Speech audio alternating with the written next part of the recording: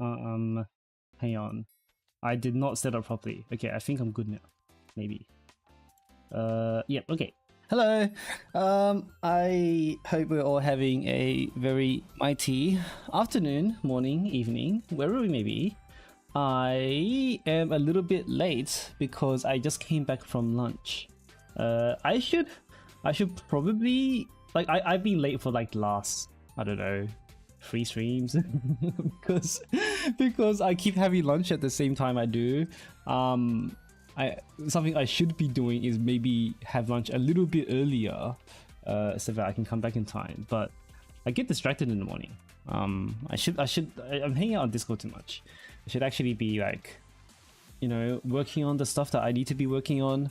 Some stupid videos have been in script for like the last 2 months and I haven't done anything about it. But it is what it is. Question mark. Not sure if I should be saying that. But yep, hello. Today we have gameplay review for Gauze. Gauze. I'm partially worried because like a lot of Gauze comes down to the queue for the runs because you show. No, I think Hifumi is just talking about how because Hifumi can see himself in the queue and he's not next to Hifumi, or Hifumi can see himself not next to Hifumin. It's just for the past like 3 streams, Hifumin and Hifumi have been next to each other, so it's just making an observation about that. I don't have the queue up anywhere. I think it might be a good idea to put it up maybe at some point, I'm not sure, but for now it's just something I have it. Something I want to do is that I want to put up people's like questions, not questions, but like put up people's like prompts on the screen, but I don't know how to do that neatly in a way that doesn't look ugly. So I'm just going to have to continue reading it out. Yeah, it is that. But yeah, Gauze, kind of worried about these Gauze reviews because like, I mean, it would depend on what people are looking for. Like if you've made a submission going, help, I need optimization, I'm gonna predict that 95% of my answers is going to be lose hair.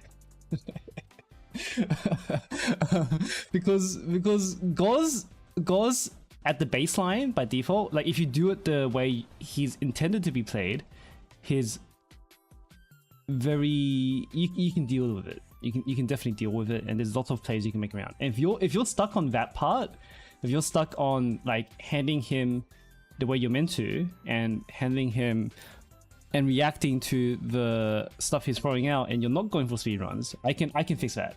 I can fix that for sure. But if you're trying to optimize for one specific scenario, and your only solution is that one specific scenario, you're probably not going to get much help besides reset. So that's just a heads up before I start. So yeah, because that's just the nature of Gauze. Because like, you know, with how varied his attacks are and how much variance you can have between his real position and then his hats, and then you have to play around the safe spots as well. Like if you're going for one scenario out of the dozens and dozens of potential like possibilities, then yeah, you're just gonna have to reset for that scenario. Well, that's the intro out of the way. We can get started. Is the bomb timing random? So Gauze, once the raid starts, it's not random, if that makes sense. If you're talking about like the timing for like when he uses the hats, it's consistent based on the beginning of the raid. Because basically at the very beginning of the raid, Gauze will randomly decide to use so the timing for his puppets, for the bomb puppet at the beginning of the raid, is random. But after that, every bomb puppet afterwards will be at a consistent time. I think there's like 3 possibilities or 4 or something like that. There's 3 patterns to learn. So once you've recognized which pattern it is, it'll be the timing for that will be consistent afterwards. Maybe we'll see it during the review, maybe we won't, but if you've replayed Gods enough times, you probably know what I'm talking about. Like sometimes the fucker doesn't even use his bombs until like 40 seconds into the raid. Yeah, but they're not all energy because it's on a cooldown. So once after the first bomb, Gods will use it off cooldown. It's just that at the beginning all of the skills are off cooldown, so he doesn't know which one to use. Yeah, the timing of the first one determines the one everyone after. But yeah, so like you can feel the rhythm. I think the cooldown is like 30 seconds or something, or 25 seconds. I don't remember what it's around 30 seconds. It's either a little bit longer than 30 or a little bit less than 30. But like there is a rhythm to it, and you can like kind of feel it coming, right? If you replayed it enough times, you will know when it's coming. Anyway, I forgot to load YouTube. Hopefully this doesn't reveal anything crazy. Okay, cool. This is my YouTube homepage, and then the first one I already have open. And first, we're going. Hello, Katsura. First up is going to be Eamon. And Eamon, you said, I am 4 million damage away from clearing Torment. Okay, cool. Team 1 is coming up short by about 9 mil. Whoa. And although there's some investment diff gap, should not be that large. Not sure if it's something I'm doing wrong or if there's anything. 9 million damage is a lot of damage. That is a lot of damage. In terms of investment, like for you to be 9 mil short of doing, like compared to your reference, your investment will probably have to be like an entire like 2 stars below, right? And like I doubt that's the case. I doubt you're using like a 4-star Whack-A-Mole when the reference is using a UE40, right? 9 mil is not a mere investment gap. So we can probably figure out what you're doing here, because there's a lot of damage. Is it just phase 1 that's the issue? Is phase 2 okay? We didn't say anything about phase 2, so let's see your phase 1. Maybe I should look at your reference as well. Let me stop the music. You can listen to Goz's music on repeat for the next hour. For the next like 3 hours. Yeah.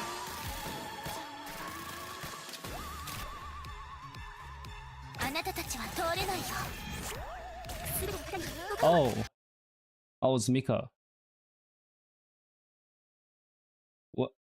Well, before we start, let's look at your roster. Oh no, it's Mika. Oh no, it's Mika. Okay, let's look at your roster first. I don't even point. If you can avoid using Mika at all, you should avoid using Mika. Like, I understand some people can't avoid using Mika because they don't have, you know, another DPS. And in that case, then like fair enough, alright. But like, you really shouldn't be using Mika. You do look like you have a new account though. Is Sakuraku on phase 2? You have a track Yuka. Do you have some Shizuko? Shizuko should be back here. You don't have Shizuko, okay. But you do have your own Yuka, which means you're probably borrowing a Yuka, right? I imagine. So are you borrowing Yuka? Let me check. Oh wait, Mika's just for like an opening. Okay, no, you're fine then. Okay, if Mika's just like an opening, then you're good. It's not a full team. Okay, you're good. You're fine then. All right. Alright, I'm gonna use Yuka. Okay, these are good teams. Okay, no, we'll keep going. Cause I thought this was gonna be like a full team or something, but no, you're just using her to like open and then you go back to your proper team after this. That's fine then. This is a fine usage of Mika. But for anybody else that's using Mika as like a main team, I hope you're doing that because you have no other choice. Like I saw someone like borrow Mika, and that person is like cooked. Like you cannot be borrowing Mika. All right. Oh, 1 mil damage. That's fine. For how long it lived. Maybe you could squeeze out more, but hang on, what? There's a Yui 2-star. That's fine. This team should be fine. You have no other choice. I mean, like, if the hair loss is worth the 2 mil extra damage, then sure, but like, couldn't you use a Mika throwaway for the and just do like 2 mil damage on a Mika early team, and then use your blue team after, and then you would have like no hair loss. At least for daily kills, right? If you're going for your high score, then like fine, but if you're doing this daily, I assume you want it as comfortable as possible. And like, yeah, Mika can do that 2 mil by herself if you just use her on a throwaway.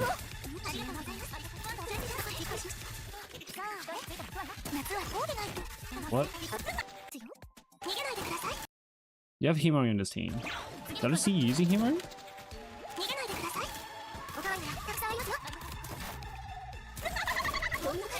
Okay, it did make it in time. I thought it didn't make it in time, so I was worried about that. Oh, that would be one. I think the bomb exploded before Kayoko landed. Like, you need to be using like Kayoko. Yeah, we can go frame by frame. The quality is a little bit low, but it should be fine. If this bomb's gonna explode first. No, it did make it. No, it did make it. It barely made it. Do you do that like all the time? Because this is kind of yikes. You made it by like 2 frames. By like 5 frames. Kayoko affects the accumulation damage. It affects the bomb explosion. Because the bomb explosion is multiplied by mood, by weakness, and by mood and weakness.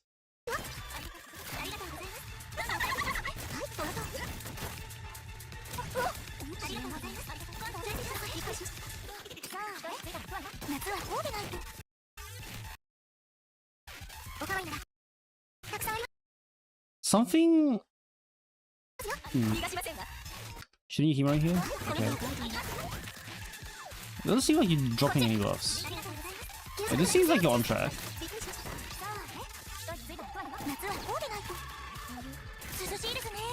Well, I've seen maybe the problem is phase 2.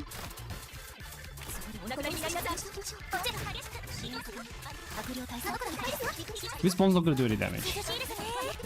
Okay. So you're doing damage on this for sure.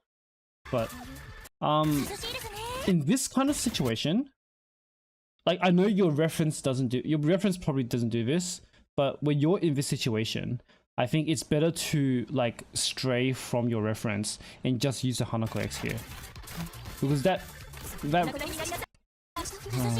on.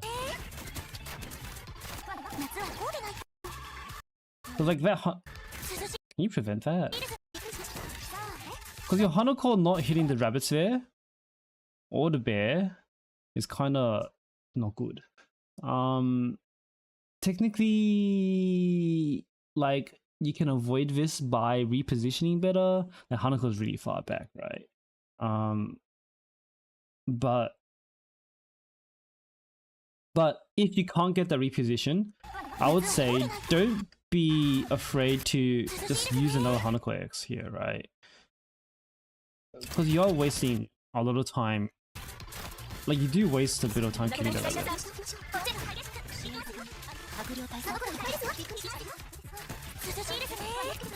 And then that bomb, this bomb here, like, does no damage because your team's not attacking, right? You do 36. Explodes for like tiny amount, yeah. That bomb did nothing compared to all your previous ones, so... Like, you might as well have not used that X, is the thing. And your next one should do a lot more. In general, your rotation seems fine. Good additional.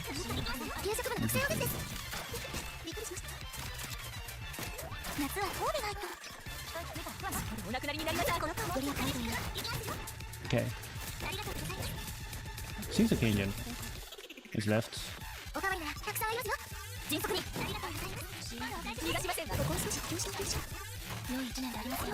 How much damage are you going? Oh, you cancelled that, but I don't know if you can do anything like that. Was Wakamo already attacking middle? He's attacking middle anyway. Probably have to be faster than because if you're faster than that, you would do a lot more damage. Actually. Like here, you lost the whole bonds with the damage here. I'm not sure if you can do it faster. I think you just have to be hovering Yuka already. Like if you, as soon as you hit free cost, you click on Yuka repause, you would probably not lose this basic. Yeah, you lost the basic because you're a bit too slow. Initial repause wasn't correct. Can you? No, I think you're dragging that as far left as you can. I don't think...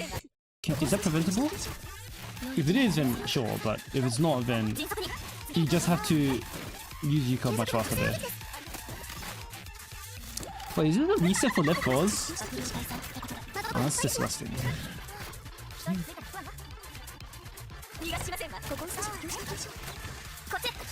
Holy shit, okay, sure.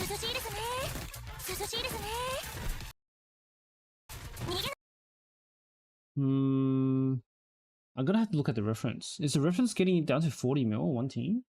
They're doing 40 mil on one team?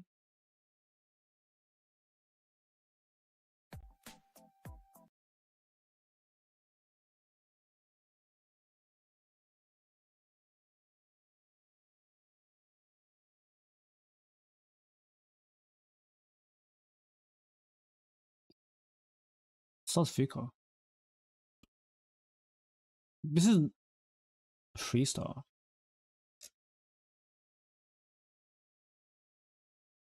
I have to double check because I assume the reference doesn't drop any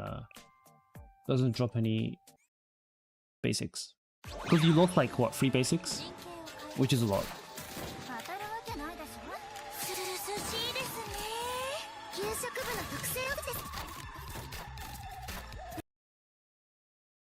Use Fuka before repause. Yeah, that's true as well. Like he probably tunneled a bit too much on getting the Wakamo, but it's less important than... Yeah, you don't want to lose any basics because every basic you lose is like just huge damage loss. Wait, what? So by 3 minutes in, he's already done 9 mil? I feel like that's a lot. Or 1 minute in, rather. Oh no, so you're on track over here. You're on pace. You're on pace for this one. When do you lose pace? Let's check at 2 minutes. Sure, 2 minutes. You're at 36. 2 minutes. This guy is at 33. So you're already losing damage here. So what happens before here? Is this where you drop the first? No, this would have been the. This would have been the thingy, right? Where you lost the Wakamo basic into the rabbit. Or after the Luka team? That's true as well. Something that actually might add up is also the Fuka difference, because Fuka actually gives a lot of attack. And it can... So you lost, yeah, you 100% lost a lot of damage in down. So this thing explodes. 34. Yeah, I'm pretty sure this guy doesn't lose a... Let's see, go back a bit. Yeah, you can see here, his Hanako actually wipes the full wave. Or almost wipes the full wave. Yeah, that Wakamo basic by itself is going to do a lot more. Like that's already like that's already a 4 mil difference. So we go back to when you exploded. Right here. Yeah, that's already a huge difference. Just that basic by itself. And then you lose like 2 more basics. I'm not gonna look at the reference anymore. So you lost this basic, and to fix that, you would either reposition your Yuka a little bit better. So maybe, let's see, really end up using Yuka, but you're on pace here, and then you lose pace right after this. So your Yuka. Oh, this one's tough. I would say, this one's really awkward, because like here in general is a good spot, which is your click where you're clicking on. But do you see this square in the middle here? I would say keep it around there if you could. And then maybe Hanako would stand a bit more forward, and then you would actually reach everything. I think when I used this team, did I use this team? I don't even remember if I used this team. But if I did, then I would actually aim around like this square in the middle is where I would usually keep Tuka around. For the double train at least, not aim for the square. And that might keep your Hanako forward.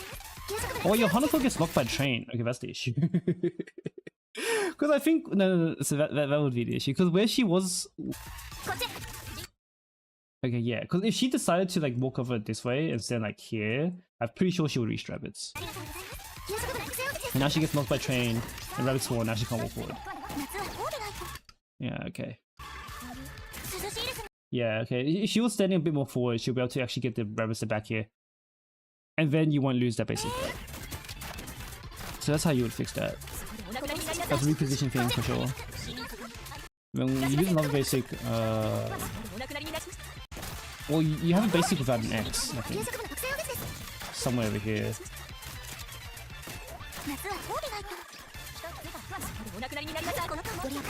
Is this one? I saw a basic with no X. Where was it? Was it in phase 1? Oh, that one is definitely a. So this one. Now, pulling everyone forward, even if she gets knocked, yeah, that's viable as well. So this one is 100% a loss, and I don't know. We actually use that pretty fast.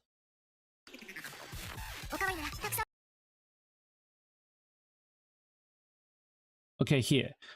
You should actually use Yuka here first. Is there a reason why Yuka should move to that square? No reason. It's just that.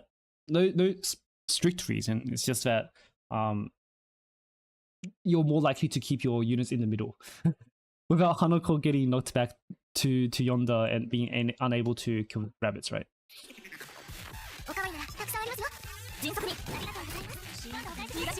Yeah, you should. So skip the Fuka here. Don't use Fuka here. Use Yuka first, so that Yuka comes earlier in the rotation. So if you use Yuka here instead of Fuka, so use Yuka, Fuka. And we just swap the places around for these guys have extra right?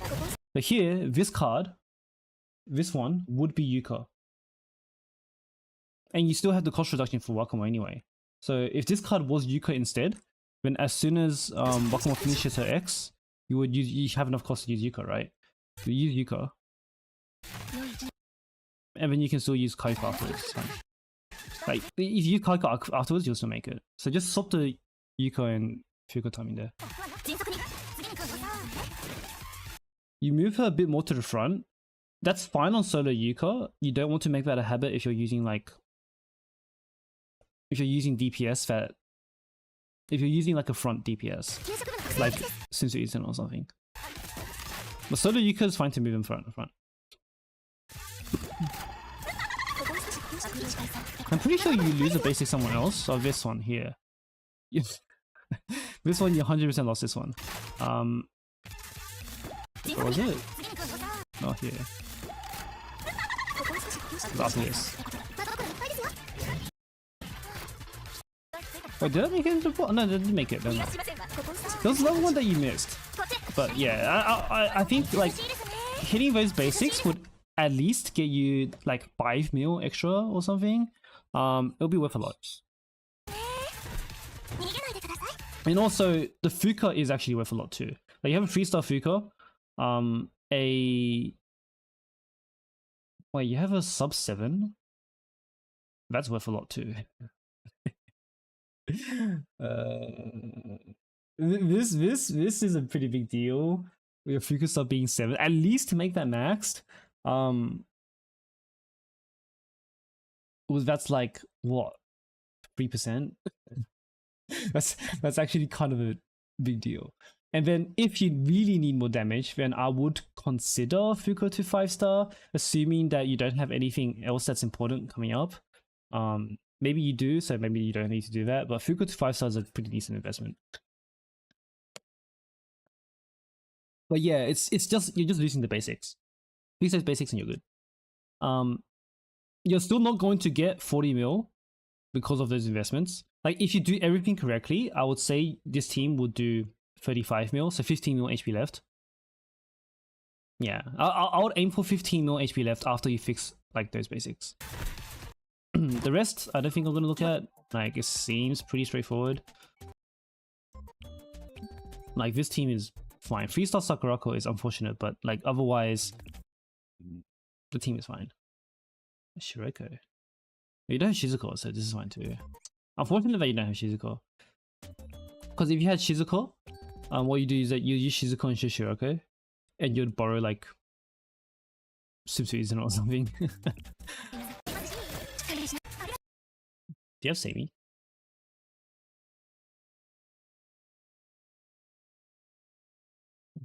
No Seimi. Oh well. I think that'll be it for Eamon, since you're only asking about phase 1. I assume like everything else. Wait, shouldn't Hasumi be able to do the remaining easily though? Oh, maybe not with only Akko. She does need. Where's your Hoshino buff? Why are we dropping Hoshino buff? Wait, hold up. I was going to move on, but I saw that. Now I have to look. Okay. So Go's timing is very convenient if you're using Hoshino. You can be using Hoshino like every time he like moves, right? Like because the timing is around like 50 seconds. So if you use Hoshino X every time he like splits, every time your team walks into the middle basically, you don't need to use Yuko X there. Like firstly, Hoshino is definitely not going to die. Everyone else is in the circle.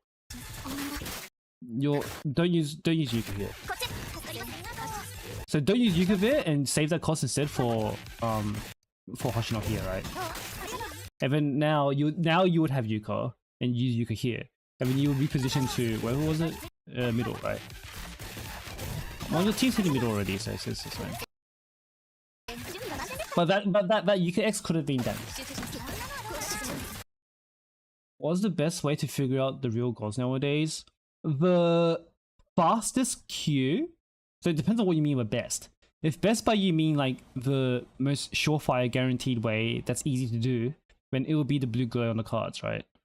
If I get back a bit. Here you can see, maybe a bit more back. It's too far back. But here you can see these guys cards are blue, these two are red. That's the easiest that's the easiest way, but the fastest way is still sound. If you have headphones, then you can hear where he is going.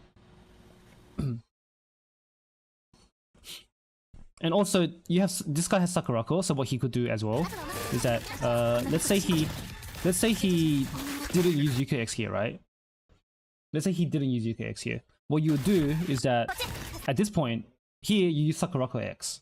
But with Sakurako, Focus Fire applies at the end of the animation. So and the X will follow the real gods.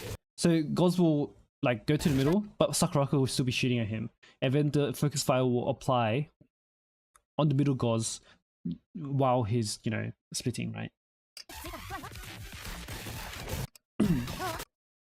But yeah, without that trick, so that focus fire trick is probably the fastest, but without that trick, the fastest would be sound. The sound cue happens before the cards. So like when I play, I don't pause or slow down the game to look at the cards. I just use sound, and I know which one it is.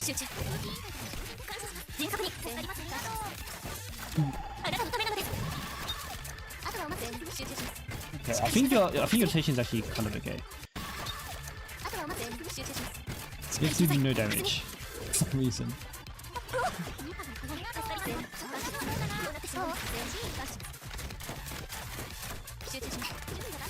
Yeah, I feel like the Shirokage X is kind of.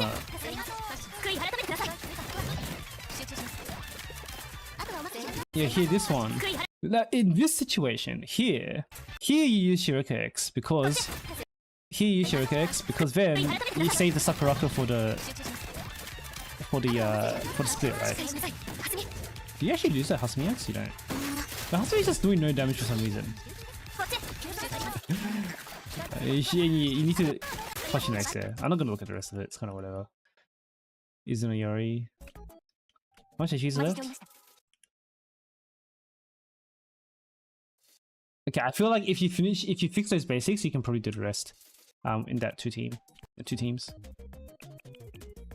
Is that really all you have? Here's a trick, actually. If you're gonna use the Izuna team, there is a position where you can have put Yuka on 1, Izuna on 2, and then have a tank on 3 here, right? Another tank. So use 2 tanks here, and then actually this team is fine as well. How much damage does this do? Because there is a spot if you click like Izuna like around. If you click use Izuna like around here somewhere, she actually stands behind the pos 1 tank and still auto attacks the right Goz. If the real Goz is right. I mean, this works too, I guess. And you cancel his shuriken. So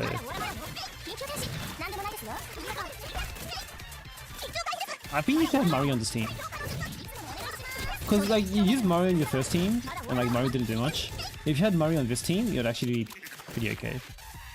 Like use Murray and use Kayako. Here, if you had Murray here, Izuna will survive. Like Izuna can tank a little bit. I mean, she'll survive long enough to do a bit more damage. To improve your body throw. Damn, you actually go all out. Oh wait, do you actually fail? Oh, you fail, don't you?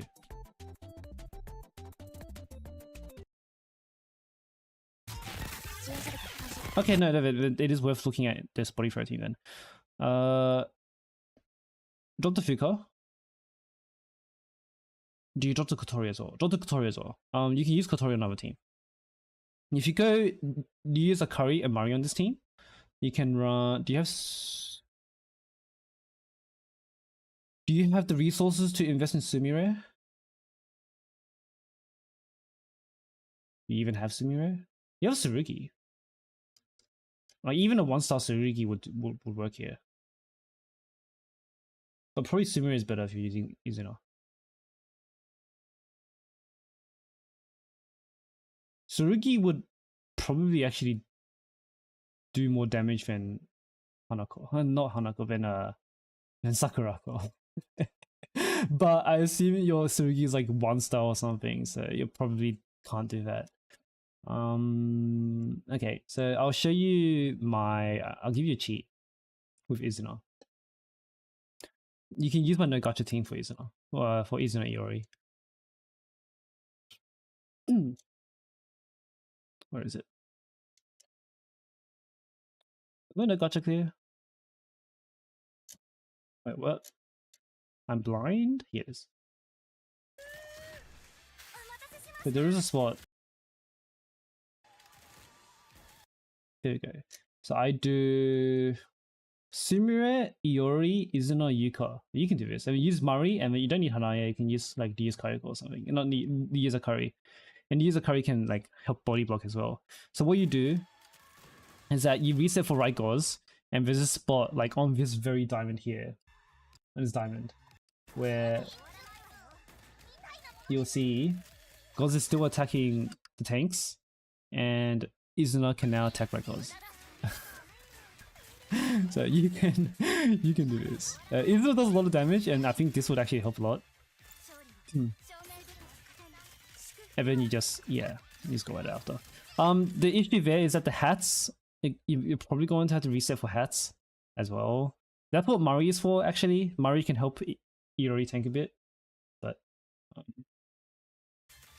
that's how I saw you use Iori and Izuna together, and I feel like that's probably the best way to do it. And then with that, if you use 2 tanks and then Iori Izuna together, that also means that you can save Kotori for another team. And then you can use Kotori with, like, if you have the EXP for it, I would at least try Sumsu Tsurugi. Well, you have a Kazusa. Use Kazusa. Don't use Dina, use Kazusa. Well, you have Atsuko? Hold on, that's free. Oh, you can use Atsuko instead of... You have Mari as well? Wait, hold up, this is free. You have Haruna too? Wait, this is so free.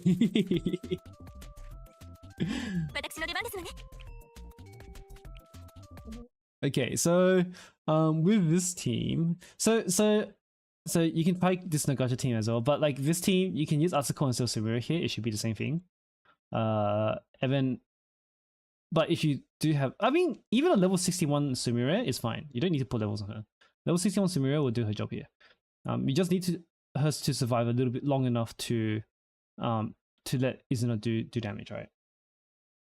But for this team, so let's say if you had Kotori here, then you could use Kotori, Atsuko, Haruna, and then like if you can afford Tsurugi, I would really use Tsurugi.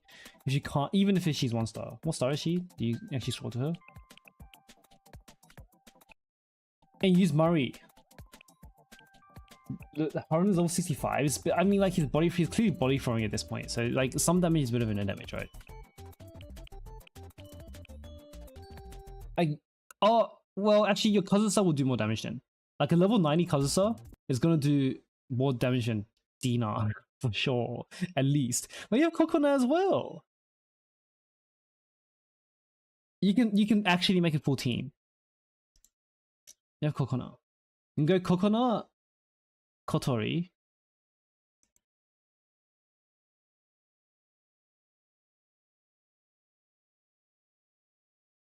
Wait, Kokona, Kotori, or should you use Mari? Probably Mari. With Kotori, Mari? Maybe?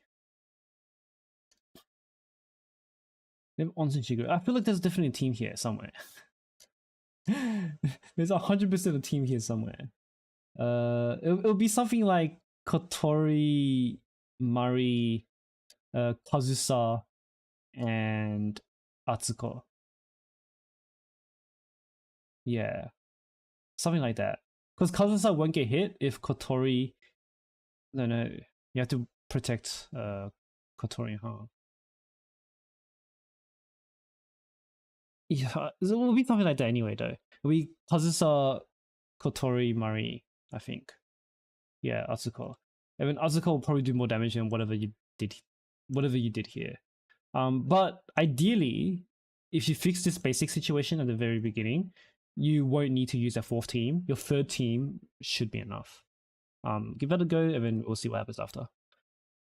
That took a while. Thanks, Eamon. These total ones take a while, huh?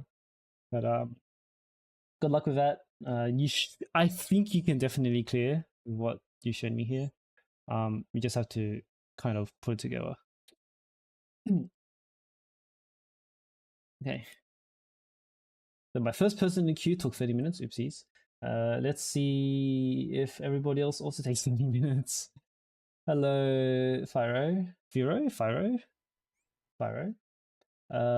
For phase 1, I wonder if there's any glaring improvement. Sure. Well, like I did say at the beginning, glaring improvement probably means bold harder. Probably. Oh no, it's Mika! It's okay, you got Sammy. I approve. There's a new link in the description. Okay, you want me to look at that instead of this one? I'll do that. But still. Oh no, Mika!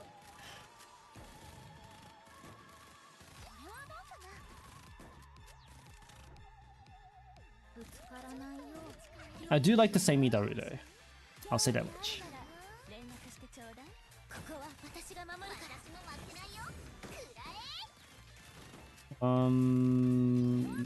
Sure.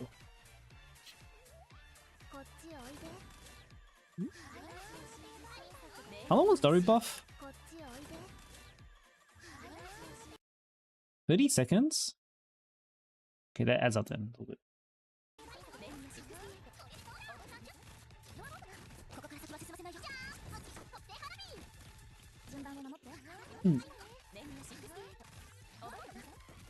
Seems okay. Like nothing obvious so far.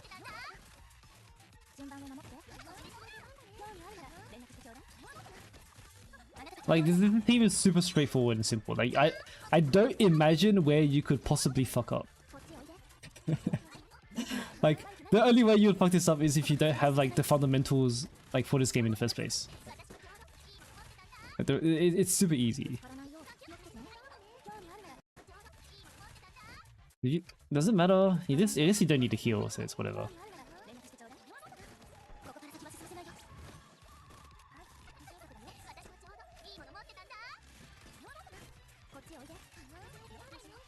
Rotation?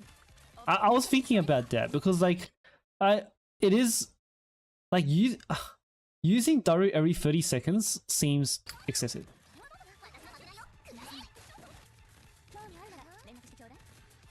Because you're not using Mika like that often either. Because if you could use the Shiroko X's, then you'll probably do a little bit more damage.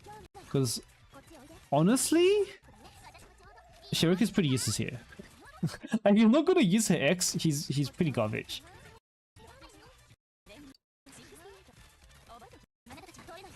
Like you're better off having someone that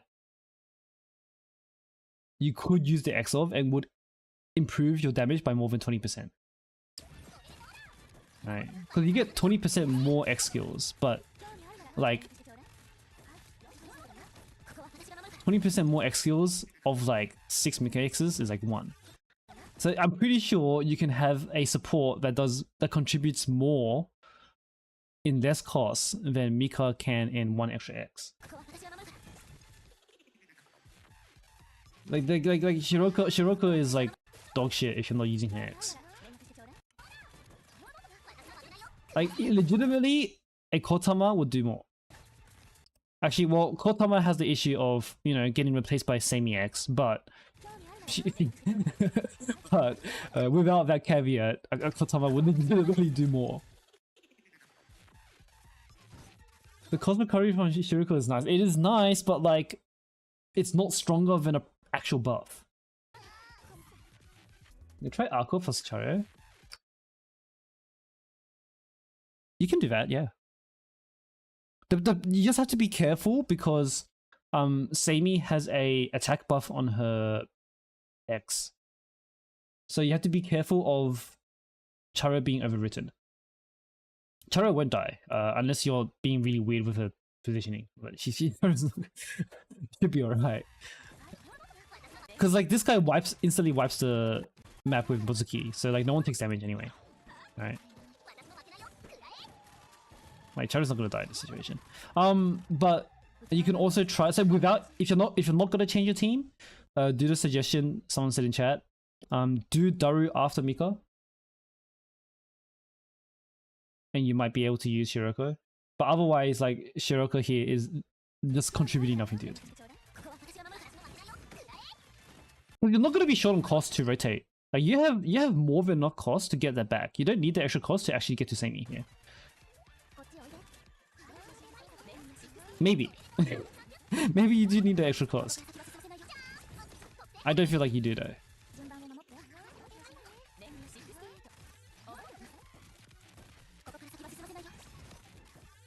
But yeah, like as far as like this team itself goes, it's fine. Like it's pretty guaranteed. It looks like there's basically no randomness to it because you're using Sabaki. So some people use Mikachuka, and like if you're using Mikachuka, like it's you're not getting shit done. You're definitely modding for that. I guess it's fine. Though it takes almost 2 seconds to apply,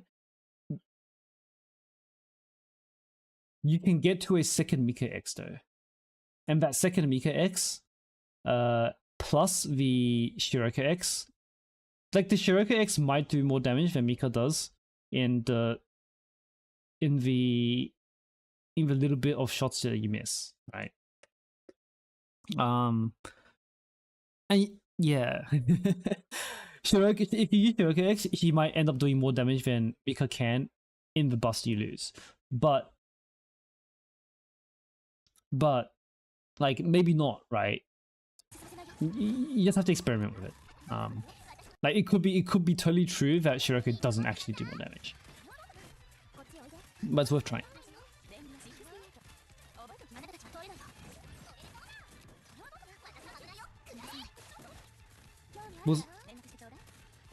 Especially once you're starting to get towards like not sub 50%. You're starting to get close to transition. You're doing a lot less damage as well. Yeah, not much else I can do, I think. I'm not scared for this.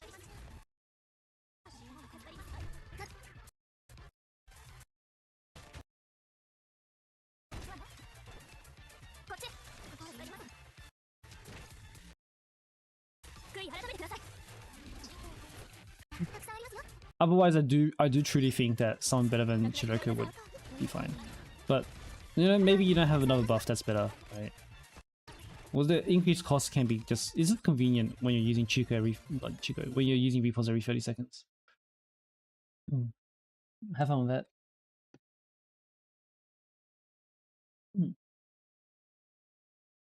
Right. Next is going to be Hifumin. Ouch.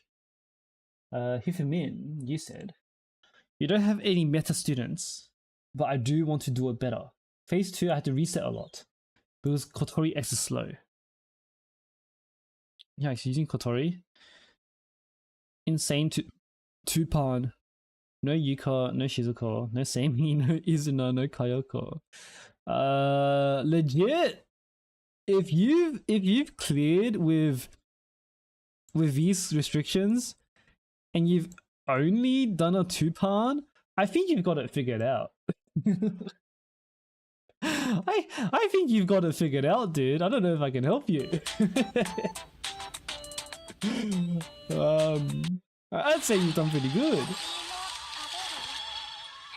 I'll turn this down. It was on 2x.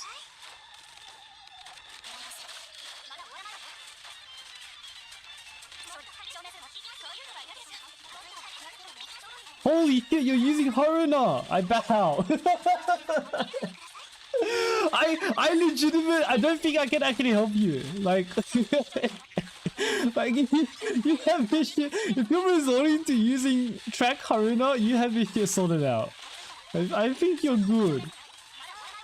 You've done better than like most people already could, right? You put more effort into this than some people have in their entire career.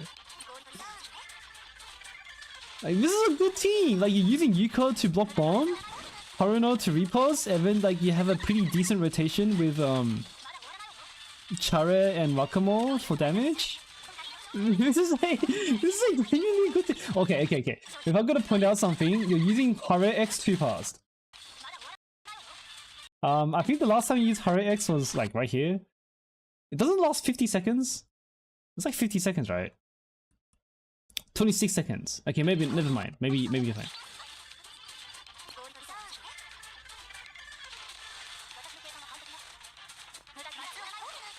I mean, it's not like there's any other X you could use either. I can use Shiroka X.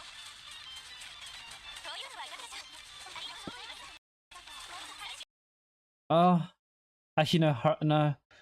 Never mind, you can use Haru X there. No, it's fine, it's fine. just keep the Haru X in. Don't worry, don't mind me. It's actually very clean. Like, this rotation's clean. It's got a rhythm to it. And, like, and it seems very, like, guaranteed. Like, it doesn't seem like the repulse here is inconsistent. Well, it shouldn't be inconsistent. This is a genuinely good setup.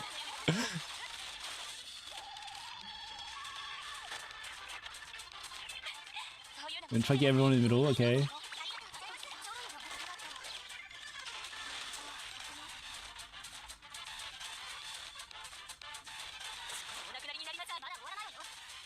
And at this point, it's kind of like whatever, right?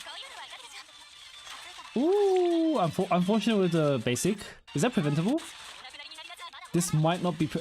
Actually, if you drop, no, it is preventable if you drop Haruna X. So if you drop Haruna, so this is preventable actually. If you drop Haruna X while Wakamo is using her X, so right, if you drop it, if you use Wakamo X and then use Haruna right after, Wakamo when she exits her Wakamo when she finishes the X animation, she'll prioritize going to Haruna before she uses her basic. As long as Haruna is already on the field before Wakamo finishes. So use Haruna before Wakamo finishes. And then instead of wasting this basic here, she would actually walk over and then use her basic. So you might get a bit more damage that way. At this point, like, fuck Yuka's survival. She's probably not gonna die, and even if she does die, it doesn't matter. At this point, just use Shiroko and try to pet up that flower, right?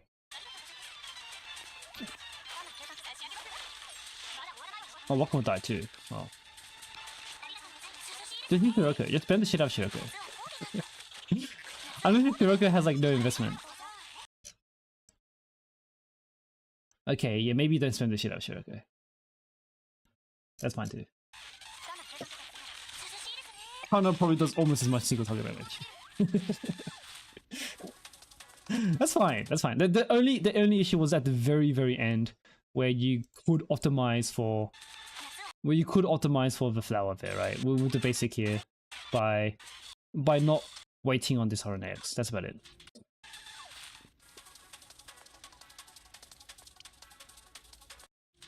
It's a good clear. And this team... Wait, what? Can't you one-pound?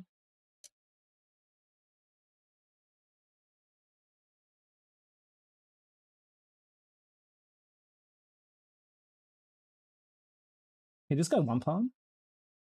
I mean, I guess he could. But like... I mean, I respect the restrictions here, but... if you have your own UE40 Wakamo,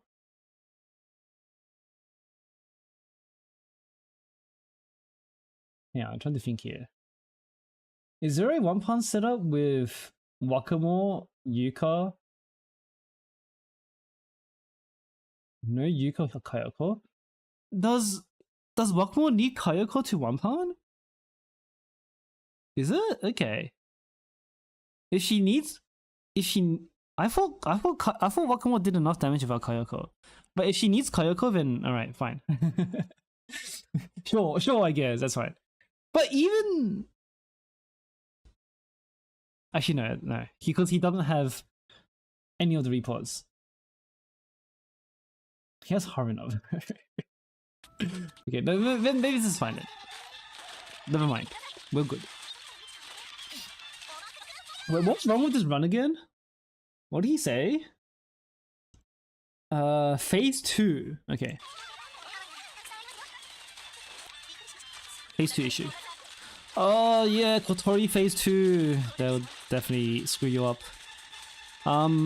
I'm not sure how much I can help you with Kotori Phase 2, because Kotori, as you've noticed, has the issue of having a very slow X startup, X wind-up time, and also her shield only lasts 13 seconds. So it's kind of cursed.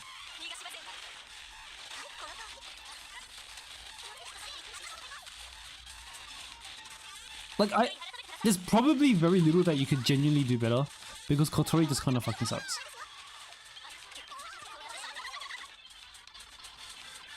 You're not dying though, so it's fine.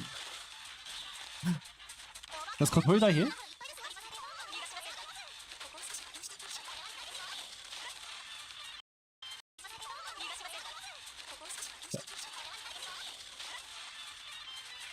You don't need the Kotori shield here.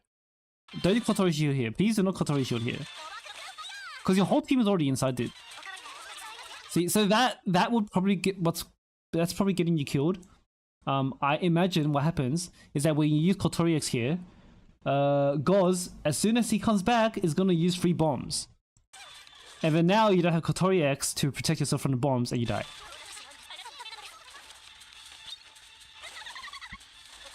Oh, you have hats. So you're praying for RNG on these hats? Nah, man. Oh, you get back to Kotori anyway, but you're still wasting cost regardless. Okay, so let's go back to this one. Here, like, this is the safe spot, right? Your whole team is already inside of it. Like, if your whole team is already safe, just don't use Kotori. Here, what you could have done is just save this cost and use it on Sakurako. Now Sakurako, you would immediately kill the real god. What? Yeah, Sakurako would then immediately go to the real gods without you like delaying anything. And here you don't even need to use Kotori X again. You just keep cycling everything else, right?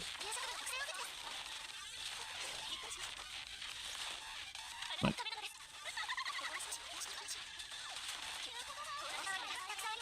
Kotori dies anyway.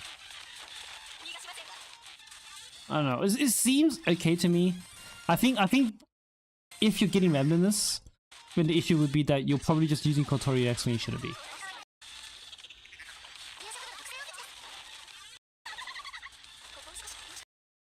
If you're trying to avoid hat damage, can you tell which hat does damage after the first shovel? Yes, in Insane that is the case.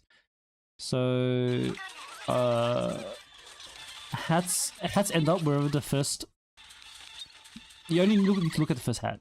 So the bomb here is in the middle, and it goes to the left. So it's gonna finish on the left. Everything else doesn't matter. It's just for show.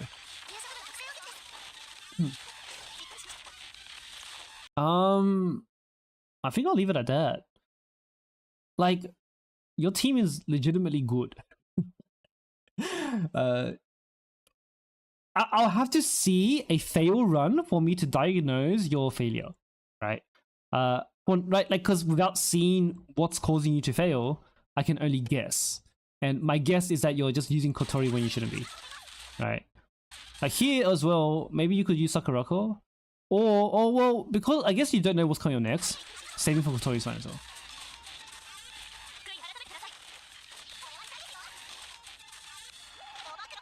What are you gonna do with, what are you supposed to do with Danger Hat near Goz? That's just a design failure with the boss.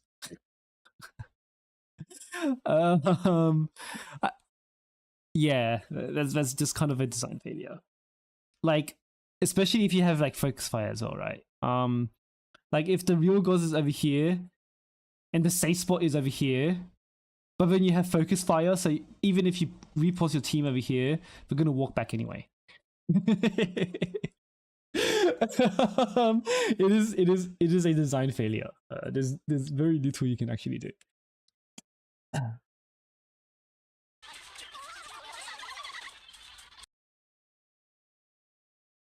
So I mean, like, I guess you could just bring a shield strong enough to, you know, protect yourself from all of that, but not everybody has a Yuka, so unlucky. Because Yuka can protect your whole team from like death by herself. Well, her shield is that strong. But without her, you're basically just at the mercy of bad game design. Or bad boss design. I don't even know how to fix Goz. I don't know either. Like, I'm making a video, I tried to make a video about Goz, but I legitimately have no constructive commentary about how they could fix him. Like, maybe because I was thinking like maybe they could. So you know how right now there is no reward for playing the boss correctly, right? Like if you think about every other boss, there is some kind of like reward for engaging with mechanics, right? Like for with Kaiten, if you use CC, then you get a attack buff. If you use cover in Shiroko, you get a Shirokuro, you get a damage receive buff, right? If you groggy, if you break parts in like Kaiten's mech, then you know you can skip attacks, right? Even like Peruzilla has its own thing as well. Like if for Goz, there's no like benefit for engaging with the mechanics. Like not engaging with the mechanics is functionally the same as engaging with the mechanics. So I considered maybe like if you give buffs for being in the right head lane, that could be useful. Like that could be nice, but I feel like it still has the issue of, you know, like if the coin lane is here and the real Goz is here. Oh, this is real Goz. If the real Goz is here and the coin is over here, you have to drag your whole team to get the buff, and then your team fucking walk back out of the coins anyway. So, so it won't fix that issue. You know, Goz is kind of fucked. Attack range increase on everybody. The issue with that is that like attack range increase will affect the targeting, I think. I'm trying to think here. Like they'll have to have a really big attack range increase. What does the coin even do? Nothing right now. It does nothing right now. But yeah, let's save that conversation for another time. Next is going to be Moe. Alright, Moe. Be back.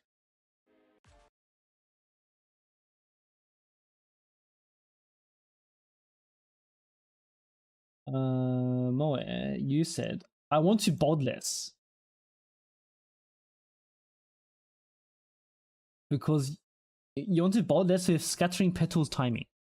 So your basic timing's off.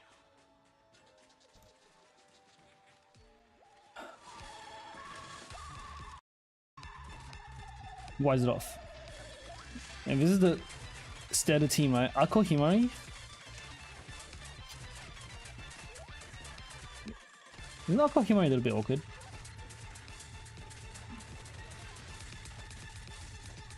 Were you even buffed for it? 3-2. You lost Kayoko buff here. You can see here. This icon is flashing. And then you see the sparkles after. Oh wait, it hit. Did it hit?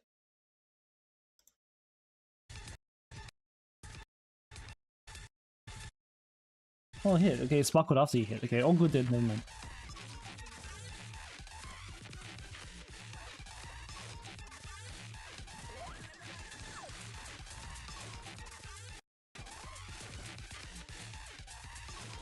Is there Safe Source Center Gods? Nope.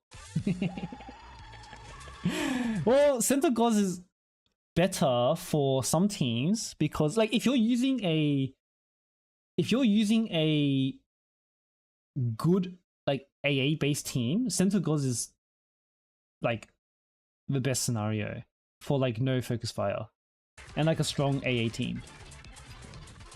Like when Goz was at its hardest, Center Goz was preferable because like the whole team will be blue armor anyway, and like being able to just like attack without wasting a repos or wasting a focus fire X was convenient.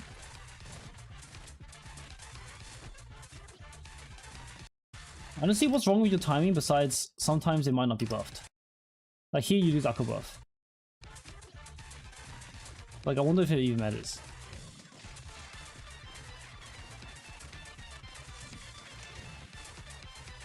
Like why did you not Aqua that? Like here your Aqua is about to run out, you have the cost to use Aqua. There's like no reason to wait for Yuka or something because you're already in the safe spot already. So just Aqua buff Pokemon, and then what will happen is that this will do more damage, right?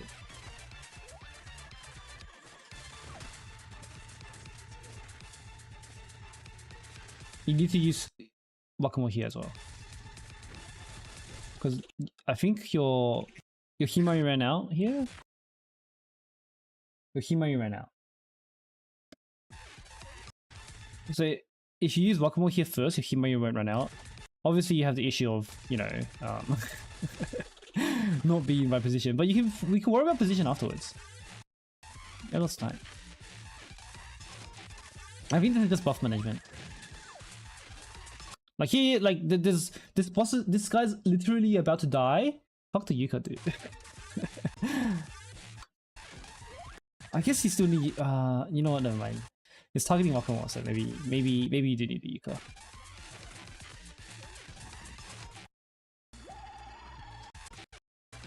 Okay, that's fine then. But like in general, you're definitely the timing for your boss is really awkward. I would consider. Are you using Aqua Himari before Whack-A-Mole? Something that might help is using Whack-A-Mole Aqua Himari, or the Whack-A-Mole Himari Aqua, because like Whack-A-Mole's bomb can't crit. The reason why you're using Aqua is to enhance the basic, right? So you only need to worry about Aqua during Whack-A-Mole's basic. So what you would do is that, like, I would probably just go Whack-A-Mole Himari Aqua, right? Or if you have trouble like juggling like all of it at the same time, what Hifmi just said in chat is also useful, where you just focus like Himari on the X and Aqua on the basic. Let's split it like that. But otherwise, you don't need to use Aqua for the X, which is what you're doing sometimes. And here the right play would be to go Himari then Aqua. Not Kaya, no, sorry. We Himari. So wait, what's after this? So you go, yeah, so the right play here where we'd go Himari, Yuka, Kayako, Whack-A-Mole, then Aqua. She's not even Kayako. You just go Himari, Yuka, Whack-A-Mole. And then you can Aqua X after Whack-A-Mole X. And you'll be buffed properly for this. Which you're almost not. Did you actually lose Himari on that one? I think you actually lost Himari on this one.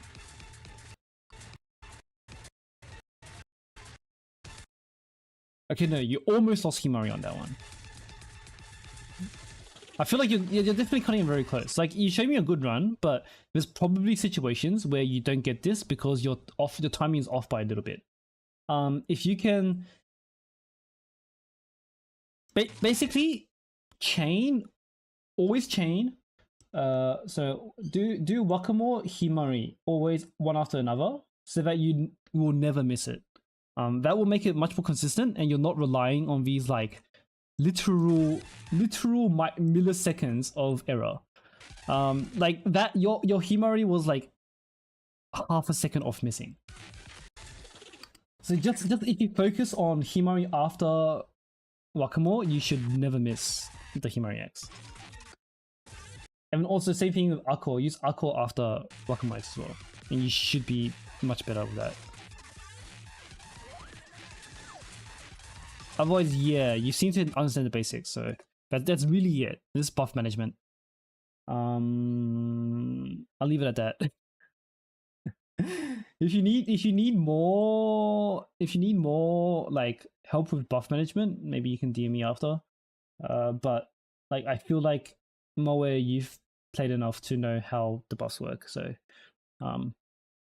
yeah, just use Himari Aqua after Whack-A-Mole, not before. It should be messy good. Because Wakamoe X doesn't even benefit from Mako. Mike.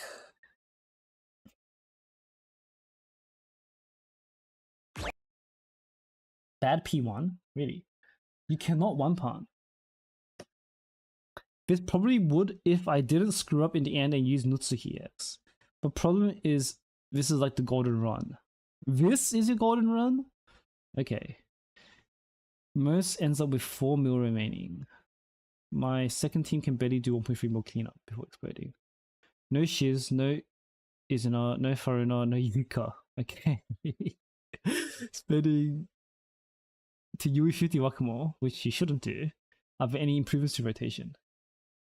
Yuri Izuna Shun Tsubaki. Well, were you here when I showed the other guy my no gotcha team?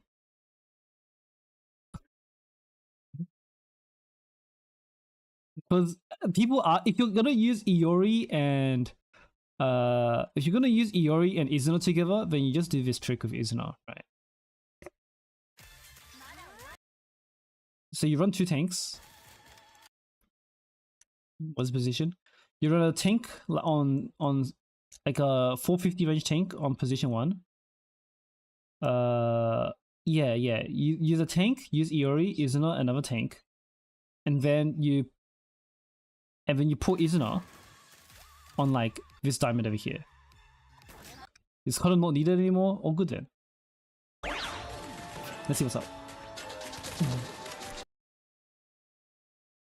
Do you want me to just look at your better run, or do you want me to look at your bad run? You actually want one? Oh, you do want one. I mean, I could look at your worst run anyway, see if I can point it out.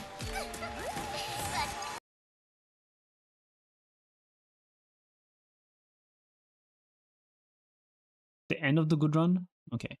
Why just look at the whole good run, maybe?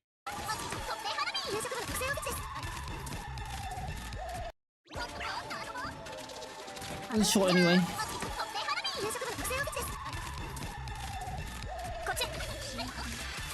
Like it should be pretty standard. Like this is like the standard like one palm team, isn't it? So I can't imagine there being like major issues. And you are using these X's properly.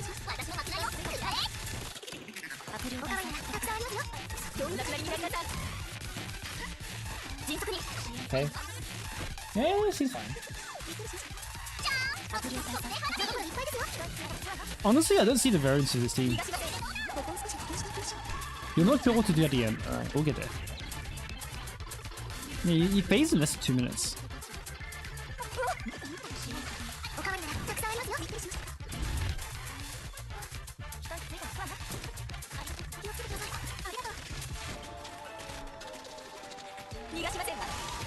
Right. Okay.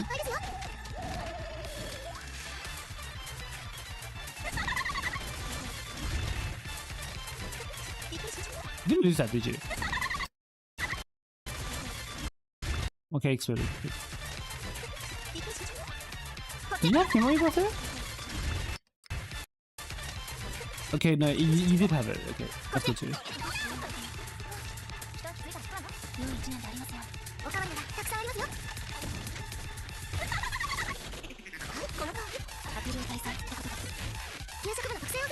Seems okay to me.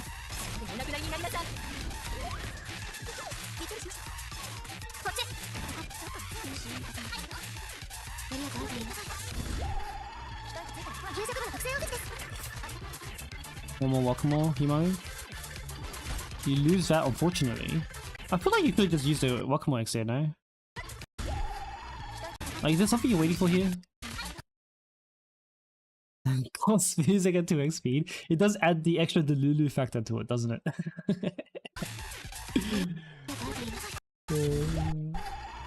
Is there a reason why you're waiting for this? Like, is there something coming out? If you use Wakamoe, you can't Himari? Fair enough, actually. Then in that case, the optimal play will be to not use Yuka here. Because the closer you get to the end of the raid, the less you need to worry about surviving, because the dude's almost dead, right? If you're worried about losing Yuka, about like that, you don't actually need to use Yuka here. You can just like wait, save your cost, do nothing, and then maybe you can like Himori Wakamon.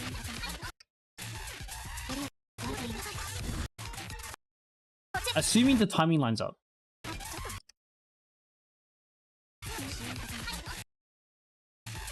Assuming the timing lines up. If the timing doesn't line up and like you waste a Wakamon X, you waste a Wakamon basic into like the wrong goals, then maybe that's the wrong play. But like there are probably times where you don't need to be using Yuka. Like, let me see over here. And your full health Wakamon tank a bomb from a clone gloves. Like how much damage does your Wakamon take from the fake gloves without shield? Because maybe you could save this Yuka X as well.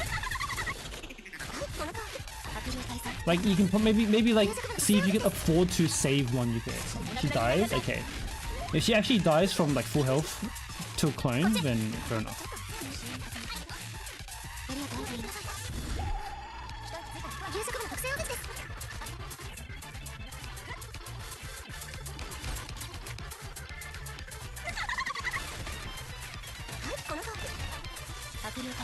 I mean, here your best play would be to just go back to Wakamon and just stack. Okay, you do that. Honestly, it seems okay.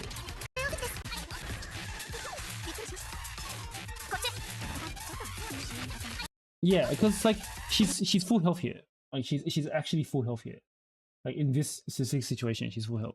So it might be worth trying. Like from a clone, not from the main gods, from a clone. Since the clone does have half attack.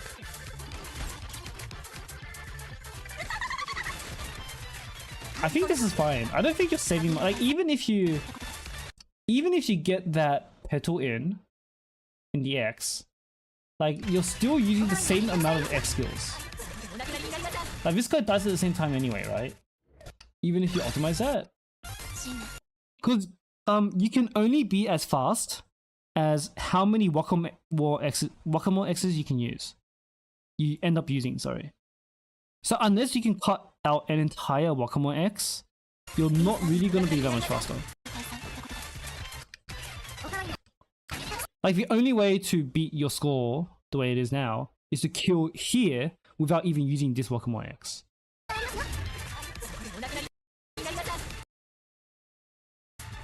Actually, not even, because this bomb takes a while. No, I mean this Wakamon X, sorry. The only way you can be faster is to not use this Wakamon X. But I don't think you can do that. So like, no matter what optimization you use after this, if you like, yeah, you're only as fast as the X's you use. So you're not really saving much time, even if you optimize now.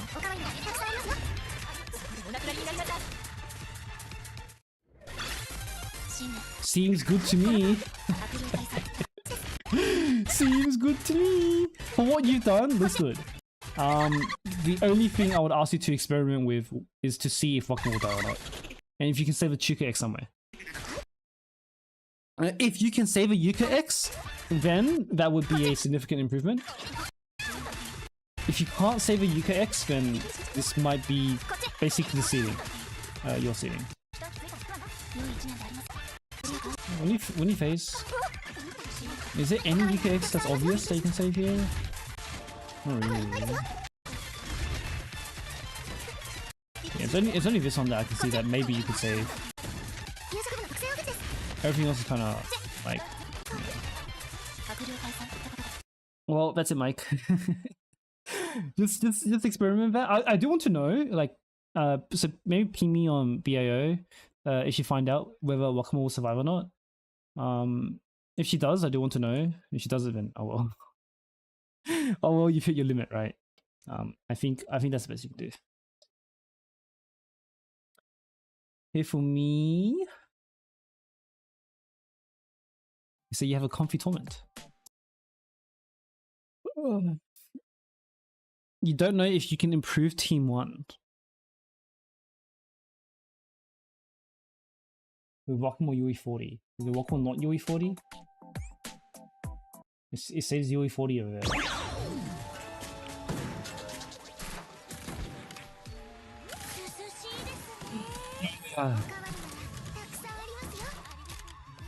This is probably gonna be a looks good to me run. Because this is a standard freaking Hanako, Wakamo, Himari team. Did you double Wakamo? Yeah. Sure.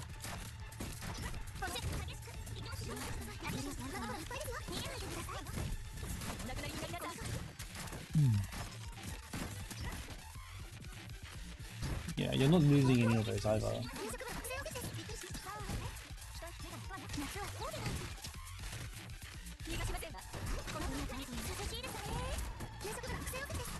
Okay.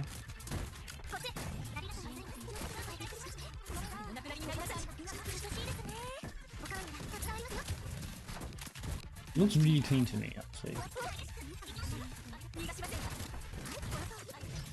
Like, this is like, you know, the meta teams. So.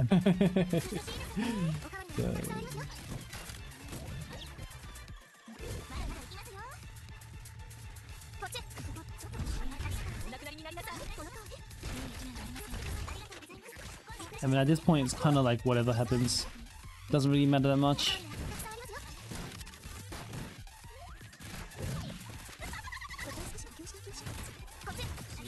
Do you need to do that? Is your shield running out? Your shield's not running out, is it? Are you just cycling? You don't need to use Yuka to cycle here, do you? It's just Kayoko, right? When'd you last Yuka? Because you already used it to get out of the way. Right, use it here to get out of the way. At 56? 55?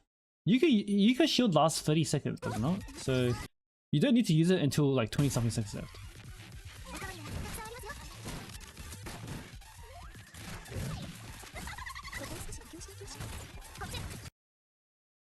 Doesn't matter though, is it gonna be the same?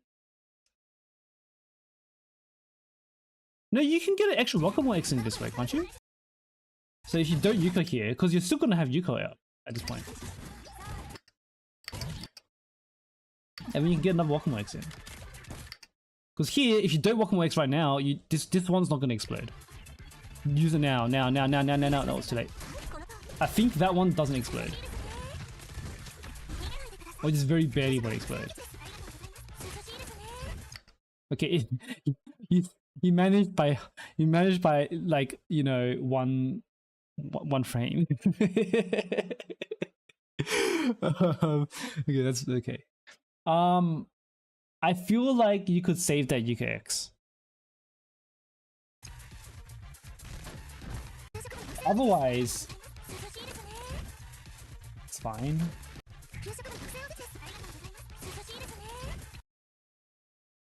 Looks good to me. I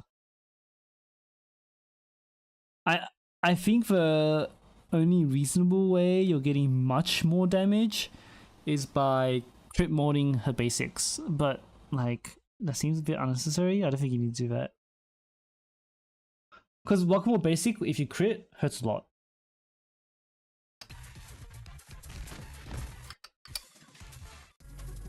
But like this is decent. Like 18 mil is pretty decent. But you're not speedrunning, so it doesn't matter. like this seems good enough. And like your second team is very clean and comfy, right?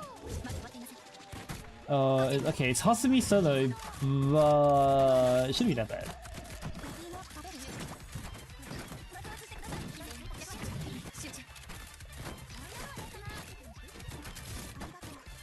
Seems okay.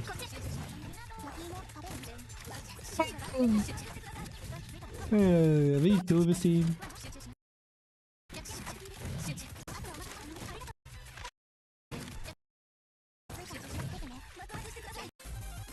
Okay, seems easy. Ako Haruko together is a good choice. Seems consistent enough to me. Welcome basic can crit for 3 mil. That's what I thought too. Like, it's really just crit multi for the basic. Damn, Shizuko. This guy doesn't have Shizuko apparently. I think. Let me go check. If you have Shizuko, she should be better than Haruka. And I feel like wouldn't Izuna contribute more damage than Haru? Chiku's just comfy.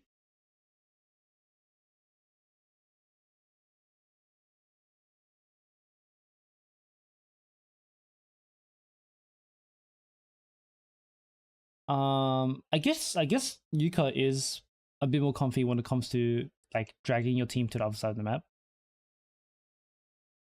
I feel like, because personally, I would borrow, like if I had Shizuko, I would borrow Shizuko. No, I would use Shizuko and borrow a Swimsuit Izuna. You should have Swimsuit Izuna. Like Swimsuit Izuna plus, because your whole team here, if you use Swimsuit Izuna, your whole team is gonna be blue armor anyway. Except for Haru. But Swimsuit Izuna will be might be standing in front of Haru, right? But it doesn't matter. Like if this is comfy to you and you can do this with like no resets, good enough. Good enough. Ibuki and Chari works too. But I feel like Swimsuit Izuna, to me, is more comfy. Especially Hasumi, Ibuki says like, yeah, that's what I would consider as well. That exact team. But it doesn't matter. Like it's kind of all the same. Like if he's already got this sorted out, then he just continue it. Like you know, daily clear, minimum effort, right? So it's good enough. Look good to me. I don't think I saw anything glaring in phase 1. Nothing obvious in phase 1 because you actually land all your buffs and you don't miss any basics. I think it's just kind of like pretty diff. Like if you miss the basic, then yeah, we point that out, but you didn't miss any here. You don't have Swimsuit, so that's why I've said that you could have borrowed her maybe.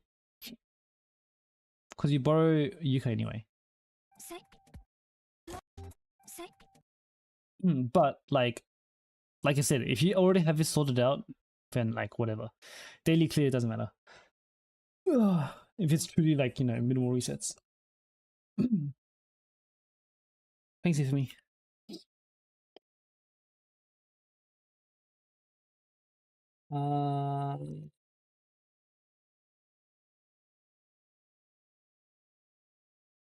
Need a lot of reset? Yeah. Well, if you're not interested in resets, then I won't bother. But like, I wouldn't borrow a second Wakamo. I just borrow like Swimsuit Izuna and then use Shizuko, right, for comfy daily clear. Because I feel like that team, the Hasumi team, is relying on. I feel you are relying. Aren't you relying on Hasumi crit here? Like leaving her to crit like 80 mil, I feel like is quite a lot. Swimsuit Izuna doesn't have that much of an issue. Like Swimsuit Izuna by herself is going to do a lot of damage, especially if you have Haruka as well. Like you don't need Hasumi crits if you have a Swimsuit Izuna doing consistent damage. But like, yeah, don't worry about it if you've got it figured out. Investment issue, that might be it.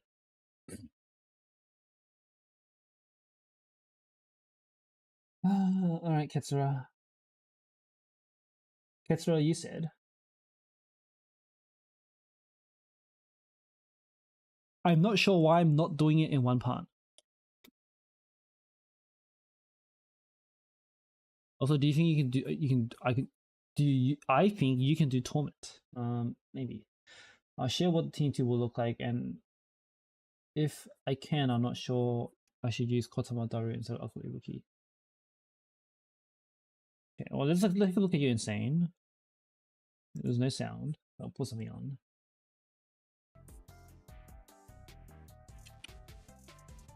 Hi, Warui.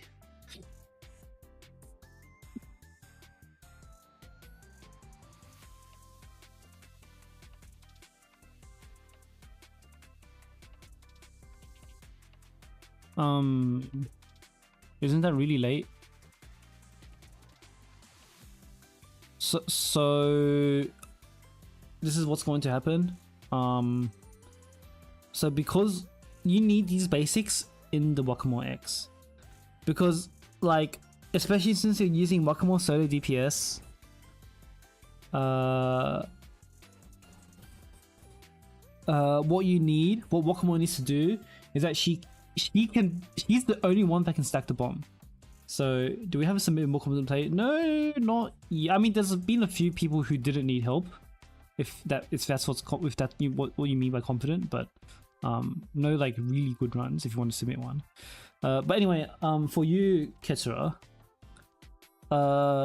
yeah, this is, if you're not one punning and this is happening consistently, this is why. Wakamore, when she's solo DPS, can be the only one to stack a bomb, right? No one else can stack a bomb on this team. I mean, Hanako kind of can, but like, there's no way you're hitting that cap. So what you need to be doing is that you need to have the bomb on Gauze before she uses her basic. So every basic needs to go into a bomb. You're just losing, you're literally like, I would say very close to all your damage. Basically all your damage. You're doing absolutely nothing here. But here now, you're being distracted by the mobs. Like your bomb is ticking down, but you're doing no accumulation.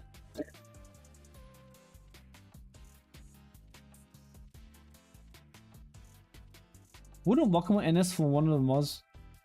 NS one of the mobs? You can just do it like way before. Like, what is he waiting for here? Like, wouldn't that still make it? Yeah.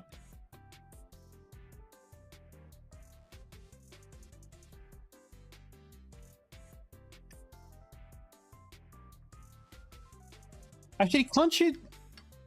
Doesn't he have enough cost to do Wakamore, Himari, even Yuka?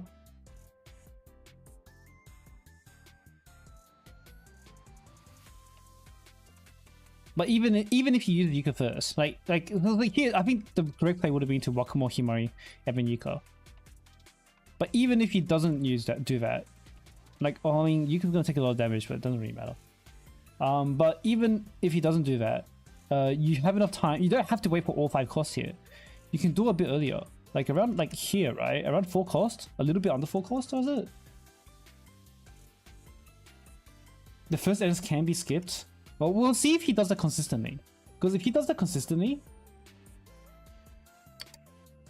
because you don't need to be buffing the X itself. It's only the bomb you need to, like the application of the bomb you need to buff.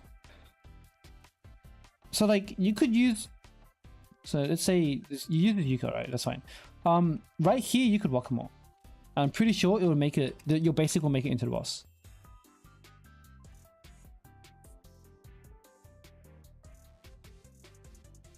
Wait, you don't even buff the bomb. Do you do that consistently? Let's just move on, and if you do that consistently, that'll be a big reason why. Huh? Did I explode?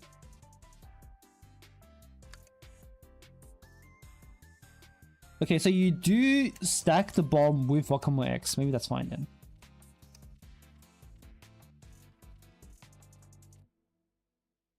Do you lose Himari buff here?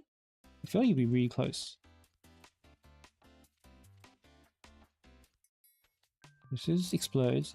Okay, you don't lose Himari buff. You almost lost Himari buff, but you didn't.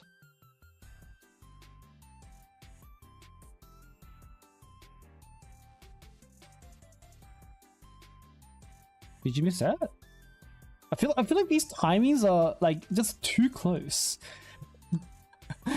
You didn't miss that, but like it's so unnecessary that like you're only allowing yourself for like half a second margin of error. It doesn't need to be that close.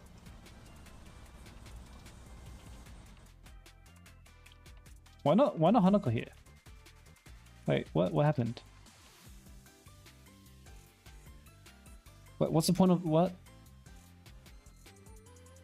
Your bomb's not exploding here. Is this I don't see why that would be intentional. You definitely lost the bomb here, 100%. So if the bomb, this bomb doesn't explode.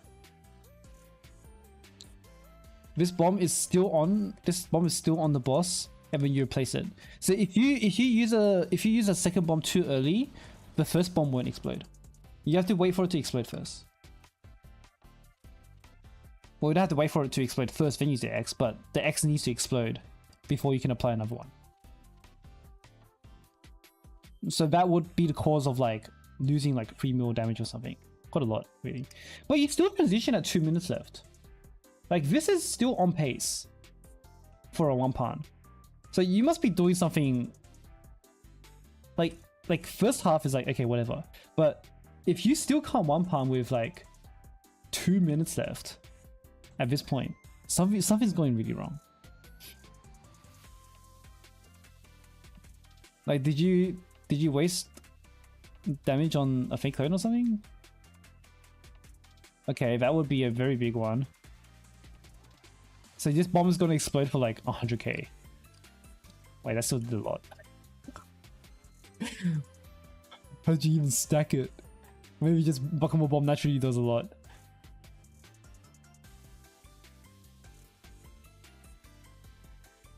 Do you lose this bomb too? Did I explode? I don't think this one exploded either.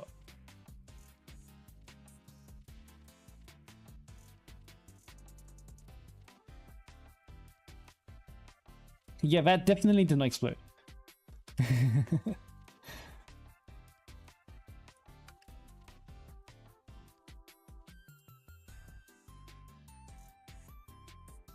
If you're trying to do the trick, so you're trying to do the tech where you make Wakamo stack the bomb with her own X, you have to do it at about 1. Yeah, rotation itself seems okay.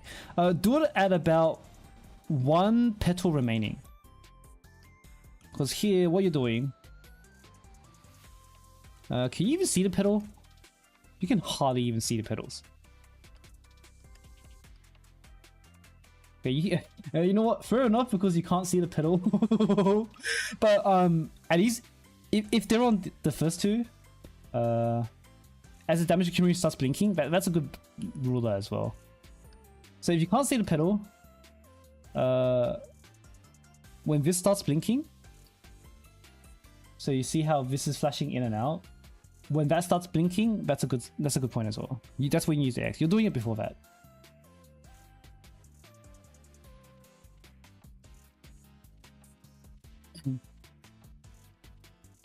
I think this by itself is stopping your 1-pan. Well, you're losing just way too much damage. Since like, you know, you're using the X, but the X isn't doing damage.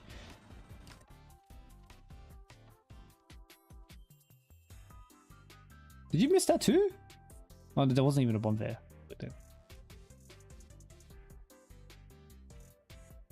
I mean, this should still be kind of on pace for a 1-pan.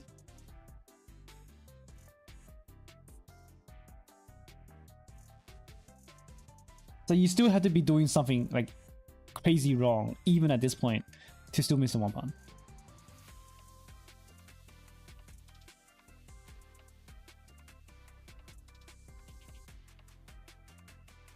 Okay, this time you're 100% just Wakamo X. Like, yeah, here now you should definitely Wakamo X.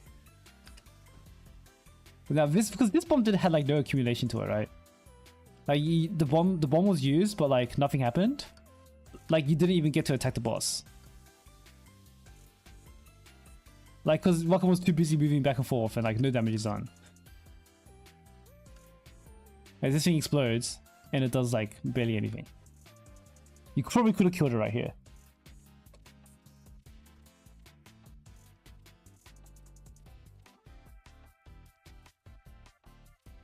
Yeah. So you're left on like 1 mil HP. That's easily like if you fix the, how many was it? Like 3 times, was it? Was it like 1 time over here in phase 1?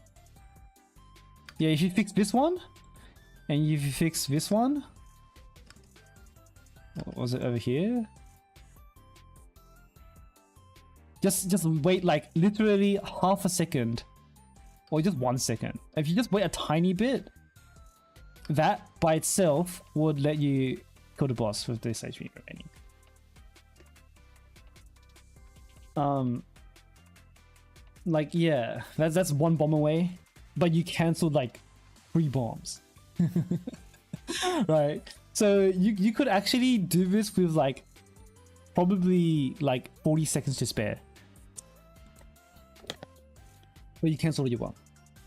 So I mean, you have your recording now. You can look at it yourself. Just double check for yourself where you cancelled your own bombs, and then just fix those, and you're good. You can definitely one point after that.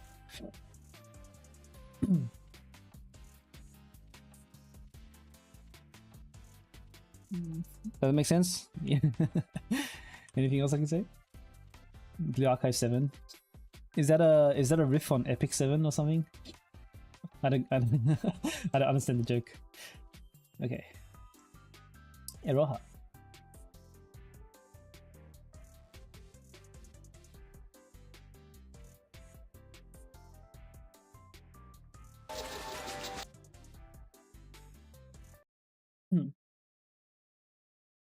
Yeah, I saw the title, but like it was a joke. You already know your issue. You're half asleep. Oh, let's take a look anyway. Learning opportunity for everyone, right?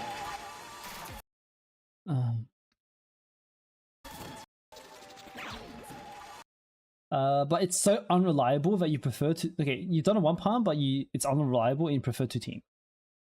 Can you give me tips on making this reliable? Sure. So even if you already know, let's take a look to maybe someone's lurking and I help someone, right? Like it's the same team. Like everybody's using the same team, so I'm not sure how unreliable it actually is. Like where would the inconsistency be in this team? Like assuming that you have your like buffs properly, right? Like let's say you execute properly and that you have your buffs up properly, or your basics are going into the boss, and that like you're not dropping any bombs. Where would the inconsistency even be besides like phase 2 like clone randomness? You're on pace here, so you transition at 2 minutes, so that's pretty typical pace, right? Seems okay to me. Yeah, you even got the basic in. Is it really an issue? Yeah, because some people don't even get that basic in, so you do it better than others already.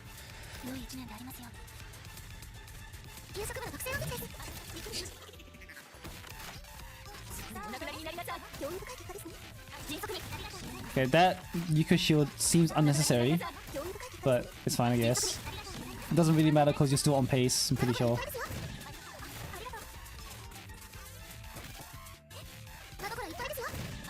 Okay.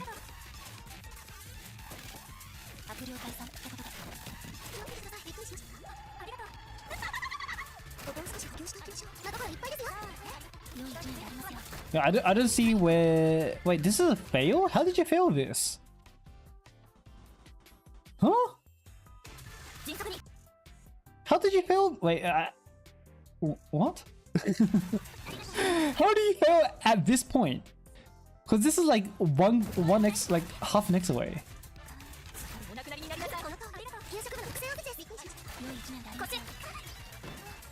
Oh. Well, that'll do it. Wait, what? Okay, well, I mean, like, firstly, you're not even using those skills. And secondly, yeah, that was definitely way too slow on the... I was definitely way too slow on the reaction there. I mean, like, if you X here, like, if you use your X right here, you would actually get the kill. I mean, like, no, there's nothing to fix here besides just, like, wake up. You're 100% right that you were just half asleep. like this, firstly, like, just for everyone else, this Chica X could just happen like immediately. Like if you did this Chica X immediately, you would have been able to save it. Right. That's number one. Secondly, even if you got hit by that, if you Wakamo X straight away, you still would have been able to save it. But now you're not even gonna Wakamo X. Because what you can do, like at this point, right?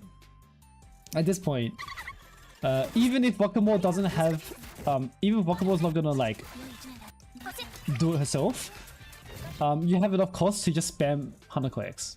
So your last Wakamo X is at 15 seconds. Any lower than 15 seconds, you don't have any more bombs. So just use the Wakamo X here, use the Himari X, and then just spam the shit out of Hanako and you'll still kill it. That's how you could salvage it, even if you got hit by the ball. So like there's 3 layers to this. You don't even need to get hit by the ball, and then you just use your Wakamo X straight away, right? Or 2 layers, rather. And you still would have cleared. That's fine. Well, since you know that you're half asleep, I'm not gonna comment any further.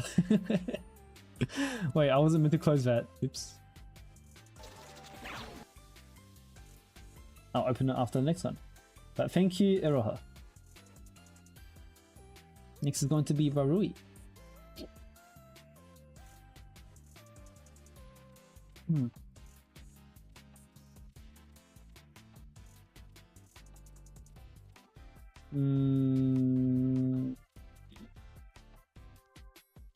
Okay.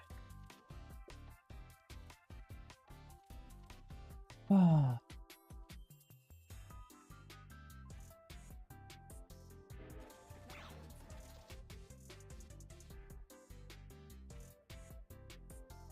What did you say? You say, clearing, full stop. I don't have Chica, and my only shooter is Seimi. That's fine, Seimi should be able to do the job. I leave Goz on 4 to 5 mil HP, however I do not have a cleanup team.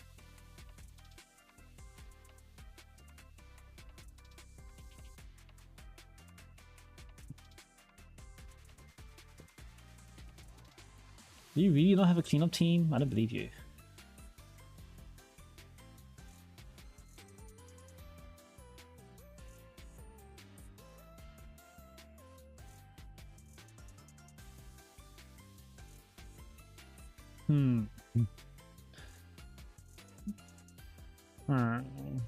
You probably do have a cleanup team, you're just too broke to do it. But you have Iori, Sivire, and Amy here? I'll just redeem these, no? Yeah, you do have a cleanup team, she's called Junko. They're just too broke to do it. Junko Tsurugi will legitimately be a clean. Yes, Serena? You 100% have a cleanup team, you're just too broke to do it. Well, you're Sakurako too? Wait a second. Oh, I didn't see the Sakurako. You have the Sakurako too! You 100% have a cleanup team. You're just too broke to do it. Actually, you know what? You don't even need skill. Like, with 5 mil remaining, you only need the levels. You don't need the skills with that, with like... Well, I see, maybe you just don't even have the reports. His Maris is leveled. Your Maris is leveled. Actually, you know what? You actually already have a cleanup team. So 400 first, that's why you're not redeeming them? No. You redeem them because the Eligma is worth more, or maybe not Iori, but at least redeem Amy Sumire. Because the Eligma is worth more than the Elifs. So at least redeem Amy Sumire. But anyway, as for your cleanup team, 100% you have one. It's called Dako, Maris. Who did you use? You don't even use Hoshino here? Bro. Bro. You 100% have a cleanup team. Okay, so Maris, Hoshino, Dako, and then like fucking use your Tsurugi or something. Or your Sakurako. Tsurugi or Sakurako here, be enough. That's a cleanup team. Probably Sakurako, because if you're using if you're using Dako, Hoshino, Maris, then Sakurako will help you keep him on target. And then you use Akari, and then you have Akari, and you have Chuck Haruna too. Wait, that's it. It's done. That's your cleanup team. What if you have Kaya there? You probably don't have card idea. Yeah. You have a clean up team. No, it's literally does 60k at level 83? Is he like X1 or something? X1 T3? In that case, then if you can afford it, then like Tsurugi and Junko will probably do more damage. If you go Tsurugi, Junko, Dako, Dako Hoshino or Dako Atsuko, and then you run like Haruna. If you have to fucking track Haruna and with a curry, you might actually be able to clean it up. Anyway, let's focus on this team first. What the fuck? Why not? Why Tsubaki? Could you use Hoshino here? Have you tried Hoshino here? I feel like Seimi is just so strong of a unit, and it feels really unfortunate that you have to use her like this. Yeah, but like even then, like I don't see the purpose of Tsubaki. Hoshino should do the exact same thing.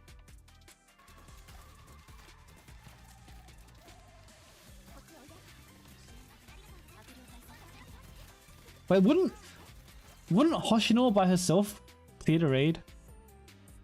Because Hoshino has a 50% attack buff, right? And then like the 50% attack buff on Wakamore, whose main damage scales from attack, that could easily be the 5 mil remaining. Does Worry have Fuka? He doesn't have Fuka, but it's fine, you don't need Fuka. He has Himari, that's fine. Seimi Himari is fine. But I feel like Hoshino by herself would let you clear this raid.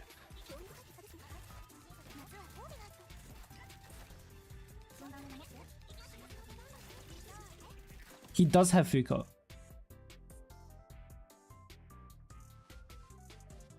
He does.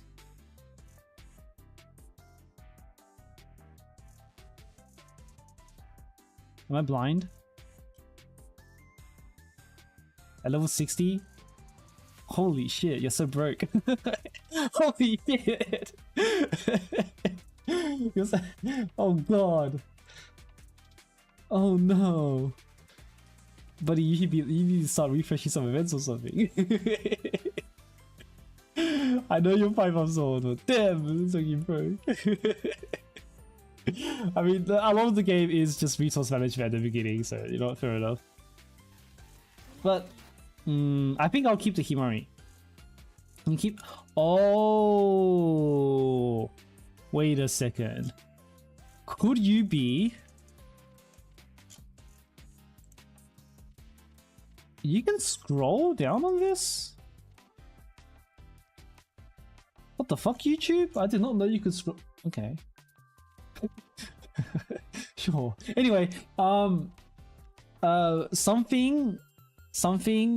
I'm not sure if you're gonna do it, but potentially, maybe. Are you replacing Himari X with Seimi X? Is there any point where you might do that?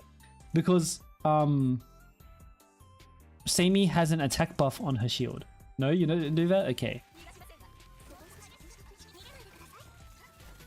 That's good.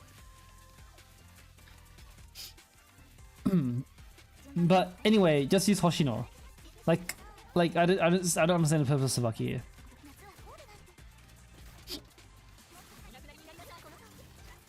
Hoshino 100%. Like if you have 5 mil left, then Hoshino would at least get you to like, I don't know, maybe 3 mil left, if not kill it. I reckon it should kill, but wait, how do you not kill here? Oh, I have 1:30 30 left. Okay.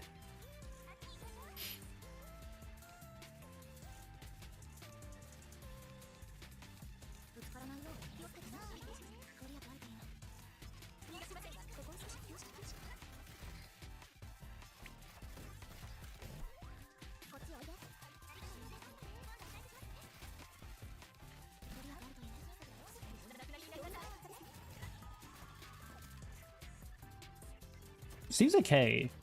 Like, what's the RNG? Is it just the Gauss reset? Because phase 1 shouldn't have that much RNG. It's really just phase 2, right? Whoa. That's unfortunate. But salvageable, she's Hanako X. Nope, never mind. Is that preventable?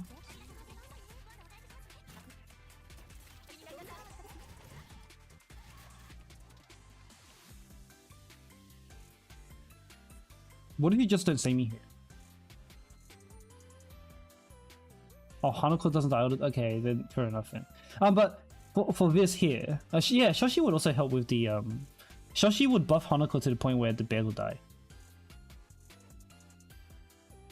So just use Shoshi. I don't really understand the purpose of Tsubaki here.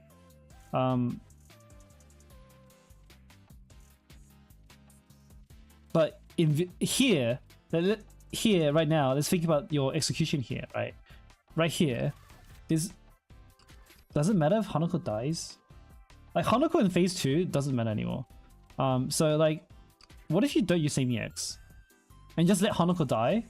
So then what happens is that when Hanako dies, you rotate, you rotate this card. Not like you're gonna ever use Hanako X. Hanako would have died here because your Wakuman's not gonna die, and your Tsubaki and Kayuko aren't gonna die here because they're already shielded. So just let Hanako die here. And then you would have been able to get the extra Wakuman X in. But yeah, that aside, like, Hoshino would 100% probably solve all your problems. Like you said, wait, so let me see if I can see you use Hanako X on the bear. Whoa, what are you waiting for? You got 10 cost. For like how long? You wasted a lot of cost there.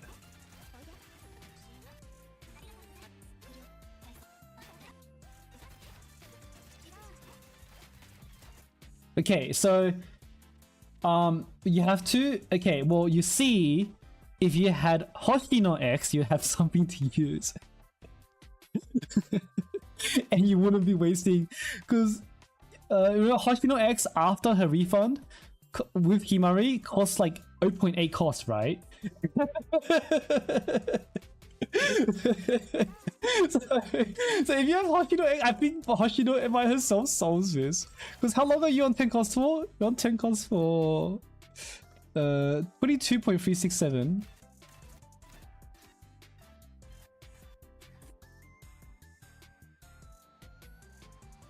Holy shit, you're on 10 cost for 4 seconds. 4 cost is like 4 seconds is like 2 cost when you have Himari. And Hoshino is cheaper than that, right? So that could be a Hoshino X, and then that will solve the rest of your raid. That'll solve the rest of your raid. I mean, I mean, like, it's good. It's good that you managed to identify for yourself that that you need to wait for your basic timing. But yeah, this could have been a Hoshino X, and you would actually have no issues. And then when you actually do Shanako here, is it just Haniwa damage? That's Haniwa damage. I don't see where how close your Hanako gets. Oh, you Hanako? Wait, even Hanako, you just auto attack. The fuck? Is that the very beginning then? Well, the very beginning you can't do much about. But like, towards the middle, you should do it at any point. When Sumsu Oji-san die? No, because you have shields. She should be fine. She's blue armor, yeah. Wait, when do you not use Hanako X ever? What's the point of Hanako X there? I guess that's timing, but like, surely would you not Hanako X here? Because like, you end up using it anyway later. So like, you might as well just do it first when there's mobs on the field. And like, you have 10 cost. Use it in double chain. Do you need 3 charges for the double chain? Or can you, or do you only like, or is the two X's enough? Well, you don't even have 3 charges, so it doesn't matter.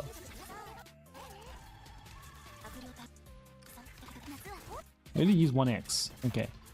But yeah, no, okay, yeah, 100%. If this team was buffed by Hoshino, I think 100% these two just die on the spot.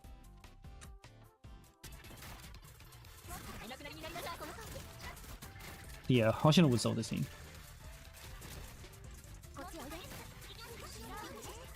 Yeah, so the Bucky's just holding you down. Well, use a Hoshino and then have fun.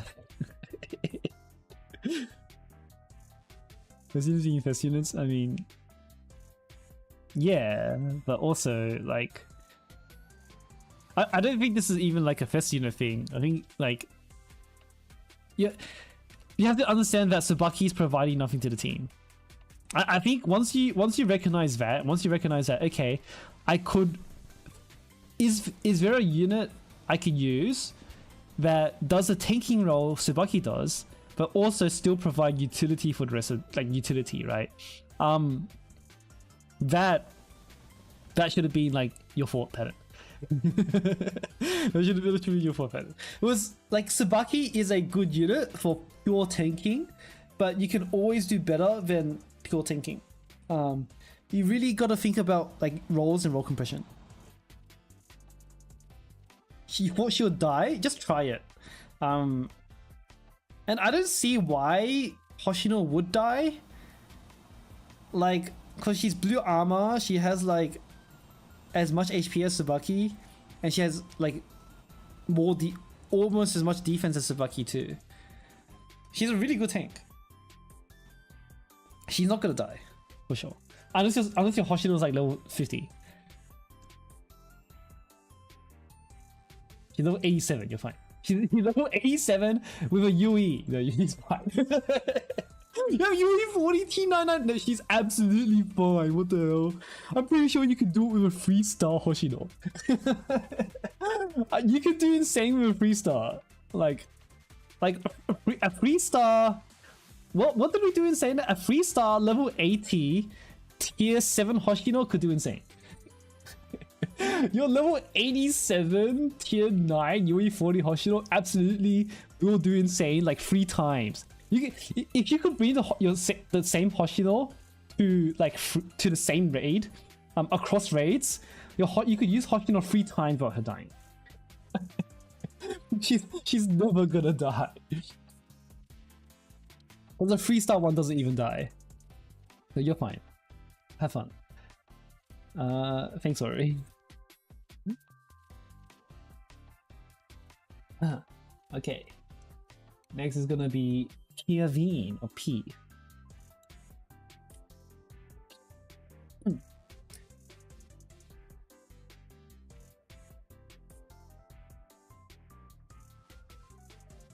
Any more questions, Ori? No? Okay. Then in this case, Peeve. Peeve, you said nothing. Oh, that's okay, maybe I should have it as a mandatory field. That is kind of optional right now. But if you said nothing, we're just going to have to guess what's wrong. Torment 3 teams. Alright, well, let's just take a look then.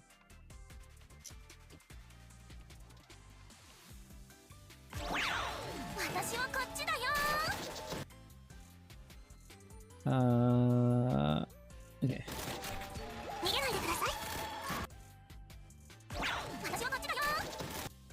What is this team?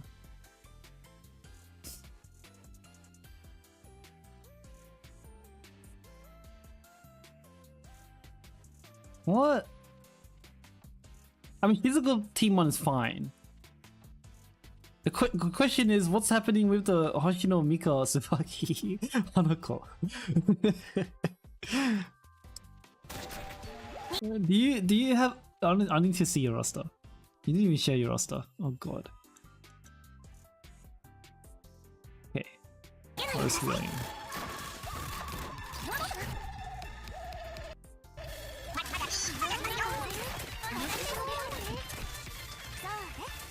Just told me to. I mean, he gets to clear, so like that's cool. But like, Mika sucks donkey. Yikes, are you dodge modding for that? Because you can only do that like twice before Mika dies. That's fine.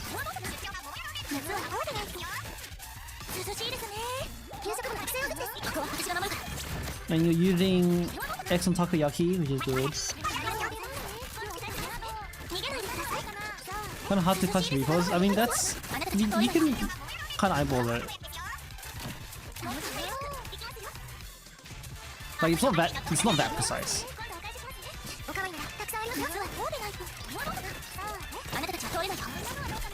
Do you not have damage that's not Mika? I just don't think Mika's really worth your time.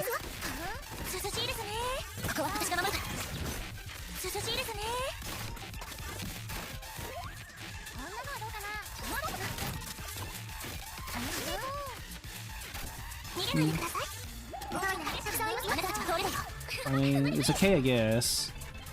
Something you could do to squeeze a little bit more damage is that your next takoyaki. So your takoyaki runs out here. Your next takoyaki is at 15 seconds left. So you could get like a little bit more damage by waiting 5 seconds for your takoyaki. Because you get takoyaki now. But maybe it's better because you got the extra. Maybe it's better this way because you got the extra Mickey X. Like if you can still do 2 Mickey X's, then like wait for the takoyaki. If you can't wait for the takoyaki, then don't worry about it. I mean, like you don't do anything wrong in execution with this team, but like I just don't like this team. Like execution wise, like alright, fine, but for like really, seriously, nothing better.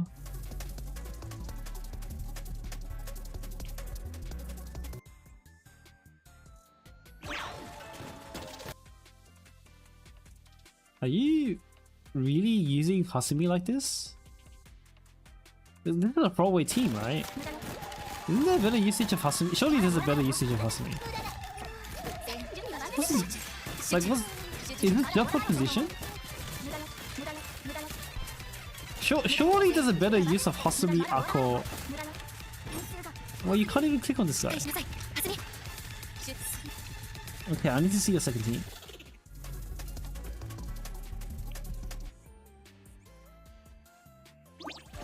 Hasumi Ako is a really good unit.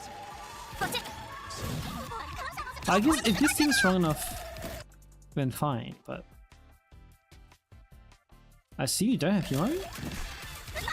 Oh, you have Himari. What?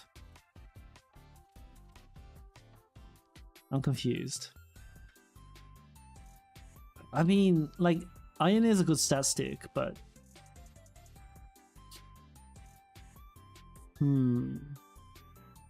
Would it be worth having Ako on this team? Like, and I don't know what kind of improvement you want either, Keith.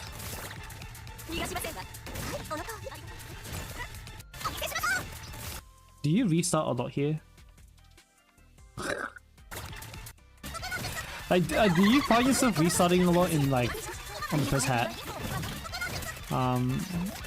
Because something you could do is maybe use Yuka and pull them out this way.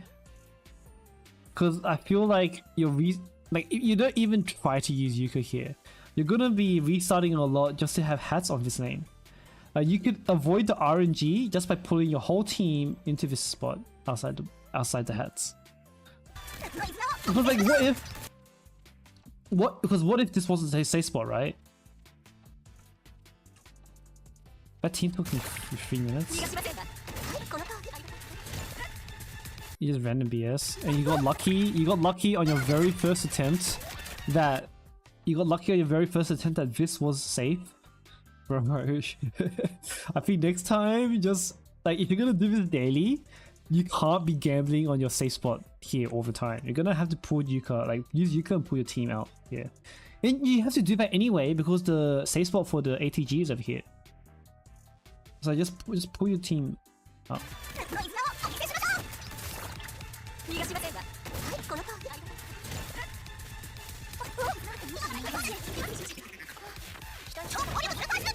I feel like you can rearrange teams.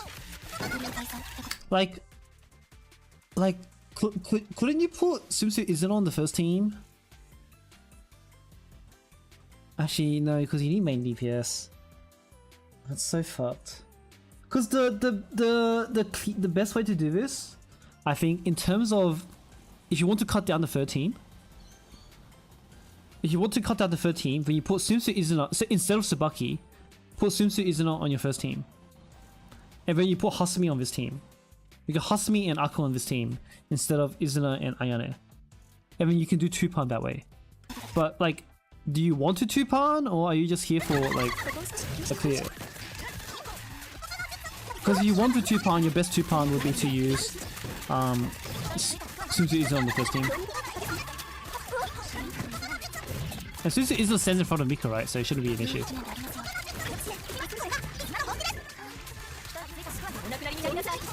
You could also use Shizuko on this team. You can use Shizuko on this team and Chuko on the other team as well. That might be more comfy.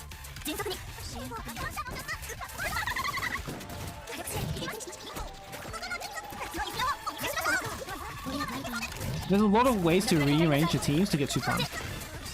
Yikes, Izuna died. But you clear anyway.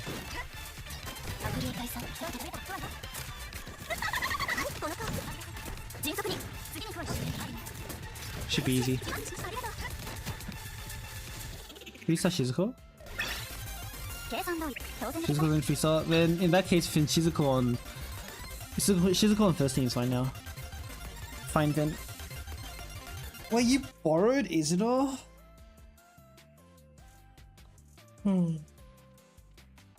Yeah.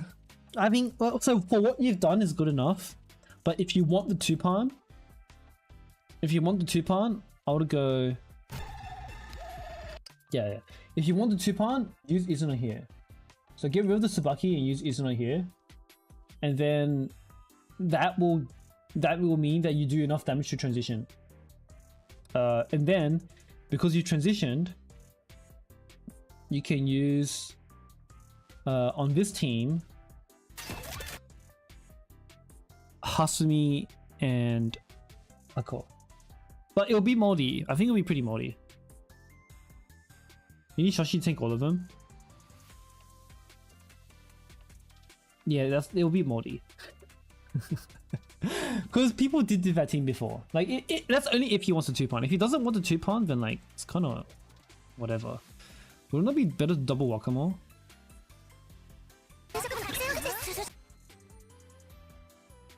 Wakamoe would be better than Mika, yeah.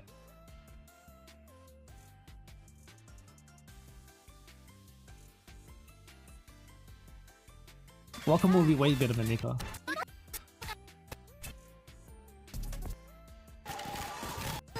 But Wakamoe is also a little bit difficult to use with Shizuko. Like you definitely can 2-pan. This is a matter of like how annoying it'll be. 100% you can do.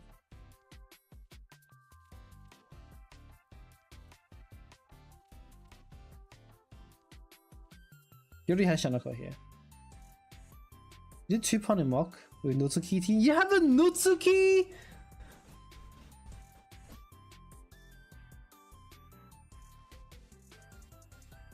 Bro, I can't even help you. Oh, you're borrowing Notsuki? Okay. Wait, if you 2-pan in Mock, then just do that. Like, yeah, just do that.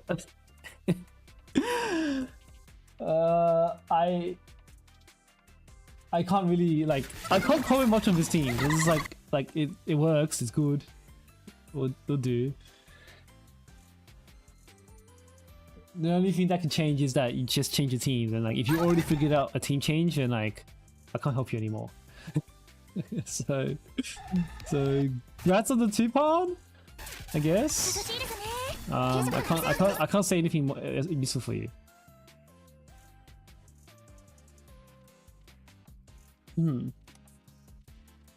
I'll leave it at that. Peeve. If you have a Nutsuki, then just use Nutsuki. Yeah. I mean, even if you borrow Nutsuki, yeah, borrow Nutsuki, even this team will be better. And then also Nutsuki does pretty good blue damage on the boss as well. And you might get an extra. You're probably gonna get extra Mika X's from that as well. So the Tupan, they'll cut out your first team. I mean, yeah, they'll make you transition on the first team, and then your second team should be an easy, you know, easy clear. So, yeah, you already figured it out. All right, that's it then. Thanks, Peeve. I'll move on.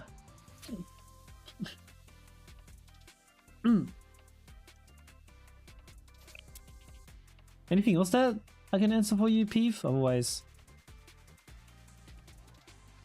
my advice will make reclaiming easier. Okay, that's good. Thanks, Amy.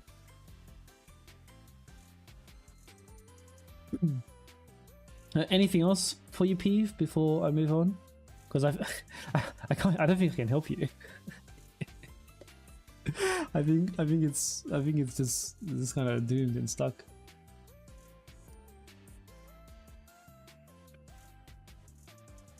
Okay, I'll just move on then.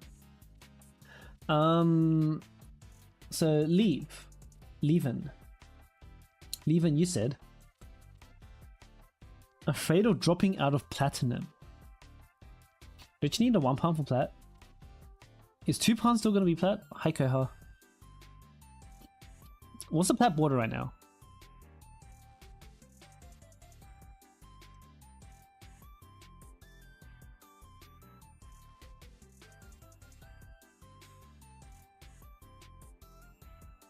Oh, I haven't even done hardcore. Oops. I should probably fix that. Let's see. That. Diamond. That. 26996.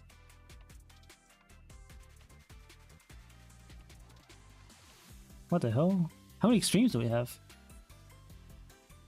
What the hell?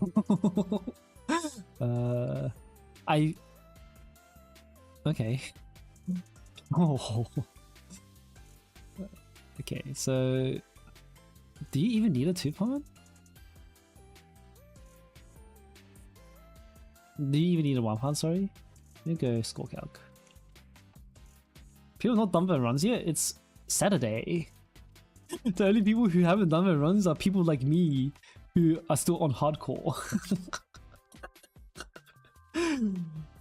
How fast is this? 26996 289.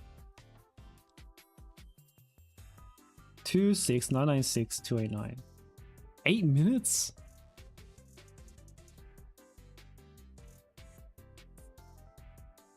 How fast is a 1-pawn? 27. Okay. Well, let's see if we can cut your time then.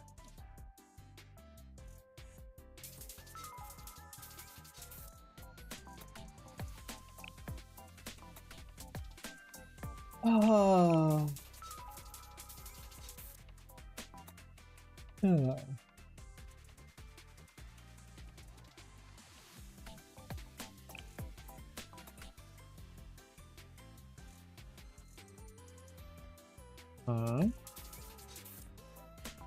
I feel like you can swap your supports around. Sammy will be so much stronger on Sakurako team.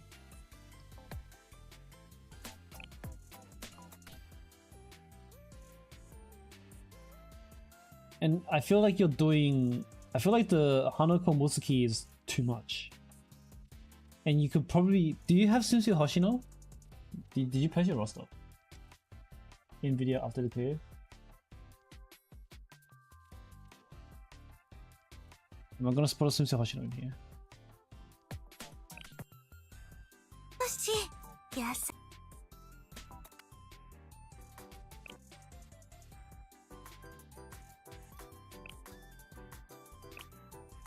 You do have Sunsu Hoshino? I feel like Sunsu Hoshino will be better here then. Does your 4-star, we'll see later, but if your 4-star Motsuki can kill the mobs, then you don't need the Hanako. Let's see if what the rest of your roster looks like. You do have Hoshino, that's good. I feel like you can swap these around to be way faster.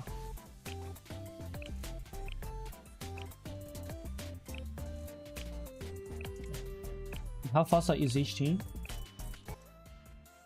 The team 1 goes to the team 1 phases, which is good, but that can definitely be faster for sure. Okay. Oh, your team 2.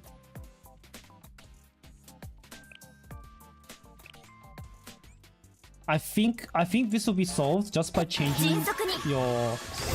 I'm not sure if I even want to look at your run because this is a team building thing. I think I can solve this as team building. How fast is this? Is Himari Ako on? I mean, it's okay. You use all 4 moves.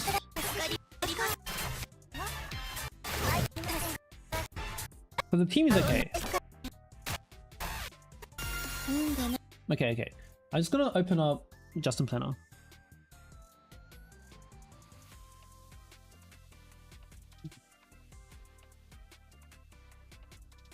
Okay, just 1 moment. This guy has jacked up Sakurako. Yeah, that's what I'm saying. I feel like you could definitely do better with that. Let's see. I'm just gonna give you 1 moment. I'm gonna go to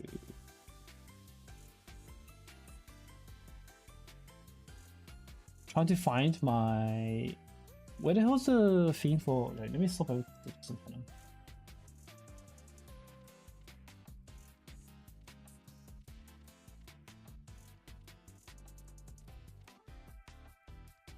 Okay.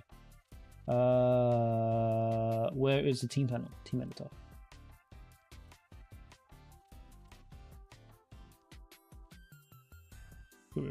Actually, you know what? Okay.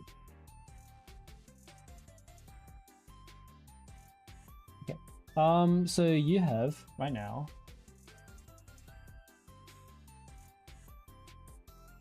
We can swap things around. Because I feel like your teams could simply like just seriously you can solve this just by changing things around.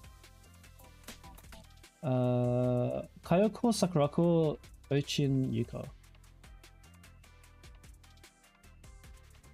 Harder. Head. Kayoko, Sakurako, Ochin, Chinatsu, Yuka. And then you have, what was it? Himari Ako.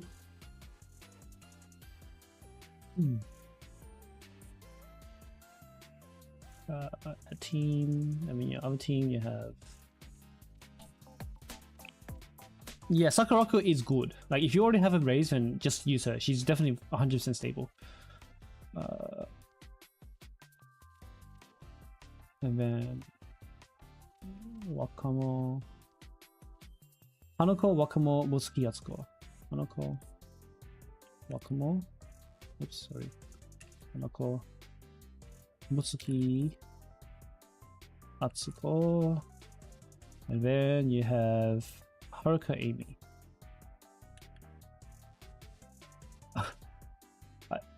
Okay, so and then let me double check how much damage does your Mutsuki do? Like, can you kill the full wave with this Mutsuki?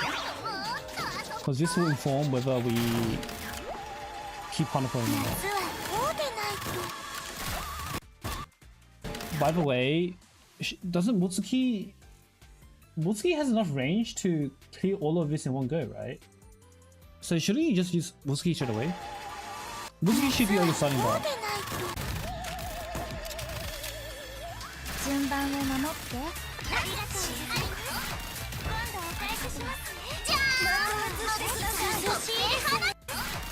So your Mutsuki can kill rabbits, but not bears, I think. I can't tell because you're using both at the same time.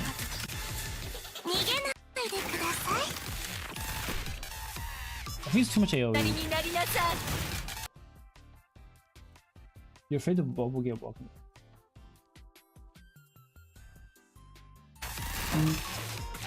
I mean, she does have a dead zone, but like, is that a problem? I want to see how much damage Musuki does. Okay. So the bears are still alive. In this case, it might be okay to keep your team like this, but I think what would be better, I'm thinking you legitimately just like swap this around. And then you put Simsu Hoshino here. You might actually be like much faster. Let's see. Let me add a team.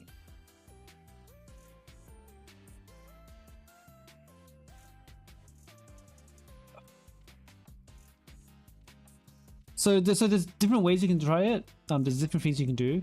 So like, can I move these teams? I can't. Well, just pretend these are sorted around. So what you can do, you need to use Fuka too.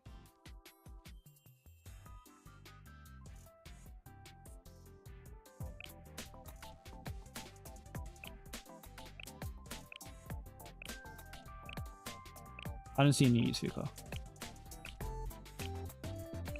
You have new use Fuka? Oh wait, I was on strikers. Oh, where is she?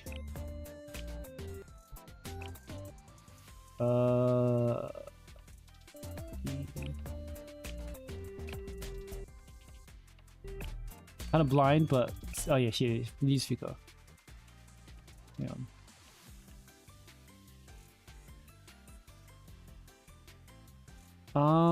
In that case,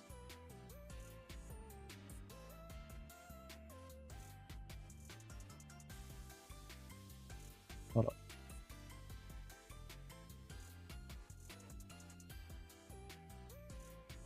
Where's the food? Is it Yuko your own or is it borrowed? Who did you borrow?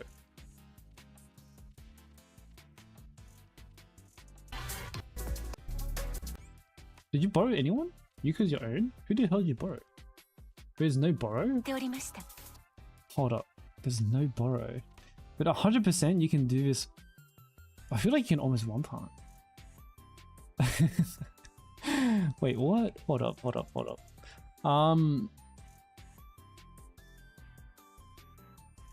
There is 100% a one part in here. We just have to think about it. You don't even have a borrow. Like, could you maybe borrow a maxed Mutsuki to guarantee kill on the bears? And how strong is this Wakamoe? It's at the end of the video, right?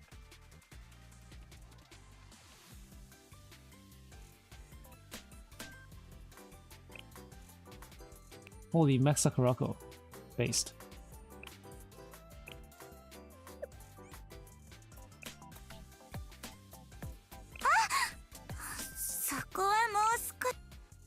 Yeah, that is basically a Max Sakurako. Yui 30. Your friends and club list is a bit small. I mean, okay, then let's do this with a borrow bit. Because if you can borrow a Max Mutsuki, I feel like Max Mutsuki by herself would do the job. And then you can just like do that. Like if you can run something like this, then this team. We want to try out Izuna. You're in Asia, right? I mean, if you're on some, you do have a Max Mutsuki. Okay, so if you have Max Mutsuki, you can try borrow Mutsuki and try this team.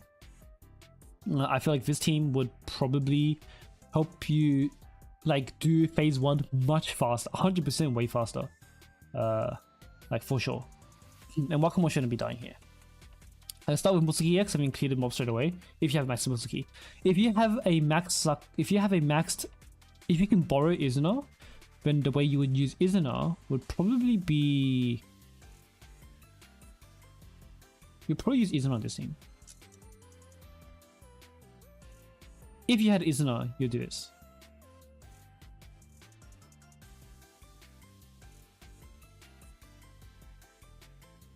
Does Himari buff affect Wakamoe X? Yes. So if you have to use Himari before Wakamoe places the bomb. So the bomb will be snapshotted. The bomb snapshots Wakamoe's attack. So you use Himari on Wakamoe, and then the bomb is basically doing like double damage. So this is a big part of it. And then here the idea is to basically use Wakamoe really fast. So you actually should be. I'm pretty sure this is the one pan team, is it not? Actually, Wakamoe, yes. So this is actually the one pan team. You can one pan with this team. But even if you don't, you'll still be really fast, and your next team should be able to clean up really quickly. Like because you have like an 8-minute clear, right? That's like 8 minutes, almost 8 minutes. Yeah, this is a 7-minute clear. So just this team by itself is going to do so much damage that your first team is gonna not do. The next team is not gonna do much. Oh. Okay, this is the one pan team. Yeah, that's you can do that then. This is a good team too. This setup is also very good. Yeah, you can do that. Just play around with it, but this should be your optimal setup. If you don't like if you find this to be like inconsistent and you're dying a lot, then maybe swap these around. If you prefer the consistency, but if you really want the plat, I think if you want the plat, then you run this team, right? And then this team can clean up if you have time to spare. And yeah, just try that. How do you deal with gods without focus fire? So what would be here? Because let's say you don't borrow that, you would actually have like Urchin here. For phase 2, so you don't have a Sunsu Izuna. And you instead have who could you put here if you can't borrow Sunsu Izuna, right? Who do you have? Well, you have Sakurako. Wait, no, you'll find it. Wait, hold on, you have Sakurako. But then, what you would do is that you just have to pull them. You just have to reposition your team to be closer to gods. And Amy can do that. If you were here for the previous videos, for example, who did okay? I think everyone did okay. I'm gonna click on someone random if they did it. Okay, so here, what these guys do is that, let's see. Oh, this is right. So, this team has focus fire, not good. Is it? Who did it? I think Iroha did it. Yeah, so what you do is that you'll pull.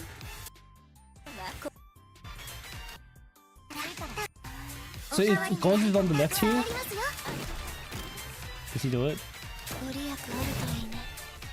A bit forward. Oh, Goz is on the right. So if Goz is on the right here, all you have to do is just pull your whole team to go this way, and then Wakamoe will attack that Goz. Right? The Wakamoe's now attacking this Goz. So that's how you do it without focus fire.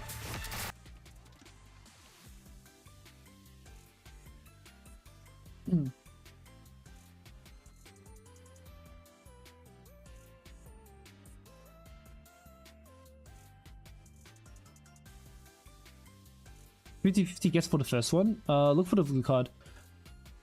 So I'll answer Leaving's question first since it's his session, and then one thing you can see. Let's look for a thing. Let's see you walk into phase 1 actually, phase 2.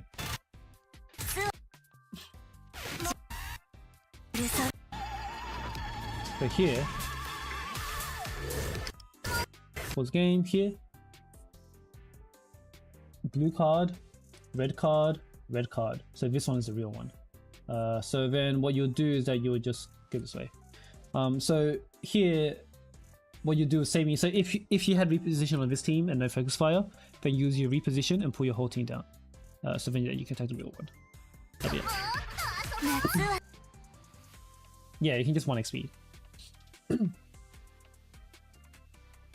For you, Becky, Wakamore snapshot Himari buff before placing the bomb. Doesn't mean it's fine to overwrite Himari buff before the bomb explodes. Yes, for the explosion damage. Because what gets snapshotted is the accumulation. I'll answer that probably right after this, but before I do that, Levi-an, is there anything else? Does that make sense? Like, do these teams make sense to you? Or you should probably be able to do it with mostly this team. I mean, this team you can clean up in an emergency, but I think you should be good here now, right? Okay. Let me explain Wakamore Bomb.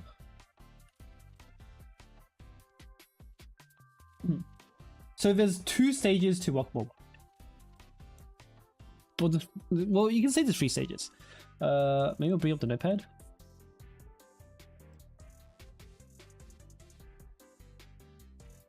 Notepad. Pop.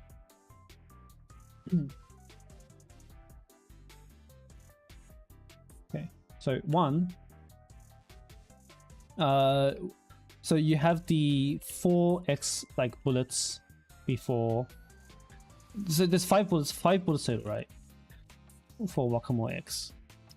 So bullets 1 to 4, they're just like normal attacks, like every other thing in the game. So the first 4 bullets in Wakamore X, they function the same way as everything else in the game. So like, just treat them as you would any other X. Same as all other damage. And then you have the 5th bullet. Bullet applies the bomb. So the 5th bullet itself, applies, does normal damage. Behaves normally. But what it does is that at the same time, when the bullet lands, so when bomb is applied, Wakamore's attack is saved. And that, so the is saved, and that is the accumulation cap. With the accumulation cap, doesn't change once it's applied.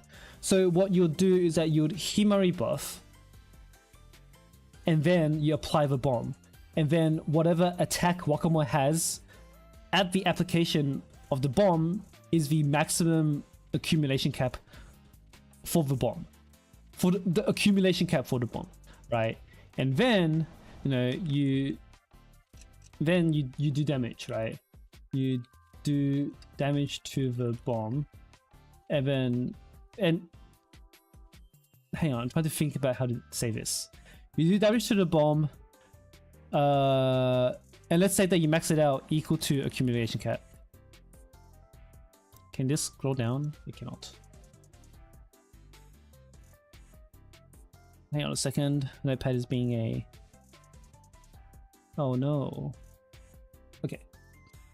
You do damage to the bomb equal to accumulation cap, and then the bomb explodes, but base damage equals accumulation cap, right? But the actual bomb damage equals accumulation cap times mood times weakness. So this is not snapshotted, not snapshot. So this behaves like everything else in the game, right?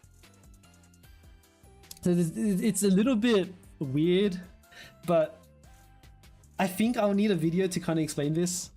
Control minus, fair enough. Here we go.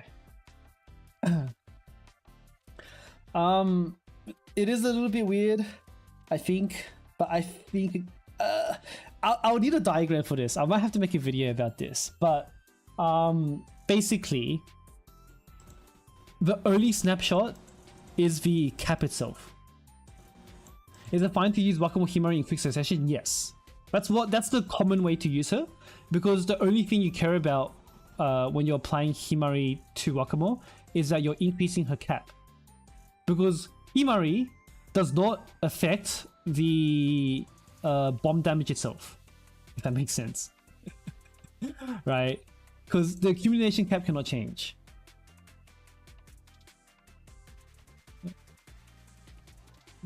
Cap cannot change once saved. So whatever Wakamo's attack is, when the bomb is applied, is what the base damage is going to be. And no matter what Wakamo's attack is, when the bomb explodes, the accumulation cap, is what it is, and it will always do that much damage. So you only need to use Himari to apply the bomb itself. What people also use it for is actually to also buff her basic damage, but like, let's not worry about that for now. Just when it comes to the accumulation cap, you only need to worry about Himari buff, like use Himari buff before you apply the bomb, and then when the bomb explodes, that's when you make sure Kayako is applied, because Kayako is a weakness buffer, right? So I didn't do a very good job explaining it. This definitely 100% needs diagrams to maybe make it make sense, but yeah. You get it? Okay, that's good.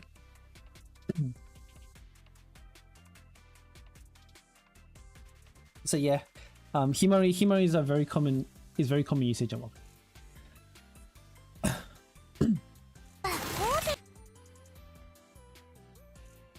Hang on a second. Should I save this? Okay, yeah, that'll do.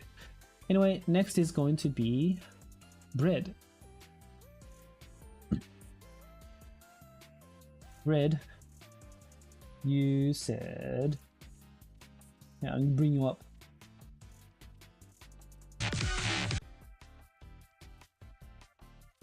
Does Wakamoe work for Kisaki? Yes. So if we go back to this times x multiplier. There we go. That's Kisaki. I think because Wakamoe ignores the bomb ignores defense, bosses, damage reduction, it ignores defense and boss damage reduction. Don't think it's worth it. No, it's very common usage for Kisaki. I think it's common for Kisaki to be well, it's not common, but people have been using Kisaki with Wakamoe. But you're right that Himari also buffs the basic, which is pretty important too. But like some people on Japan don't have Himari because it's been a while since the last Himari battle. So for those people, they have been using Kisaki and Wakamoe. Okay. Anyway, let's move on and go to bread. So bread.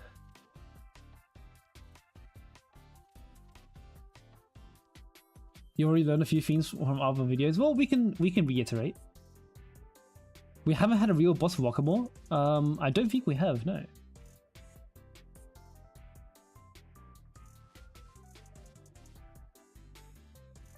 The review here is this time was trying to be more cognizant of buff timers, especially new Kayako Wakamoe.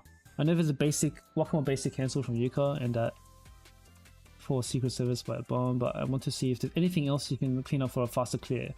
I don't think Insane is in the cards for me without additional investment. So this is extreme. 3-star Wakamoe. Who's the borrow? Is Yuka the borrow? Oh. Yeah, if you're forced to borrow repos because you're a new player. Because like new players don't have Yuka and they don't have Shizuko. It's so troll that Shizuko is coming out after because it's like Shizuko comes out for free like in December, right? Halfway through December. It's like in 2 weeks. So it's really troll for Nixon to be releasing Shizuko after. But since you're forced to borrow Yuka, then I guess yeah, Freestyle Whack-A-Mole is just, it is what it is. But let's see. I got music turns off.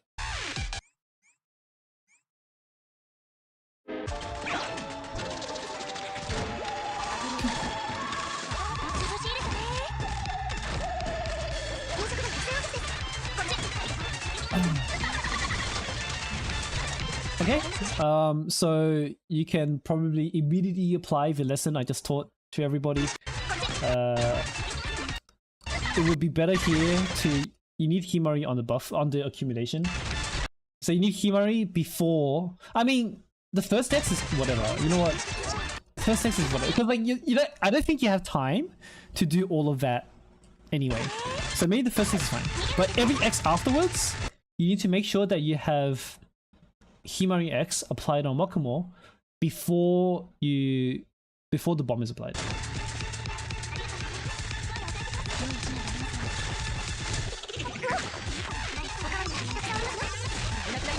Okay, so you don't even do that. Okay, so what you need to regularly do is you need to start using either that. If it causes the mistiming, then okay. But then in that case, what you need to do. Wait, who do you use Himari on? Okay, use Himari on at the end when it doesn't matter. This Himari is gonna expire and nothing happens. Yeah, okay. Yeah, so the bomb damage, the explosion damage is unaffected by Himari. You have to use Himari before you even apply the bomb. So the correct move here would be to wait until you have enough cost. Just wait a little bit longer and then use Himari after Whack-A-Mole. So Whack-A-Mole then Himari. But that does mean that you might have to change the timing a little bit. Yeah, that's right. But you might have to change your timing a little bit because if you're not careful, then what does happen is that potentially you might be sending Whack-A-Mole basic into the mobs, which is probably worse. Like it's better for you to Whack-A-Mole X the boss and for the basic to go into the boss without Himari than for you to waste the basic on the mobs, right? So, but there is 100% a way. There is absolutely a way for you to do all of that at the same time, like do the best thing all at the same time, right? There is a way for you to Himari buff the accumulation before it's applied and still have the basic hit the boss. Because the way you're using Himari X right now, like it's buffing nothing. Like you use the Himari X here and literally nothing happens. So you've just thrown away free cost. You're better off literally not bringing Himari in the way you're using Himari here. So if you're going to bring Himari, you should make sure that it's in the accumulation and you have to change the timing to make it so that the basic goes into the boss. Would it be better to Whack-A-Mole Himari Nia's Karuko? Yes, it would be better. Don't do Nia's Karuko first because the accumulation is not affected by Nia's Karuko. Only the explosion itself is affected by Nia's Karuko. So you can apply Nia's Karuko anytime between the... Well, just apply Nia's Karuko before the bomb explodes, really. But it doesn't have to be too early, right? Because doing it too early doesn't benefit. So if you go back to the beginning... It was fine.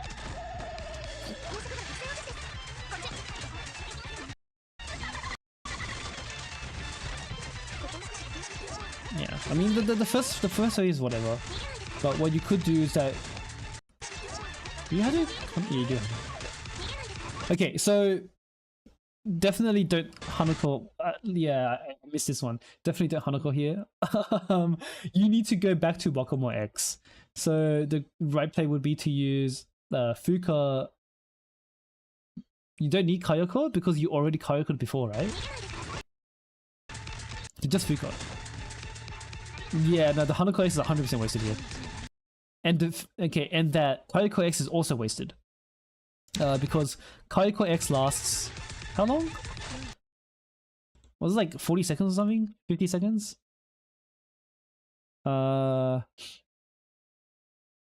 Well, the thing is that if you delay Kayako X to be later, then you don't need to worry about it here.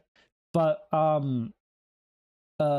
even in this scenario, you don't need to Kayako X here because the bomb, there's no bomb blowing up, right? So the Kayako X here is kind of wasted. Just use the Fuka on the Wakamo.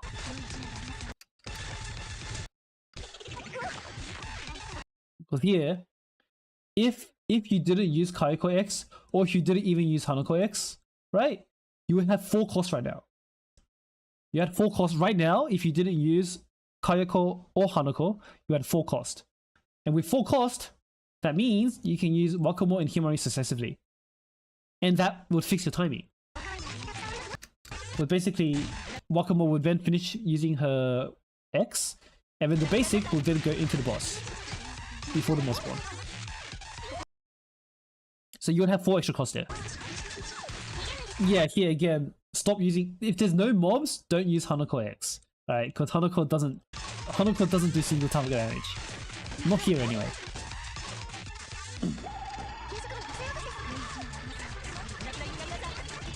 And then you cancel the basic, but I think you know that.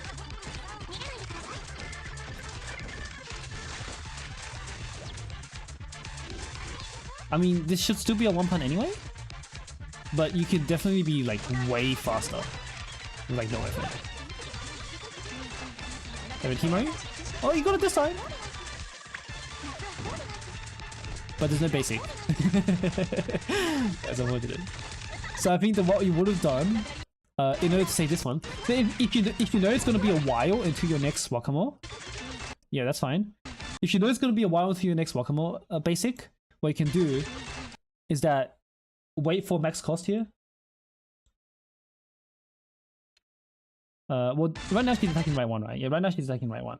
But if you waited for this to be 3 cost, like 3 more cost, wait until you're like 9.9 cost, what would happen is that your next basic will make it into this X.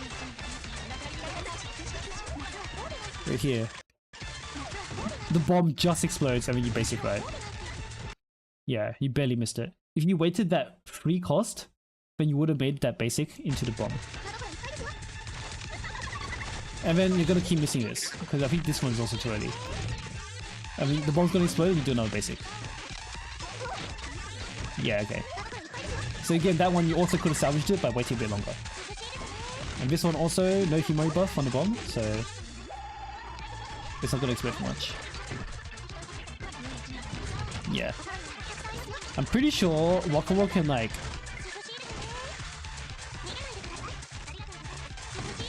You should have like 2-minute kill.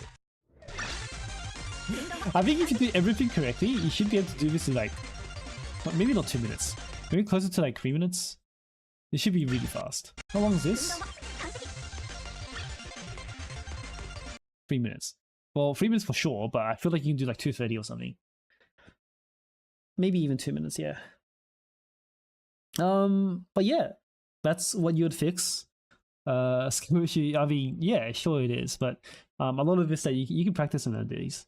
So, does that make sense? So, in summary, make sure Himari is on before the bomb is applied, before the 5th bullet, and also make sure the basics are going into the boss. Or basics are going into the bomb. I mean, that will probably get you a much faster kill.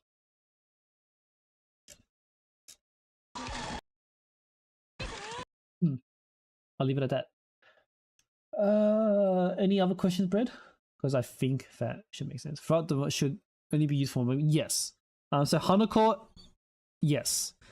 Because your rotation right now, remember the Fuka's job is to cut your hand by 1. Her job is to get you to your next cut. So with that in mind, the 4 X's you should be using is basically Wakamo, Himari, Fuka, Wakamo, Himari, Yuka. This is 4 skills, right? Because in one cycle you have 4 skills, and if you only use these 4 on repeat, oh, you have Kayako as well. But what am I gonna say? No, I was meant to say that basically your job is to go back to Wakamo as soon as possible.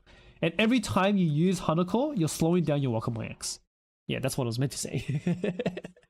So yeah, do that. Don't use Hanako on a single target. Thank you, Bredo. Next is Fufufu.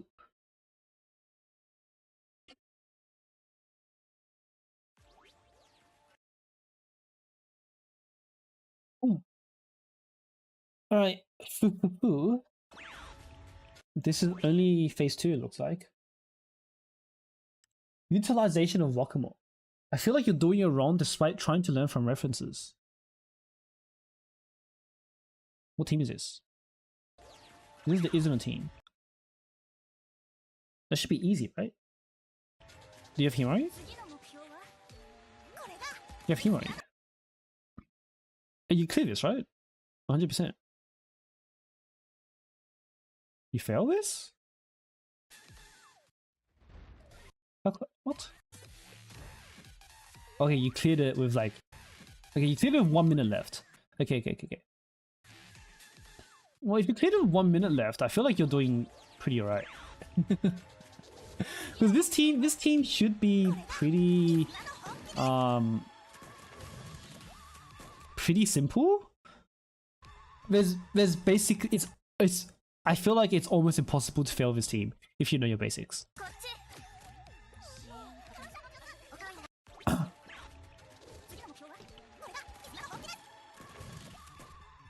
mean, Yuka. Okay. And then you Wakamo Himari. And then Kaiko. That's good. Perfect. And then you Yuka to get out. Fine. And then you Wakamo Himari. Seems good to me. Oh, you missed the focus fire there, but it's okay.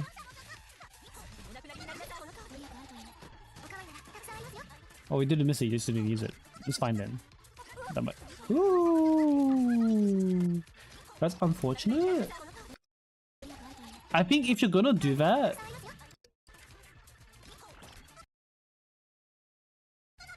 Wait, what? Hold up.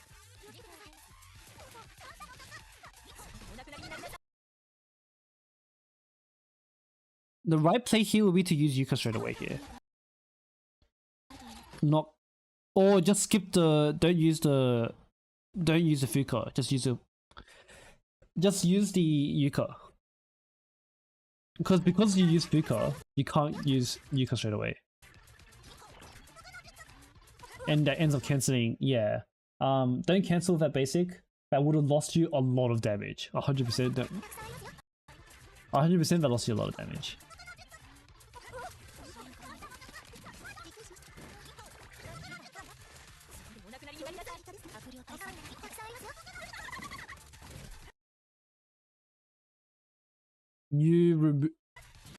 Wakamo bombs don't stack.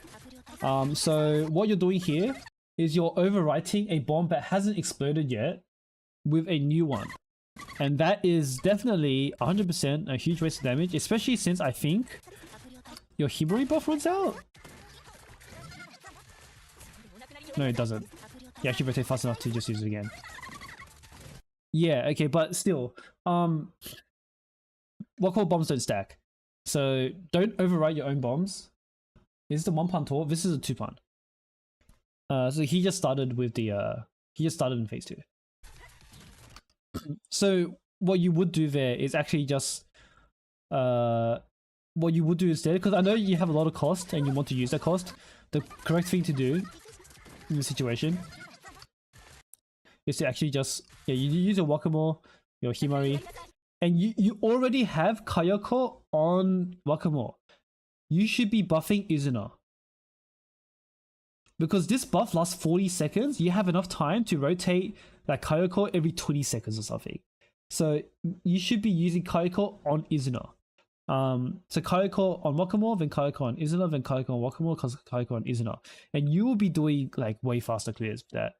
So Kayako goes on Izuna here, and then use Izuna X. Use Isn't X and then you just wait. Wait for the bomb to explode and then use another Bakumo Himari here, right? That would be a huge improvement. And then you're canceling the bubbles too. Did she die? What the hell? She is that? Middle? What was it that? What was that? And then Kaiko buff on Izuna? Yes. Yes. Okay. So you do know to alternate the buffs, you just didn't do it that time. Because I'm pretty sure you already had the buffs up properly before. Are you going to the... Okay, you got the kill. I feel like this can be much faster. like a 3-minute kill is already really fast. Like a 2-minute 45 kill is already really fast. But for sure, you could do that one whole bomb earlier if you don't cancel your own bomb. If you don't replace your own bomb, since they don't stack, over here. And also if you don't waste a few basics as well. That's about it. Just be very careful not to cancel your basics or waste them. And just don't replace your own bomb. And you should be good. You should be able to be much faster that way. I'll leave it at that. Thank you.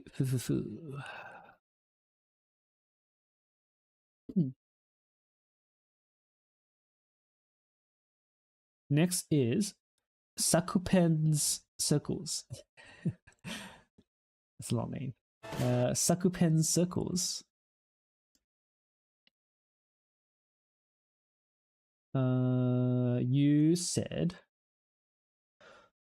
I want my team 2 better rotation for more damage. So better team 2. Yo, what's going on here? Interesting. First Torment. Team 1 have to deal like 10 mil. Team 2 do more than 30 mil. Sazusa is good, but do you have your roster? You didn't show your roster. I'm curious. Sazusa is a very old school choice, and the fact that you have her kind of implies that you're an older player. Because like, I don't think anyone pulled for her like when the last time she ran. This was very RNG, very annoying. It is very RNG if you're doing him the way speedrunners do. What's the purpose of OG Shizuko here? Is this putting attack down? Is this a rotation?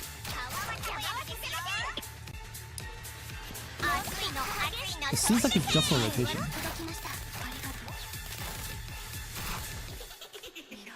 Why don't you Azusa here? There's no difference, right?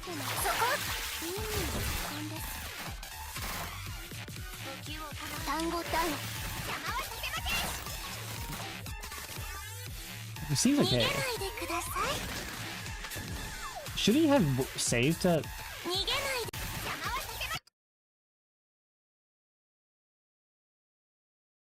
Surely you save Hanako X here so that you can use it for the wave coming up, right?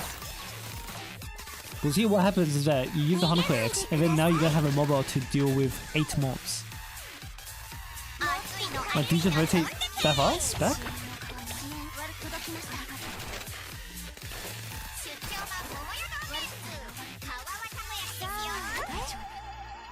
Like, if you're gonna rotate Shizuko X, you should have done that instead of use the Hanako X. You should have used the Shizuko X before, and then you use like Hanako X after or something, and then now you use the Hanako X. Because if you Hanako X straight away, then like you don't need to be done. Maybe cycle? I mean, you could cycle with Shizuko there. You don't need Hanako to cycle.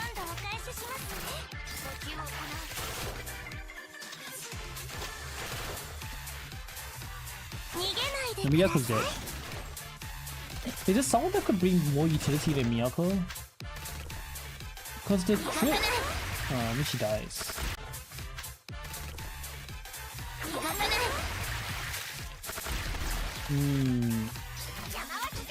This team should be able to survive for 4 minutes. And if it does survive for 4 minutes, it's actually doing, like you said, 10 mil damage. It should be doing more than 10 mil. It should easily be doing more than 10 mil.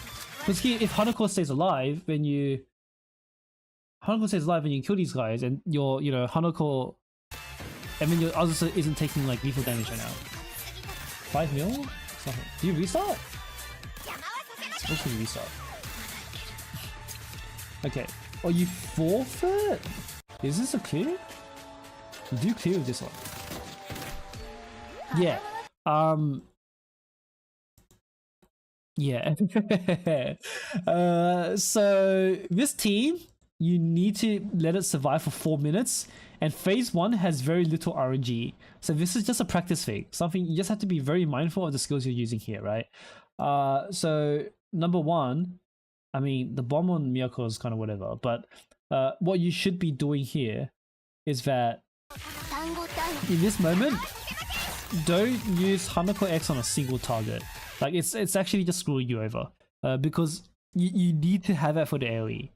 Like honestly, don't use Hanako X ever outside of the bears and rabbits. Right.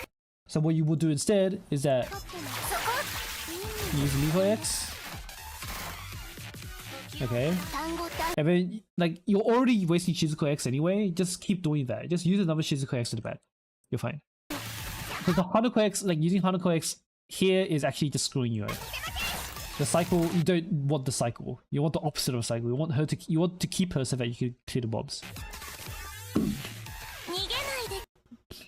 And then yeah, so you waste the Shizuko, and then you pull your whole team into middle again with the Sunsu Shizuko.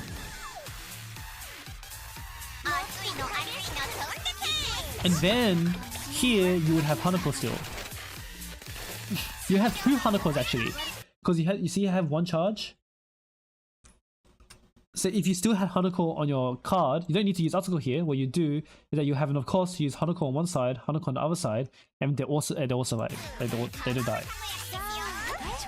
Okay, if she just used Face Shizuko here, that's fine. Yeah, so this Miyako, it could have been a second Hanako.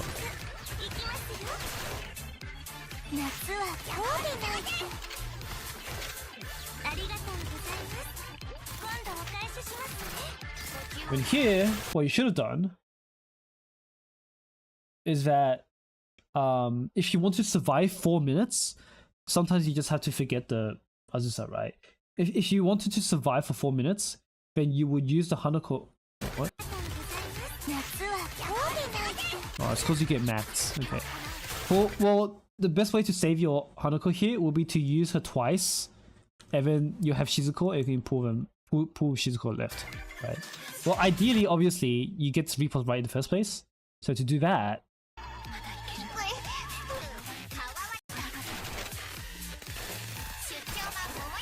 actually no, it's fine. No, it's fine. Yeah, no, because what happens here is that because you hit max here, if you didn't hit max, then you would actually not be stuck on Hanako here. But the reason why you hit max is because like it's all snowball, like it all snowballs, right? This 1x here, snowballed all your mistakes going forward. This one Hanako X. Because if you could use Hanako X here, then you'll use it more, and then you won't have Hanako X stuck in your bar.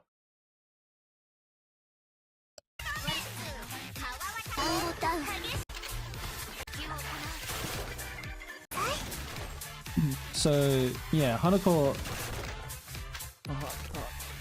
doesn't have to die here. And then the rest is just a sick, whatever. I mean, I'm surprised that you still managed to clean up anyway. Oh yeah, because you had a better team for a second. Okay, that's fine then. I mean, is it a throwaway team and you don't care that it only does 5 mil? Then sure. But this team absolutely can survive for 4 minutes. And like, Froman is right that surely you have something better than Shizuko, but I'm not gonna question it. there's a lot of utility that could be better with Shizuko. Like even a Pokemon would be good. You use Kotama here? It doesn't look like you use Kotama here. Even a Kotama would be good.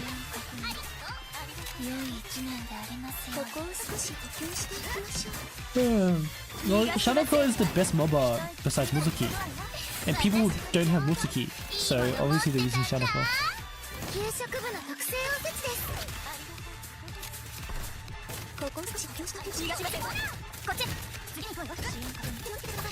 It seems like you're doing this thing here. What were you stuck on? Was it just team 1 that you were stuck on? Oh, your team 2 for better rotation? I don't see anything wrong so far. It seems like you know the basics. Like, I don't think it's team 2 that's the issue here. Yeah, this looks good. You're doing everything correctly here. Right? Go walk along.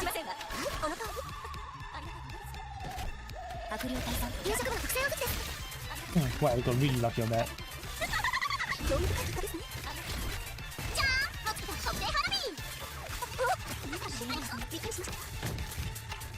I mean, was the Musuki X necessary? Couldn't you have just Yuka? Because like you could hit anyway, right? Instead of using Musuki X, couldn't you just use Yuka? And then you Yuka, then you Fuka, and then you Wakamo again, right? Wouldn't that be better?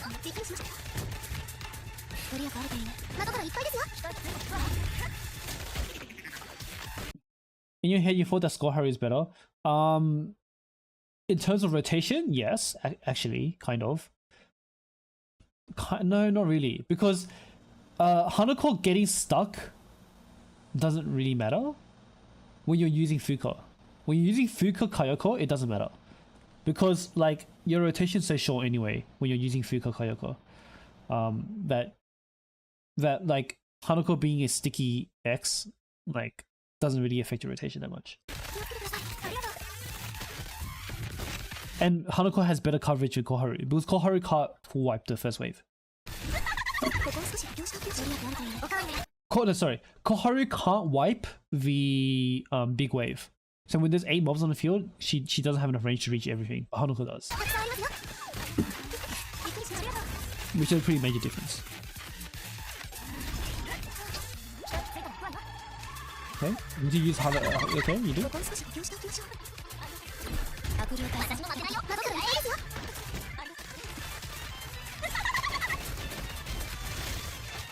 That's okay. I feel like your team 2 is actually fine. There's nothing wrong with your team 2. What you need to fix is actually your team 1. Because you said here, ideally your team 1 does 10 mil. But like, yeah, this is a skill difference here, because this will absolutely do 10 mil consistently if you can fix the Hanako thing. Just have your team survive for 4 minutes and then die. I mean, you can kind of cheat on that basically, almost. You can almost win on that.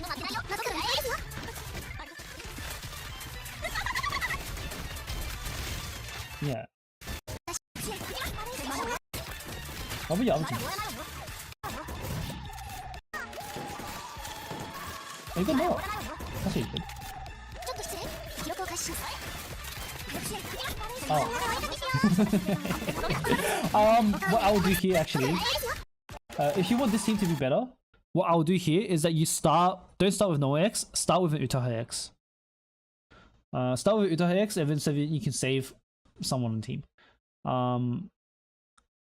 Doesn't matter though. But if your Iori dies, and this team does no damage, doesn't it? Wait, who does damage in this team? Because Iori dies and no one's doing damage. Oh, Iori's still alive? Yeah, then you can start with Utaha. You can start with Utaha X to save Noah maybe. Holy shit! You're resetting for middle hat. You're insane.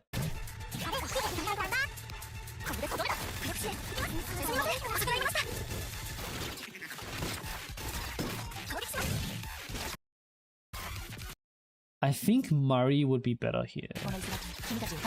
But you might not have Murray raised, so it is what it is, I guess. Wait, is this just, are these just throwaway teams to make it easier for your next one? You should go to use Mika, you should use Mika first. Because Mika does, you know, the percent health scaling, right? Sure, whatever. I mean, this thing can do the rest. This looks like a good team. It shouldn't be that bad. Yep, Ako, Yoshino, it's like pretty old school. It should be fun. If you can afford Tsurugi, because wait, you have Suzu Azusa, which means you're old enough to probably have a swimsuit Tsurugi, right? Maybe? If you have even a 3-star swimsuit Tsurugi, if you can put her to like if you can make her to like level 80 or whatever and give her gear, even without raising her skills, she will do good damage. Swimsuit Tsurugi should be as tanky as Tsubaki here. Especially if you're running Amy anyway. And that will help you damage a lot. So just replace Tsubaki with Tsurugi, and you'll probably see more consistency in the team.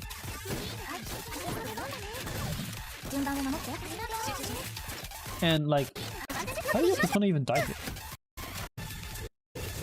Why not try to save your Kokona with the with Amy? Because your Amy came up. There's absolutely no reason to use Kokona here. Your Amy is up, just use Amy. Because your Kokona dies here, and it's like, well, sad days. You're probably being, that's probably also super inconsistent because of that. You need to focus, like, because you're barely clearing, you need to focus on keeping your whole team alive. Because if your whole team is alive and can survive for 4 minutes, you're much more likely to clear it, obviously, right? So, like, don't die. You gotta live. Your DPS is 0 when you're dead, you know?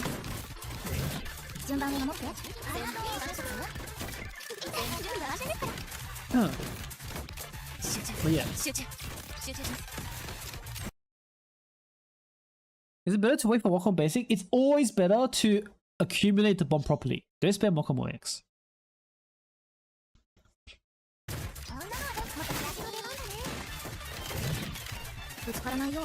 Like, you never want to replace the bomb. Never. Well, the bomb does way more damage than the XSL. Yeah, you'll have a much easier time with Tsurugi here if you could afford her.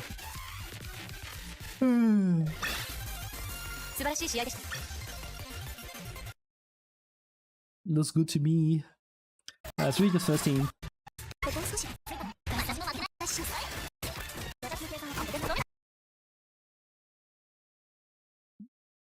A double 350, 450? Well, he does do that. You can see here, it's just that no one's dead. I would consider Murray on this team instead of... So, if you have Murray, you can save Noah instead of Sayane, because the Sayane doesn't live enough to do damage anyway. The Sayane did nothing. So, like, if you can probably keep Yuri alive longer if you use Sayane. No, not Sayane, if you use Murray. And then you can even, like... Yeah, that'll do. I'm not sure if Iori can live with a Murray shield on the ATG. I think she can, but don't quote me on that. I'm gonna blow my nose.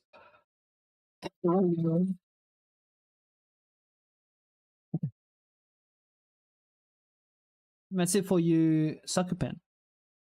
So summary for you is to just, you know, don't die. And don't waste their skills. It should be okay after this. Alright. Next is going to be Akachi.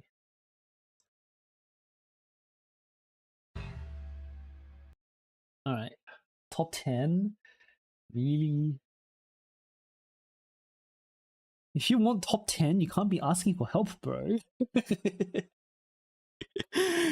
Are you really top 10 material if you gotta ask for help? With Ibuki's help? Is Ibuki even attacking the right? Yeah, she is. So maybe she can live, huh? Not too bad. Anyway, Akachi. I forgot to move the queue. You said P2 was a complete disaster. P1 I think I got the hang of, but P2, oh well. Trying to figure out what to do when things don't go exactly as in the homework video, just so that you don't burn tickets. For score chasing, you can mod until the outcome you want, but you don't want to burn tickets. Okay, so we're trying to think of sorry, burping. So we're trying to think of contingencies here, right? Knowing to rotate in P2 properly when things don't go my way. Lots of pausing, watching homework and your notes. I was vibing to Haikyuu OST. Nice.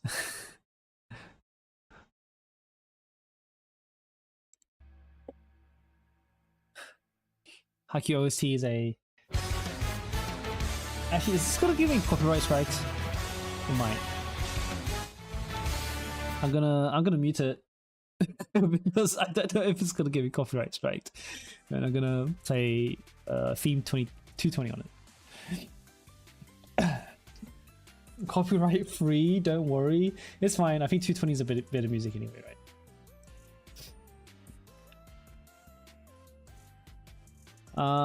So phase 1 you said is fine. It should be, because phase 1 should be very straightforward. You just want help for phase 2. Is this the one part? This is the one part.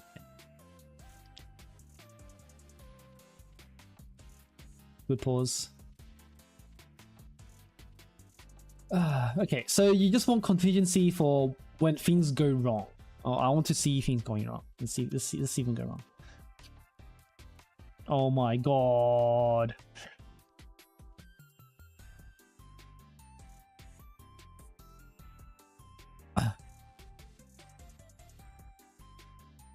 What's it? Isn't a team. Okay.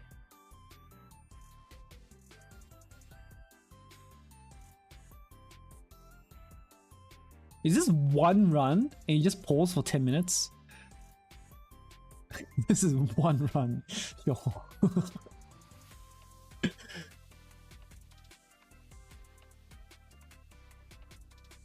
Holy. These better be some good notes. Oh, I can't see shit here, man. Let me see the gameplay, bro. Okay. But how hard is it? The rotation isn't even that complex. You just shoot Wakamo at the dude and you're good, you know?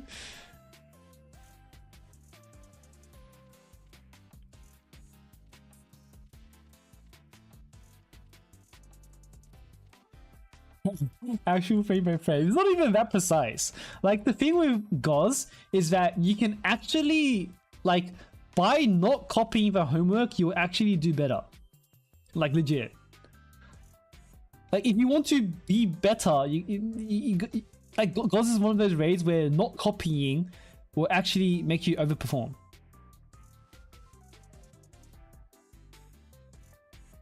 So like, by copying, you're actually sandbagging. Cause you just do better when copying. Okay, so where's the fail?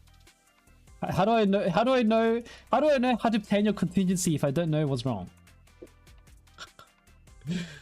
Hello.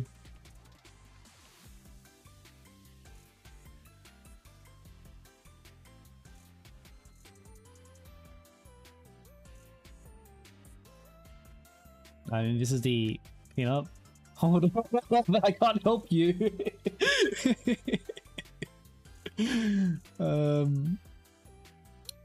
Like, cause like you don't want to lose the ticket, right? Like, obviously you don't lose the ticket, but you can clean up here. But like, technically, there's nothing wrong here. You probably would have learned more from watching everyone else until now. Wait, I can't. There's literally nothing for me to comment on. There's no gameplay here. There's no mistakes here.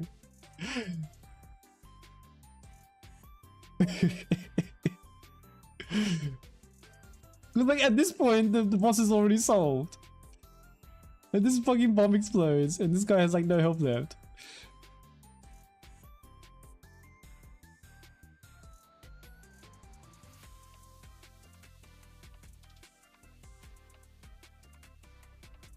Buffing isn't an option. Yes, because in this moment right here, you don't have Whack-A-Mole X. Your last Whack-A-Mole X is at 15 seconds. It takes 5 seconds for the bomb to apply for the X animation, and then 10 seconds for the bomb to explode. So if you don't have a Whack-A-Mole X like right now, then like your next best damage is actually Izuna. Like you'll probably do more damage by Himari buffing Izuna and then using Izuna X. And Izuna also has the basic attacks, right? The auto attacks. In fact, I'm pretty sure you can almost do that 1 mil with Izuna. Cause like a Himari buffed Izuna. Are you Kayuko buffing her too? A Himari buffed Kayuko buffed Izuna is probably going to auto attack like this much HP in the last 15 seconds, maybe. Like one Izuna basic is hitting like 600k or something, right? Yeah. So if you don't have a Whack-A-Mole X at the very end, I mean, I feel like you should, right? There should be one more Whack-A-Mole X. You just like fucked up your rotation somewhere or something. Like, can you even do a one pawn here? Because see, I think because you're following the homework, you don't realize that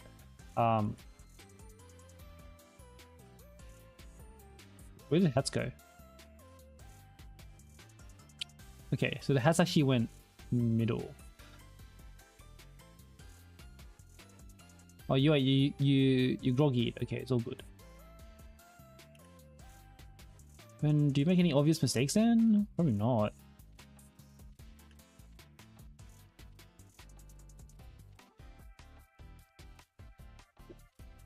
There's nothing for me to comment on.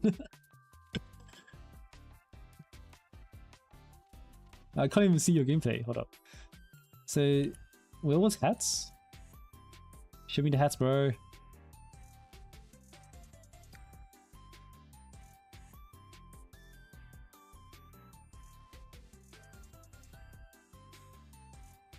Okay, yeah. There were some 2 team clears in last raid that were 1 team time. That is true as well. So if you, I will consider that if you have Shun, because I'm pretty sure. How much HP do you have left? That's a good idea, and I forgot about that. You have 1 point. Hang on. How much HP do you have left at 15 seconds? So if this bomb explodes, so you let this bomb explode, and then you retreat here, and then. Do you have? No, I think you don't have enough damage. I mean, you can still retreat and still get a bit of time this way. Like you have a Shun, you can probably like clean up faster if you retreat here instead of playing it out. So how long does it end up taking you to clean up? I had to raise Hasumi a second.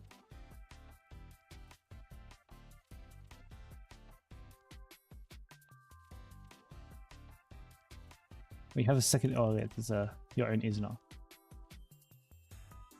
1.5 to 1.9. Okay. Fair enough then.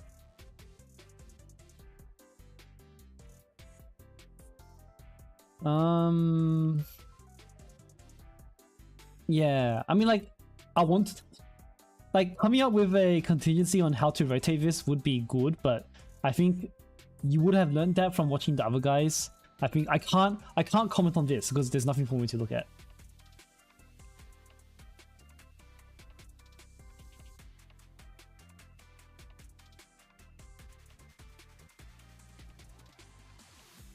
I mean, even without the pauses, like even if we edit out all the pauses, there's still nothing for me to look at.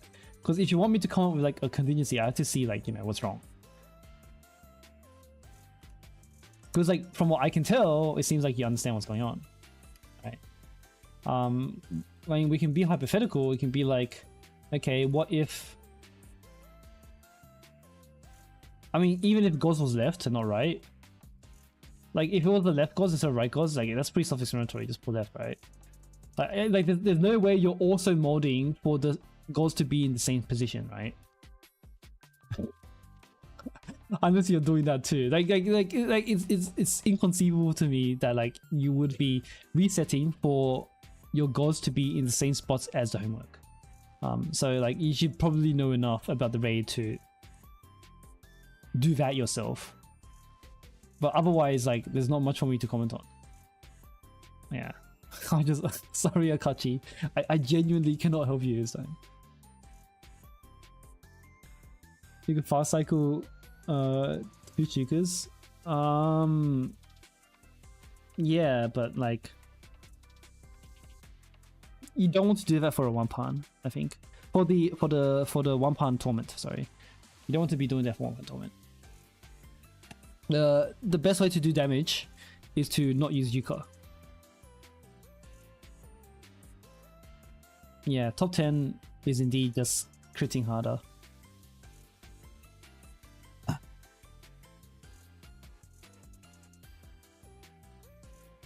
Sacrificing DPS for a clear. I mean, like, there's no way you're losing a ticket. Like, in this situation, it seems inconceivable. It seems impossible to me that you would ever lose a ticket. Especially since you have this as backup. Like, you said this is your kill range, but like, you haven't even used physical yet. Like, if you don't want to burn your ticket. Well, you don't even have. Okay. So this is your cleanup team, right? If you can't use the fast cleanup, Hoshino. Who would be here? Hoshino, literally anyone. Izuna, Hasumi, Shizuko, Ako. That would do like 20 mil.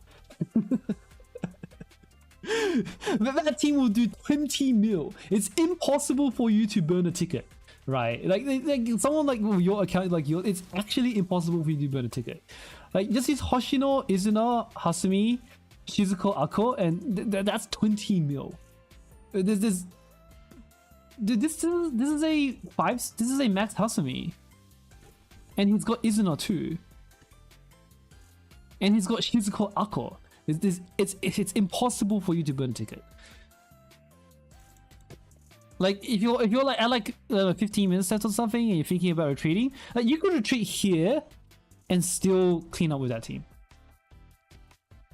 If Hasumi refuses to recruit that much, he doesn't even need to crit that much.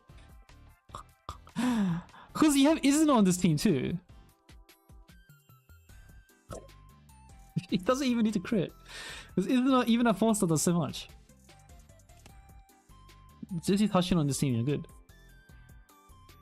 And then like instead of so you can run Hoshino. I don't know who your third would be. Maybe like if you had Tsurugi, you use Tsurugi. But I don't imagine molders like you have Tsurugi, unfortunately. Maybe you could try. I doubt you have Asuna either, since you're only 1-pan gaming.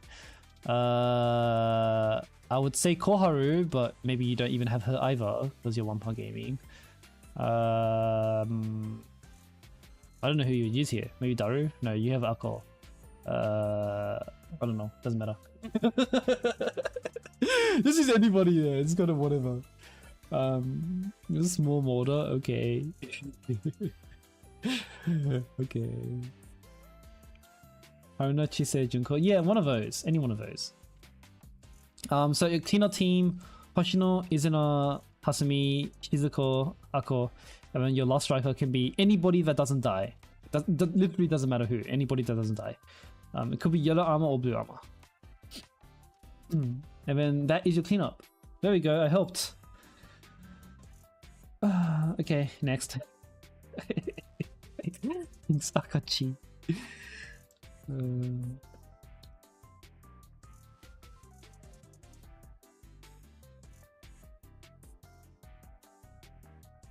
What's Gochi have Cherino?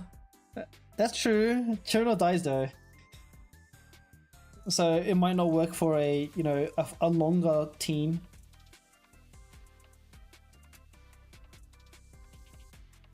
will Hasumi Rerun give free UE50?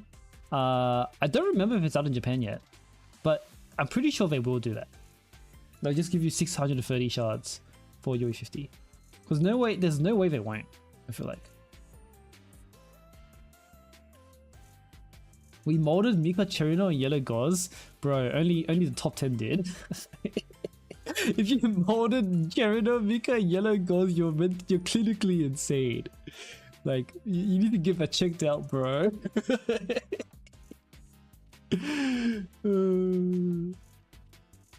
Well, the idea, we'll come out full length scene. Well, the idea was to not lose tickets, right? So, the best way to not lose a ticket is to come up with a safe team that actually lasts 4 minutes. So, yeah. Anyway, moving on. Poise. Can you do 39.3 mil? You know there are some mistakes, but wondering if there's other mistakes you're not noticing. How much is 39.3 mil? 39,300. 7 minutes? That's okay. The music. You do.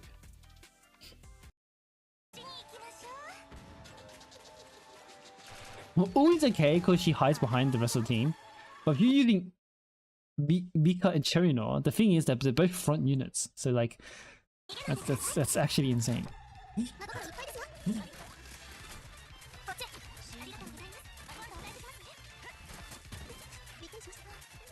Alright, boys. Oh, good restart.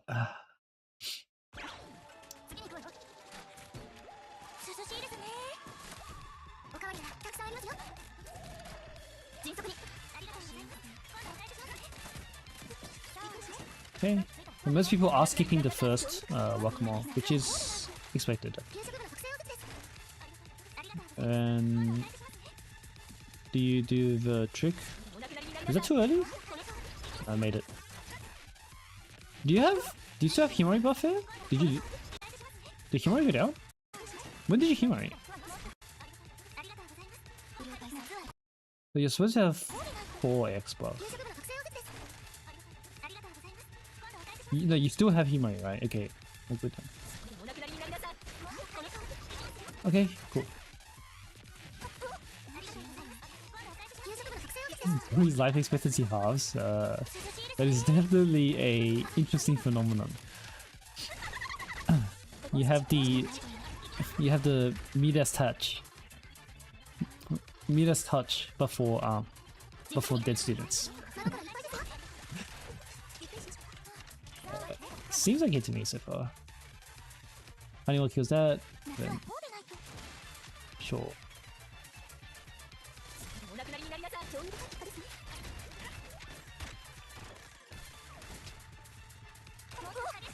Steam standard. You transition with 2 minutes left.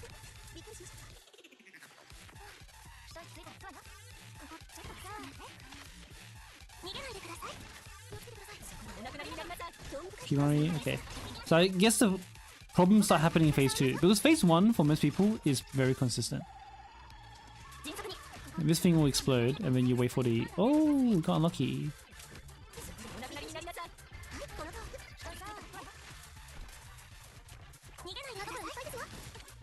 Oh no! That's unfortunate. I think... I mean, you really needed the rabbit dead. Oh wait, but it went into the bear anyway. Can you solve that? Why are you 900? Because I think you should be transitioning here. Should you not? Like, this bomb is supposed to transition you. But you've been missing something until now. Is it an investment?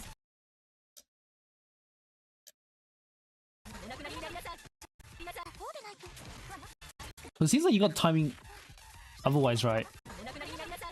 And I don't want to say it's a crit diff. That would be sad.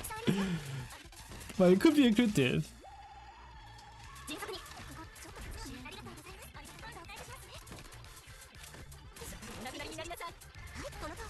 I don't know if you can fix this. Oh.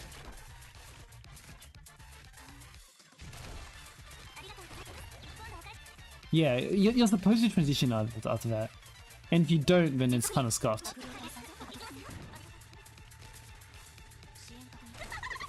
Because your rotation seemed right to me. Do you cancel? Yeah. I felt it coming. I knew it was coming. You can prevent this by... So if you go back to the very beginning here...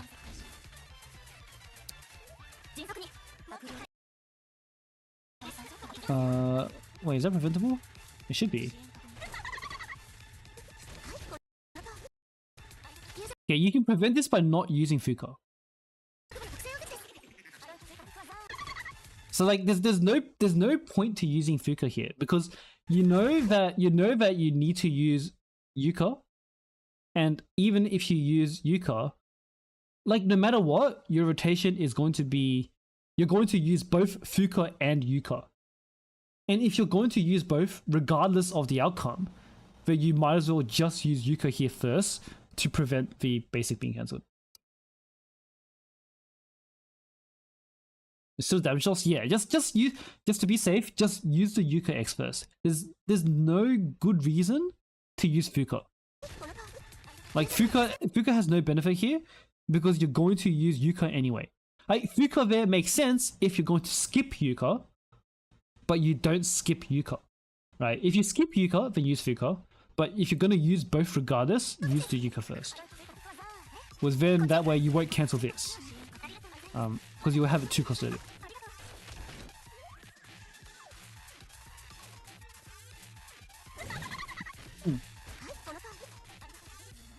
Isn't that really early? Are you going to make it for your next basic? That's really early, is it not? The X? Oh, okay, you stack it with another X. Alright, fair enough.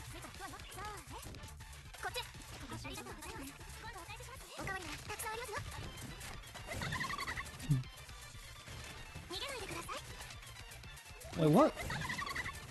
You don't have Himori buff here. I don't know if you noticed.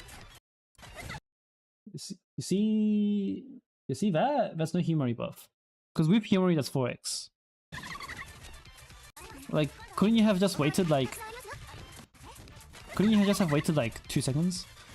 And use it? Oh wait, the timer. But you didn't make it anyway. If you didn't, this bomb is not going to explode regardless. If you want this to explode, it has to be before 15 seconds. So like, at this point, you might as well just Himori buff the whole X. Because the bomb's not exploding, right? So you might as well just like use Kayoko and then go Himori Wakamo or something. Because it's not exploding regardless. Another way to do it, actually, don't Yuka X here. Because no one important is alive. Like the units being targeted, V3, none of them are important. When you have 30 seconds left to go, the only thing that matters is that you spam the shit out of Wakamo, right? So here, like, this guy dies, okay, whatever. You could like none of these guys matter. And Kayoko, you already buffed Wakamo with Kayoko, right? Kayoko buff lasts 40 seconds. So like, yeah, just don't Yuka X here, and then you can probably then that way you will get your extra Wakamo X. So let's say you don't use Yuka X here, use Fuka straight away instead. If you use Fuka here, then you would have enough cost right now, or even before this, so free cost, you'll have enough cost to actually use your Wakamo X already here. And still have a Himori buffed.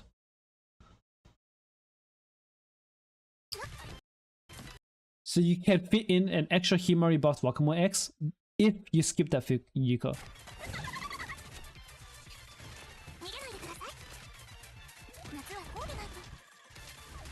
And you get your last explosion, and then you're, you know, like in the middle extra damage and stuff.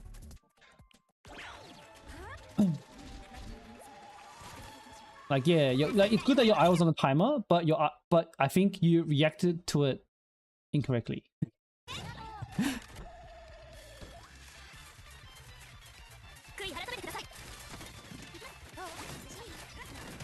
This team should be very straightforward, right?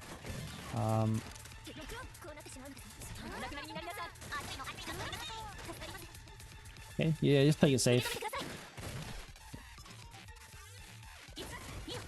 And then you face sync this because you can't help it. Then you can use Whack-A-Mole.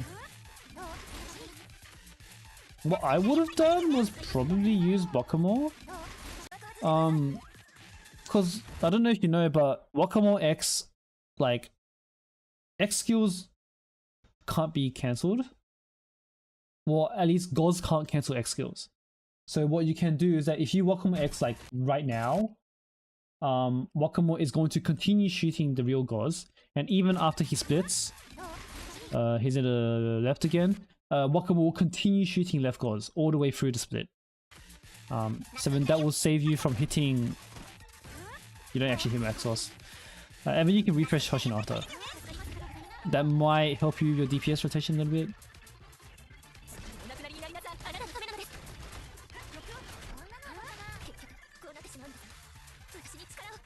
Yeah, just use Haruka here. And then Shizuko. Don't cancel Takoyaki? Okay.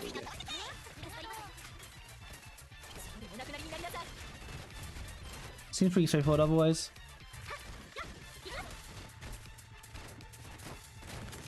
And then Sakurako. Okay, you can do the same thing with Sakurako here.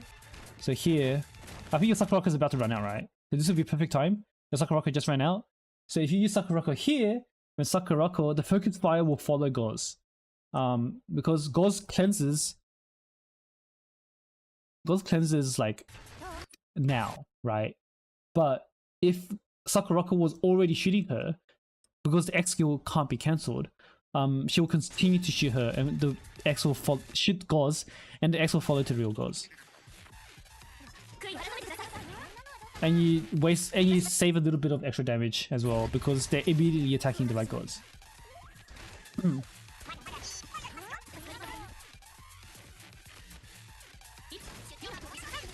Oh, and she dies. You have to pull lower for that.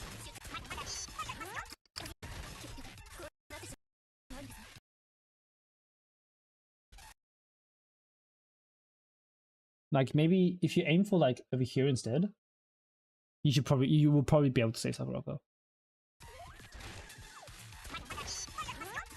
Because here, like Whack-A-Mole is going straight right. Make Whack-A-Mole instead go like down a little bit, and that'll be better.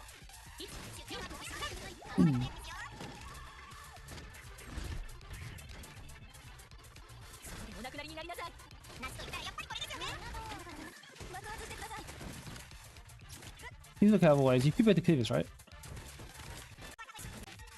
I mean, this was just Whack-A-Mole spam. Cool. Yeah, just really minor changes.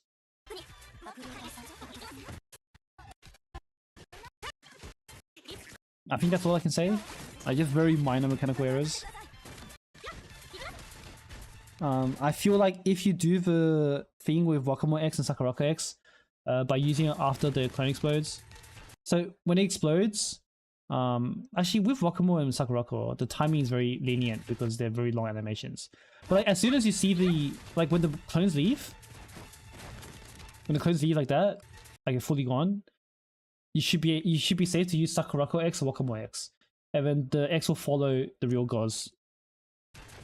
And you can probably save your rotation that way. At least increase your damage by just a tiny bit.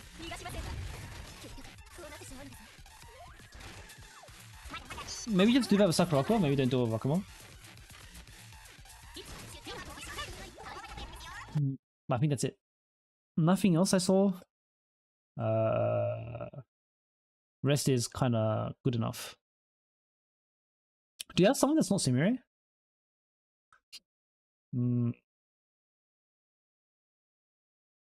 Like, I mean, if you're just here for a clear, then keep the Sumire.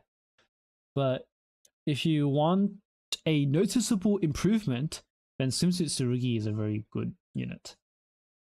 But you know, I guess people don't like Swimsuit Tsurugi, question mark. Wait, what is you wanted the 7 minutes, right? Oh, you absolutely can. If you want the 7-minute clear, so for 39.3, you need 716. So you need to say 45 seconds. So you need to clear around here. Yeah, Sumsu Tsurugi will get you this. Yeah, unfortunately you're too new. Oh, that's unfortunate. You just need someone that's not Sumire. I think any auto attacker that's not Sumire will get you this. Like 100%, like any DPS that's not Sumire will get you the remaining 2.8 mil.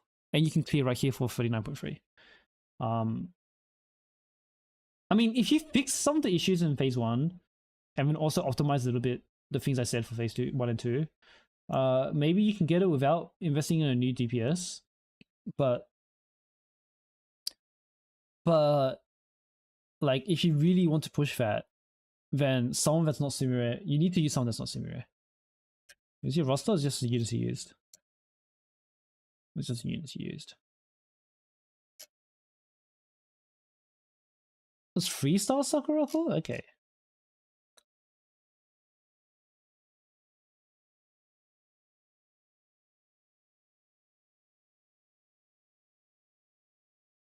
Seems okay then.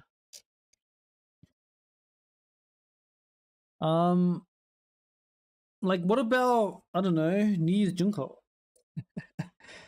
But Tsurugi, yeah, if you're too new for even like a freestyle Tsurugi, like even a freestyle Tsurugi would be good if you can afford the materials. Bairi, cover from the way the debuff alone. Haruka's already providing that. Wait, was Bairi a sub skill?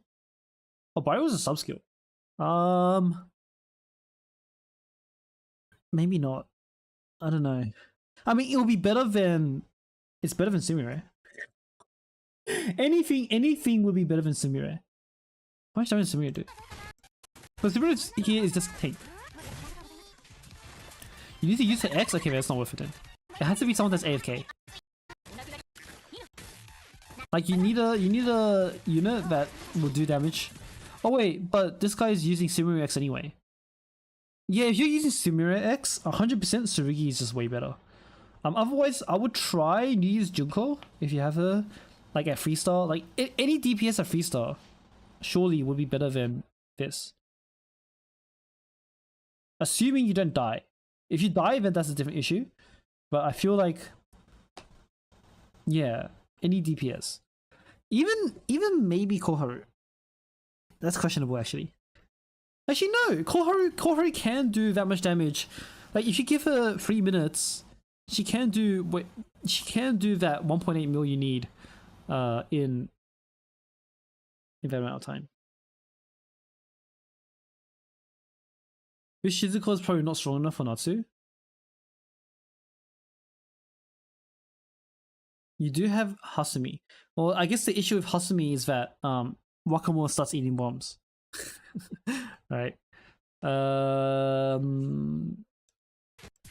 At least if you use someone like Junko won't eat bombs. Tsurugi, Junko will protect Wakamoto from bombs. Tsurugi will protect Wakamoto from bombs.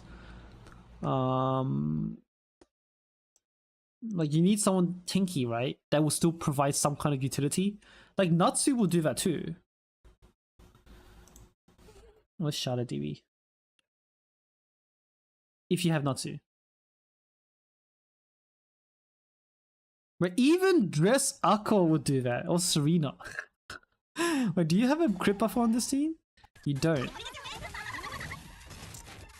I would legitimately consider Dress Akko or Serena. Probably Serena, because Serena has like 50 seconds, right? If you have her. Level T9 Natsu. Yeah, I mean, Natsu will definitely survive because I think Natsu would survive because Natsu has what's the Majigi self heal. Your Dako as well. I would consider Dako. Like anything would be better than like you just need someone that won't die and will provide more utility than Sumire. Well, you're using Sumire X anyway, so just someone that someone better than Sumire. Who else can be good? You don't have. I mean, even an X1 level 1, 1, 1, not level 1. Like X1 and skill 1 Tsurugi would work. You just need levels and gear on her. And she would add up enough damage to do better than Sumire. Like anything would be, it's something to replace Sumire. Something. Something.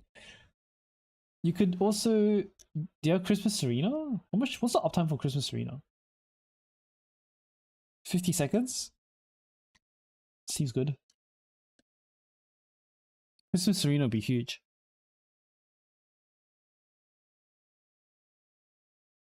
You could also have, what else is good? Usually just those. Ducko, Christmas Serena. How's your Chise? You know, you have Chise, you have New Year's Junko. You have a lot of units that you could use. I mean, since it's Tsurugi, right? Let's just try, just play around with it. Tell me who you end up using, because I'd be curious. But as long as you replace Sumire, you should be able to get your 39.3.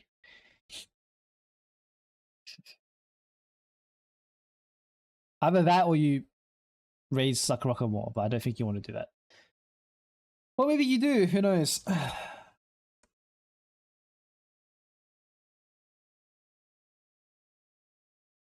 Do people ever use Kirino in Goz? I mean, maybe as a 4th team tank. Very few people have Kirino even like raised. So maybe in like the first tournament, someone would have used her for like the 4th team tank, but otherwise, no, not really.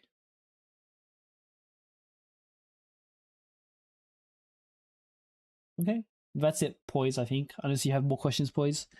But that will probably be it for you.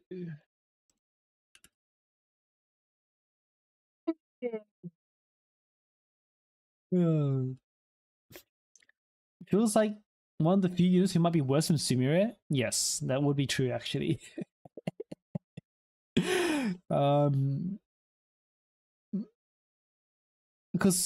Kirino is, because Sumire does some damage. Like he's using his her X, right? It's gonna do some damage. Do we see damage growth? Oh, we see damage growth for 1 frame. Sumire, like that's a decent amount of damage. Like that. Kirino's not doing that much. Tsurugi can probably do as much as Sakuraka's doing here, maybe more. Junko would probably be something similar as well. Especially since you're using the X.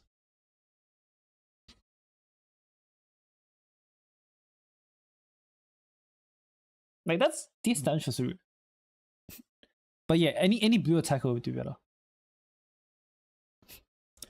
Is it possible to do raid without cost reduction? Yeah, of course it is.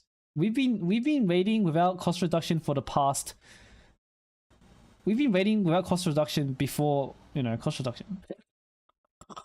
So, you know, what about Yuzu? I feel like Sumire would actually be better than Yuzu. Because Sumire is cheaper cost, and also she's less likely to die. I think Yuzu can actually die. And you're probably not hitting. You also don't want to be stealing Takoyaki from Sakurako or Wakamo. Because Sakurako getting Takoyaki here is kind of a big deal.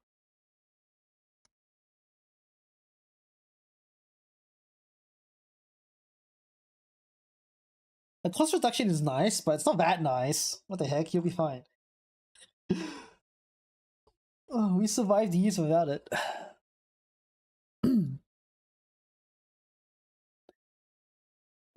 Anyway, I think that's it for today. Unless someone has a last minute submission. But would I be okay with a last minute submission? Well, speak of the devil, you better do it now. Click on the form, you can submit. I can wait a little bit. In the meantime, I have to talk about something. Oh no. I don't think I have the presence of mind to say anything insightful right now though. Jesus. Actually, I might take this time while we wait for your submission, Vinny. No, please do submit it, and then I can talk about this. I will be going to Fes on. I will be going to 4.0 Fest in person, and I want to do an IRL stream. So I'm gonna be there for. So I have tickets. I think probably. Yeah, no, I should have tickets for Friday and Sunday. Friday is gonna be like a kind of whatever day. Basically, we're just gonna be touring the con and seeing the insides. And then Sunday is the day of the like game news, right? Oh, your Tsurugi wasn't that bad after all. Then go for it, I would say. And then, what are my expectations in terms of game news? I don't know. 4.0 is a pretty big milestone, and I don't know about expectations, but like if we, so I did say earlier, the earliest time we can get a new difficulty would be 4.0. But I think we're definitely reaching the point now where everybody's like, please give us a new difficulty. Because Hieronymus, on the first day that Torment was available, had 12,000 Torment clears. And then I think right now in JP, like Torment is already gold. Let me build up JP to double check. So I think. But I wonder if it's still too early. Because the thing is, for there to be a new difficulty, they're going to have to attempt to fix some of the shitty bosses. And I don't know if they've had enough time to do that. Silver Torment, honestly, yes. With Hieronymus, that's actually possible.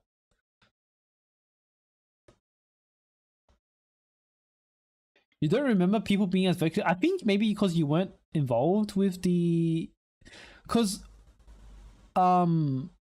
Insane was just starting when JP outgrew it. When JP outgrew Insane. So it would have been around like around the time Himari came out in JP was when Insane was way too easy for like Himari back then was basically like Kisaki now, right? It basically completely changed the way you played the game and like completely changed rotation, and like they're now in like every single team ever, right? Himari was huge, and Himari basically made Insane a joke. Well, Himari alongside Hoshino made Insane kind of like dumb, and we were basically begging for a new difficulty after Himari came out, and by that time in global just started Insane when Himari came out in JP. So like unless you were really connected back during the earliest times of Insane in global, you probably didn't hear people in JP like trying for new diff, because we were already wanting a new diff during Insane when Himari came out for Insane. Yeah, Horde needs a major redesign. Yeah, like a difficulty after Torment will need to redesign both Goz and Horde in some way. P2 is unfixable. It's yeah, like P2 is unfixable without. No, the thing is they did. I'm just trying to think. How big of a change do you guys think Torment Shiro was? Because Torment Shiro was a huge change. Making the bombs fixed, like so we know the biggest changes they have ever made to a boss between difficulties was Torment Shiro. Was it changed the attack patterns entirely, right? And Insane Kuro as well, I think was a pretty big change. And those are good changes, but can we do a similar level change with Goz that will fix him, right? Like, can we change just the attacks to fix him? I think maybe. Well, let's say we kept the clones. If we kept the clones, but then we changed all of his attacks, then if we got then I think he is fixable. It's really only the hats. It's just the hats. Then like because we have Shiro as a president for him like just straight up changing attacks.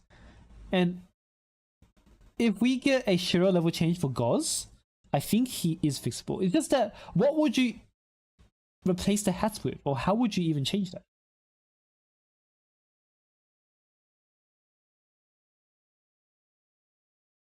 Everything is bad because it leads back to hats. Yeah, I suppose it does. The card indicator, more glowy, which also ton. Hats and variable one times the biggest source of the mod. I mean, if you consider Goz the way he's intended to be played, okay, Goz the way he's intended to be played is better than Hod the way Hod is intended to be played. Hod is acceptable because of speedrun strats, whereas it's the opposite for Goz. Goz is completely fucked in speedrun strats, but is kind of okay if you play him the way he's intended to be played. Just the biggest issue with playing him the way he's intended to be played is that all of the ways that enable you to do that is that it's all limited gacha units.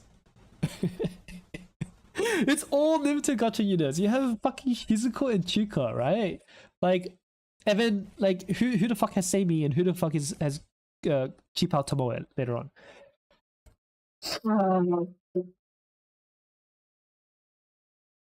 Not on hats on occasion. That's true. Like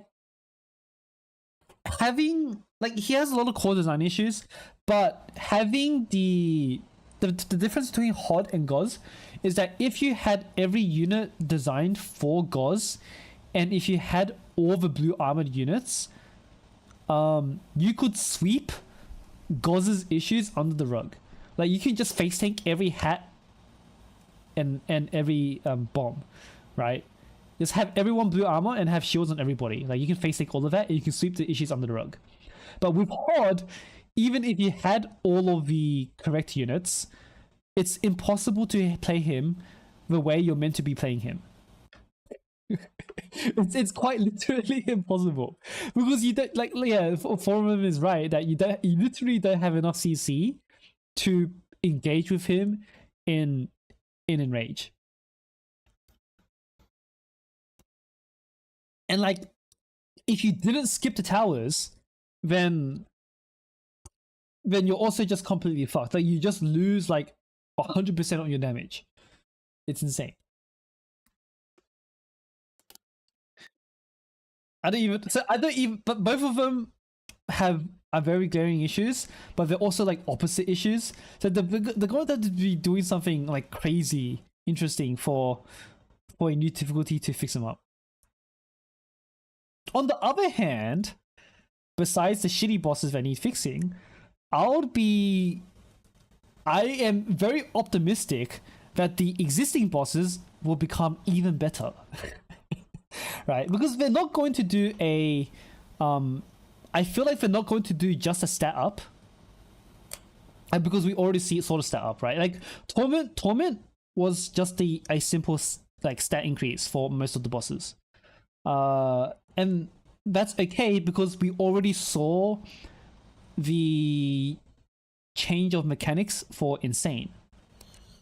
Let me put some music on. For like Insane vertically wasn't very difficult. Using the things we used on Extreme, like people could clear Insane. Like people were almost one-punning Insane on release. We just did it because it was still a little bit vertically out of reach. So we're using like 3 teams, 2 teams. Some raids had like Hieronymus had 4 teams on average, but a lot of units, like a lot of the first Insane raids, it wasn't so vertically out of reach compared to Torment. What made Insane different was that we had to build horizontally because, you know, introducing the damage type, yeah, sort of any submission. Introducing the damage type made us rethink the whole game, right? So that Insane, because even if it wasn't vertically tall, just having us rethink the entire game by introducing damage types was a good way to, you know, make the difficulty interesting. And then when Torment came out, the reason why Torment was kind of fun was because we never got to see the depth of mechanics for Insane. Why is my mic leaking noise? Okay, so we never got to see the depth of the mechanics for Insane. Like, I know some people were disappointed that Torment was just a stat up, but in this case, I think the stat up is okay because the extra stats let us play the raid in a way we had never played before, right? We had to actually respect the mechanics now, because if you didn't, you died. Because even in Insane, we were still disrespecting some mechanics because the verticality wasn't there. So even though Torment was just a stat up, we still saw completely new parts of the raid we had never seen before. And we came up with completely new strategies that you would only use when the game was really hard, that we had never used before in previous difficulties, right? So Torment just being a stat up was fine. But they can't do that again. Like, if another difficulty was to be released, they can't just do a Torment 2.0 with another stat up, because we've already seen the stat up. Like, we've already seen what the bosses are like at their hardest.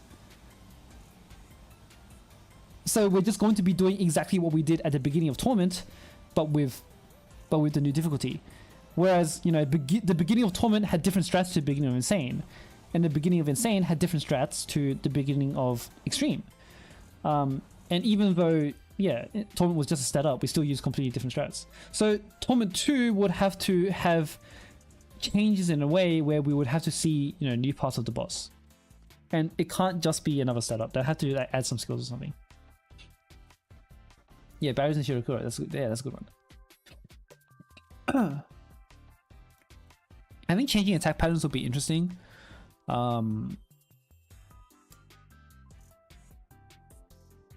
A gigantic stat up with no mechanical change. Well, the thing with Gods is that we've actually, like, that's actually Torment. They already did that with Torment.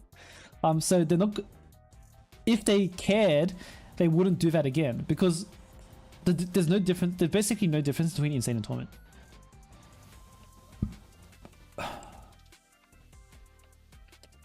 And yeah, we've already seen Goz at his theoretical hardest with his current mechanics.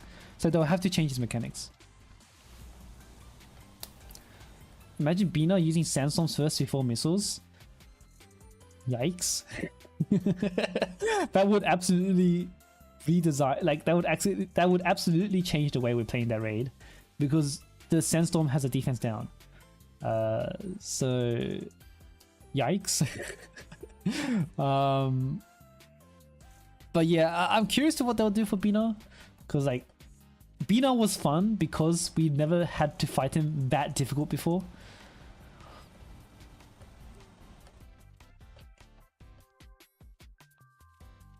Torment, you've done easier now? Yeah, I was talking about the beginning of Torment. Obviously now it's easy. Defense drops off before next missiles? I mean, it depends on how we do it. Maybe it does. Because I was thinking that, like, if they make the Sandstorm happen first, are they going to retain the CD? Because they retain the CD, then like you kind of just did, you know.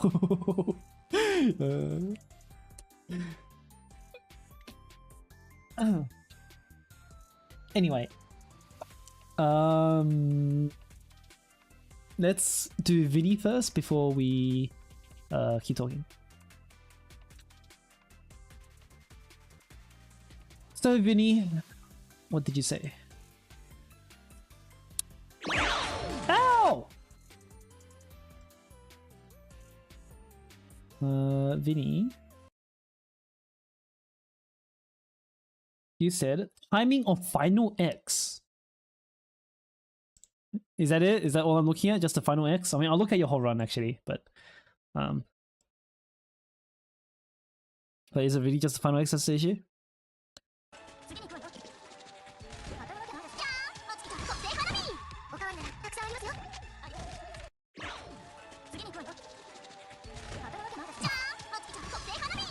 Okay.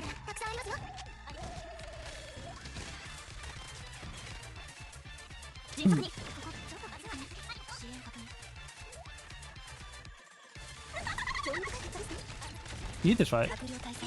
Yep. So that goes into the boss. But I was expecting this from everybody. Like wait, because they're running Shanako, so it's different. Because like a lot of people don't do this first X. And like, because I know even if the mobs spawn, Wakamoe has already targeted Goz. So you don't miss that X. You don't miss the basic. So I was expecting that, like, before we started today, I was expecting that for everybody, but I guess we didn't do that. Or at least the homework that people have been copying didn't do that. Because I thought we figured it out by the end of it.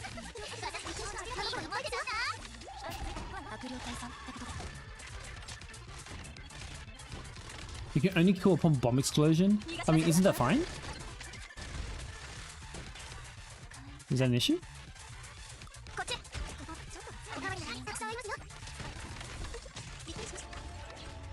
Okay, that's a good transition. Homework is faster? I mean, like, if it's just an investment diff, like, what can you do? We'll see if you can do anything, but you probably can't do anything?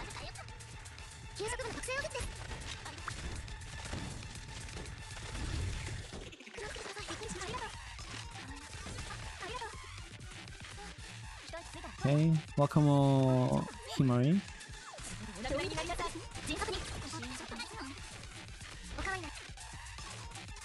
I mean, you should... I mean, you wait for the Wakamoe, right? Or do you counter him? Oh, do you have Kaiba buff there? You do.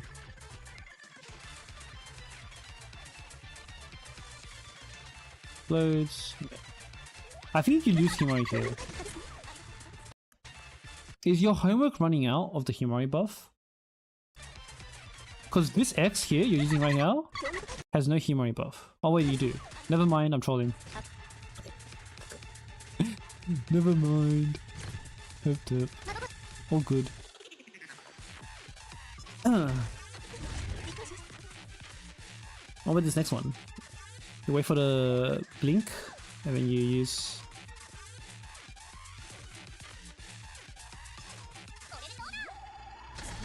Okay.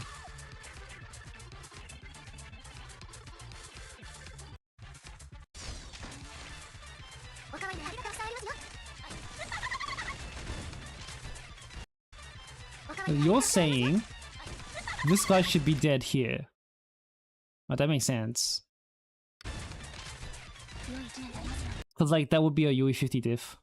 When you're doing like 30 mil damage, so 29 mil, and then like times that by 10% or 10 extra percent, like that makes sense. Like what can you do? Like there's nothing you can change here. Like it is what it is. Because at the end you have to use your Wakamoe X and move on. I mean, if you really wanted, if you wanted to kill like half a cost faster, maybe you could Himari buff Motsuki. Because you have free cost here, right? Like maybe you could use Himari on Motsuki.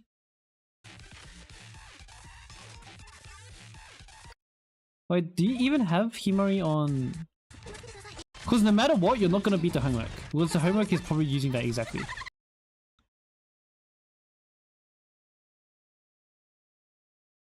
How much crit did he had? He probably had a lot of crit.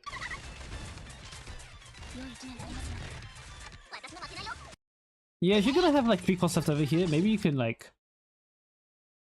Final Wakamoe is not Himari buff. It doesn't explode, right? So it doesn't matter. Or like, it doesn't matter at this point if it's not Himari buff, because without Himari buff, your explosion does enough damage. It's completely irrelevant. You're better off Himari buffing like fucking Motsuki. For maybe the half a second, you know, faster.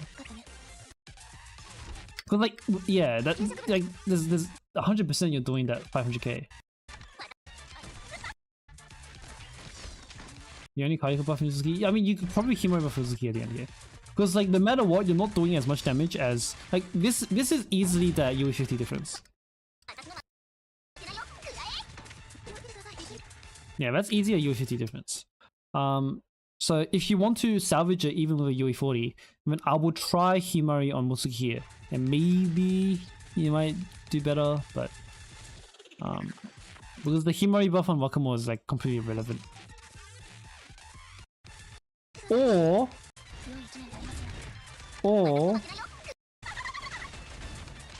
where are you?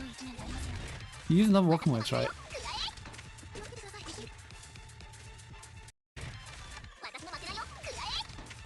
Wait, wouldn't this guy be dead if you use Himari on Mutsuki? He still dies in bomb explosion? Can't you kill him before the bomb explosion? With Mutsuki X, if you Himari buff Mutsuki? Because like, if you can't be faster than bomb explosion, then nothing you do matters.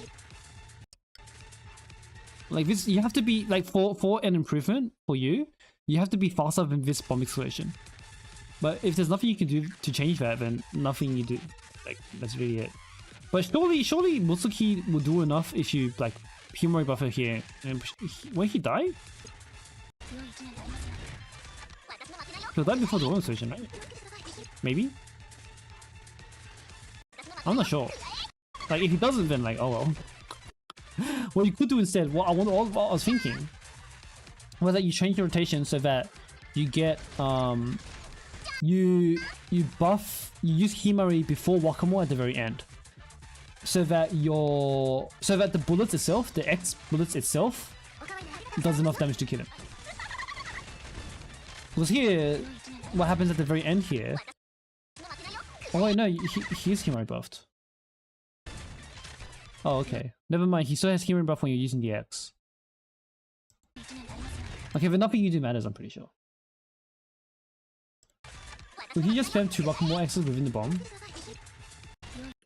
What's the pause strategy for? There's no strategy with it, he's just picking the homework.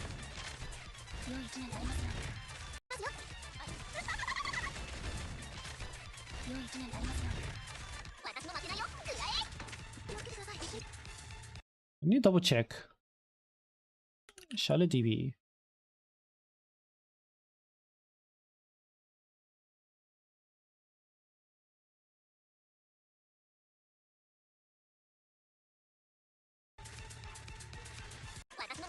And I feel like if you crit hard enough with a Himari buff here, you might actually kill gods.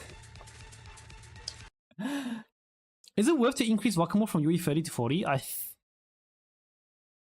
Well, do it when you actually need to, like, clear something. Like, if you're already doing what you want to do with a UE 30, then just keep a UE 30. If you're failing something or you want to clear something and you think that the UE 40 will help, then you use the UE 40. Like, there's no good answer for you. The only good answer is that you do it. You do it when you're using it. If you're not gonna use it, then you don't do it, right? Like, how do you know if you're using it? You have to try and fail. Anybody have that like copy pasta of the how to spend Ligma? You know, step 1, you're attempting some content. Step 2, you failed the content. Step 3, you've determined that the only way to power up is through Ligma and not from levels, gear, or skills. And then step 4, spend Ligma. You don't think you're getting torment? Yeah. I mean, if you think you will, then of course you do it. You spend for the things you're doing, for the content you're doing. But anyway, for you, Vinny, I don't think I can help you. It is what it is, I think. Yeah. I'll just leave it at that. Forgive my noob ass, but why do some people wait for Wakamoa's damage to flower to explode?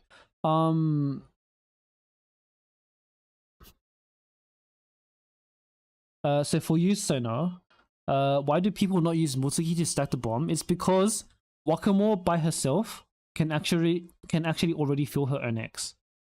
If you're using Kayoko. So if you have Kayoko Himari on Wakamoa's basic, then Wakamoa's basic can by itself fill the bomb. And if the bomb is already full, using Mutsuki is just a waste of 2 cost. Instead of wasting 2 costs on Mutsuki, it's better to just go back to another Wakamo bomb. Don't waste that 2 cost.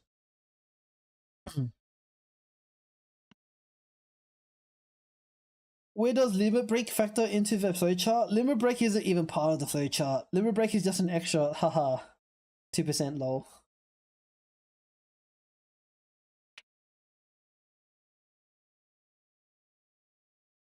I mean, if you really had to like put it as part of the like process, maybe like at the very end, probably equal to Ligma. Like, I feel like Limit Break is cheaper than, well, for endgame players, Limit Break is cheaper than Enigma. Like, if you determine that 2% is enough to push you over a threshold, then do that, right? For example, on Hieronymus right now on JP, I saw my Kokona was healing the Lantern up to like 99%, and she was UE 30, right? Like, obviously, I have 2 choices here. I have a UE 40 my Kokona, or plus 25 Limit Breaker healing.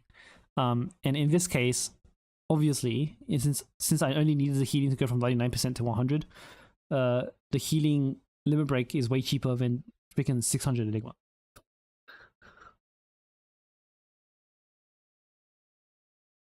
Make an effect for us to see how much the bomb is filled up. Sure, I guess. That would definitely be good, but I don't know how they'll do that. Since like nothing, like there's this, like they don't try to tell you much in this game. In general though, like Wakamo can basically almost always fill up her own X. If you have Kayoko. I think if you don't have Kayoko, you're gonna have to crit. But if you do have Kayoko, she always fills up her own X. It's not really a big deal.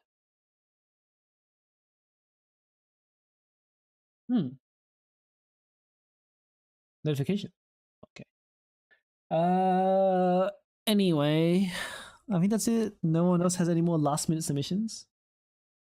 Oh wait, no, I was supposed to talk about this. So before we started talking about ranting about Hot and Gauze, I was supposed to say I want to do an IRL stream for Fest. So the plan is to stream inside the con on the Friday. Do we have the schedule for the Fest? Blue Archive Fest 4.0. It's on the website, right? Like bluearchive.jp events. Let me see.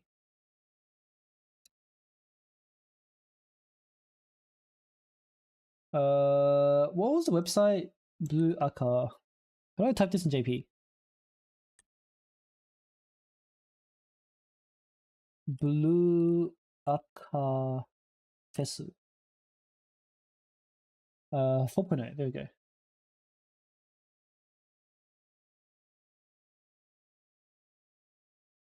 Check for details. So Friday, can I see the schedule? Ibento.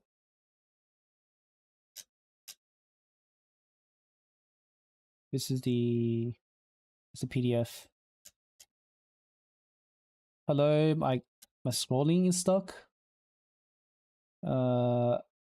Atola. What the hell? Oh, attraction. Stage. Casto Chiketo. Where the hell's the schedule? Evento. Is this schedule? The cursor is adorable. It really is. This is part of the website. This is ticket information. Stagey? Oh, there it is. Tokyo Big Sight. It's on Kura what? I forgot. It's in Chiba. So I plan to do an IRL stream on Friday. And I'm not sure if I'll do an IRL stream for the Sunday. Even if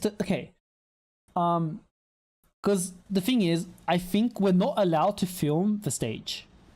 So I think it's okay for us to take videos of like the con and like all of the like exhibits and the attractions and stuff. But like the stage itself, I don't think we're allowed to take photos of and film it. So I'll need to figure, like, if if I'm going to be there in person for the game news, I'm going to have to like turn off the camera or something, which might be weird. And I also don't want to be like speaking to myself when everybody is quiet in real life. Right, because when I'm doing this, like when I'm doing the game dev stream, obviously, you know, from my table, from my desk, I can speak over the casters, right? Next Friday? No, it's in January. But I can speak over the MC, right? Because like I can talk what I can want in English, without regard to like what's happening on stage. But like obviously in person, I kind of have to be, you know, respectful for the event itself and not talk during it. So I'm kind of 50-50 on whether I want to be, but I do want to talk about it. Like I do want to talk about it. So I don't know. I don't know what to do about the Sunday for the game news. Because I feel like I'm definitely missing an opportunity to not talk about the game news.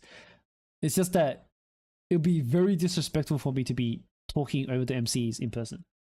So I'm going to have to maybe figure something out. Like maybe I'll stream in person anyway, but I just have like my live reaction with like no commentary about like the meta part of it, and only talk. And then I'll talk about it after the fact, right? Maybe have a second stream or something, and discuss the patches, the patch and stuff. After the news is out. Just stay in my hotel room. Even I have a ticket to the fest. I don't know if I want to do that, you know? It sounds kind of fun to be there. But you are right. I do have the option to just stream from my hotel room. Take a Sunday video and stream a post-humans commentary over the footage. You know, I mean, I want to do it live, you know? It's a big opportunity for us. But at least for Friday, 100% we can do an IRL stream and tour the con together. Maybe. Yeah, we can probably do that. But I just don't know what to do about the Sunday. Saturday will be a day off for me. I don't have tickets for Saturday. What if I have Mido talking? I don't think Mido doesn't have the he self-admitted that he doesn't have the skill or the skills to, you know, make that kind of commentary. Posthumous means I'm dead.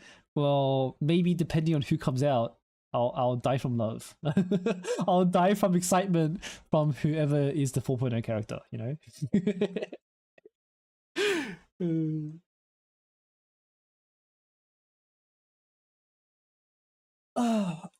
But I think an IRL stream in itself is going to be challenging because I'm going to need to figure out the logistics of this. Post-mortem? I think post-mortem also implies death. Post-hoc? I think that's alright. I'm gonna have to make an investment on a what's a majiggy? On a mic. I guess those mics are kind of cheap, so maybe it's not too bad. A lavalier mic. What is a lavalier? Lavalier mic.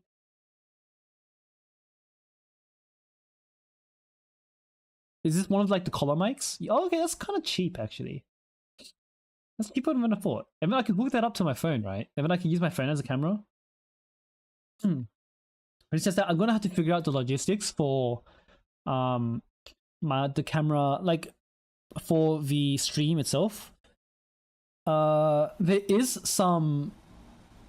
What I might do is I might leave my PC at home open, and I'll stream from home. And then there's probably like some apps or something where I can connect my phone camera to like a third-party source, and then I can hook up OBS from my home PC to that third-party source. And then I can also hook up the mic to that third-party source or something. And then I can do some weird stuff there. I mean, I just have to have like a second device for like remote control back home, so I can control OBS from home, from IRL.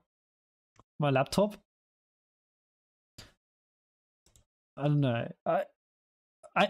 I can use my laptop as a remote control, I suppose.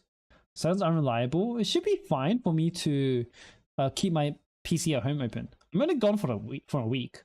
I can leave a PC open for a week. Not that weird. And like, I'm not. Yeah, it should be fine. Because my laptop definitely cannot stream. 100% it won't stream. My phone is more powerful than my laptop. Unless I get a new laptop. But I think it will be cheaper for me to do this remote thing. No, the connection to your phone will be extremely unreliable. I mean, how else am I gonna stream? Because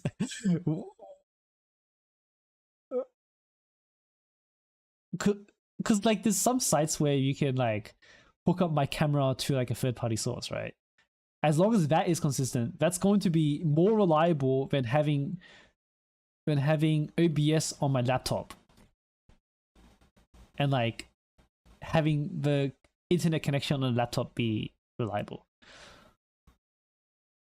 That's not consistent. I don't know what else is consistent though, because it's not any less consistent than the laptop.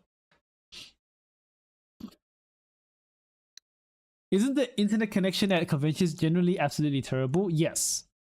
So, if it is absolutely terrible, then we just call off the stream. I think there's nothing we can do, right? But if it's not, then who knows? Yeah, an eSIM or a Wi-Fi box. I plan to have an eSIM, but the or maybe not the eSIM. Maybe I'll have a physical SIM isn't so. Oh, eSIM's probably it. But yeah, I'll figure out the Wi-Fi situation on the day. It's probably going to be really expensive. The thing with Pocket Wi-Fi is that Pocket Wi-Fi also needs to connect to something. So it's totally possible for the Pocket Wi-Fi to be out of range. Don't envision having reception. I mean, people did have reception in the con. We just have to see how big the venue is. You have a 20% discount code? I'll think about it. But yeah, if it's possible, then I'll do that. If it's not possible, then maybe we can just do a random IRL stream on the Saturday, because I have Saturday day off. So maybe I just walk around to Japan, just hang out. Maybe go clothes shopping or something, I don't know. A really long Ethernet cord? That is viable. Just kidding.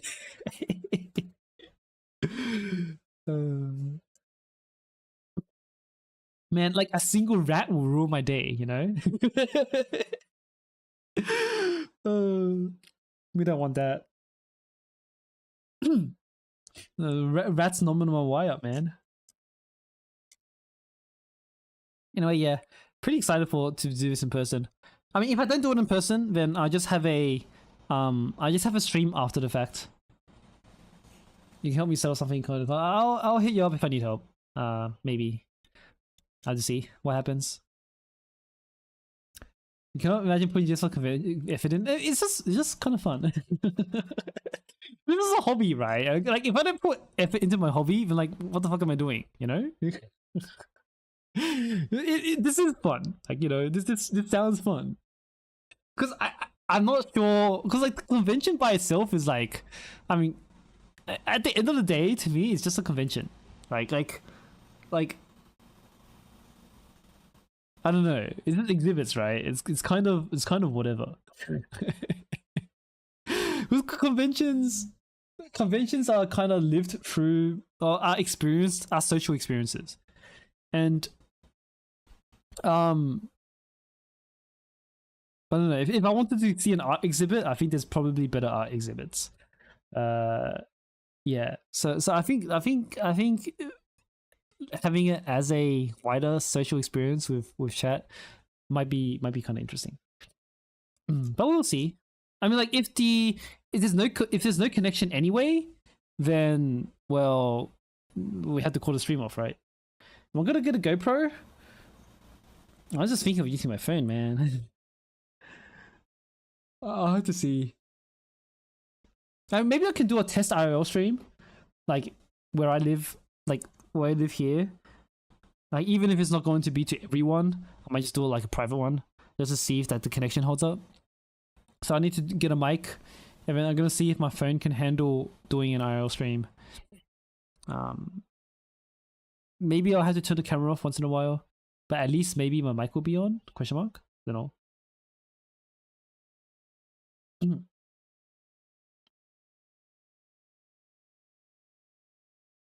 What else is here? I mean, I don't think there's any other information here. This is just the con itself. And it is 2 floors. It's Makuhira, right? I can stream for a Raspberry Pi. That sounds like some setup, man. Like if I stream, like my phone already has a camera, you know what I mean? I can give you mine. We'll see. I'll explore my options and then I'll keep in touch if I feel like my options are terrible.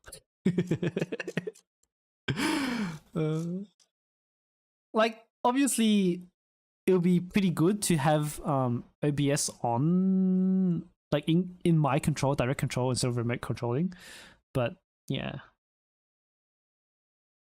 I don't really have a way to do that. Is the stream over? Yeah, the reviews are over, so if you want to go over, you can go.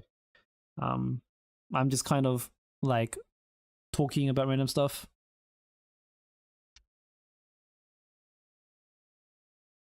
I'm actually staying for like 2 extra days as well, just to go explore a little bit. I want to go clothes shopping because I like Japanese fashion, but I can't get Japanese fashion where I am, so it'd be good for me to get some designer clothes over in Japan while I'm there. Something like, I don't know, I'm looking at like the 20k yen range stuff. 20k?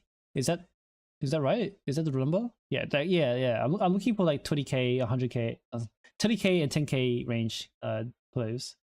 Kind of wanna. Both gonna go Ginza. I legitimately might go Ginza. Yeah.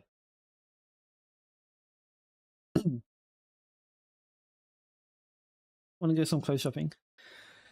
I want to look like an ikemen, you know. Kind of the style I'm going for. Kind of like the, I don't want to say host club style, like you know the Japanese host club style. I kind of like that look, but maybe not like that far. Like maybe not to go as far as to actually belong in a host club. Maid cosplay section. I might look into some cosplay stuff while I'm there. Actually, I wonder how expensive it would be to, like, I wonder if it would be easy to find like silicone padding for boobs, and how quality that would be, like especially if I could shop for it in person. Because obviously they sell that online, but since you can't exactly like see what you're getting online, especially when it comes to this kind of pads, I'll prefer to shop for something like that in person for sure, because like pads for, I just feel like that's sussy buying them online. And then that will give me the opportunity to maybe cosplay someone like Mimori, because I want to cosplay Mimori. Mimori sounds fun.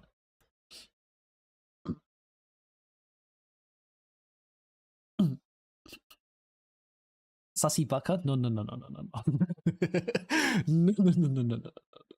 Wholesome. I'm just cosplaying, bro. But be careful about entering Sydney with those items.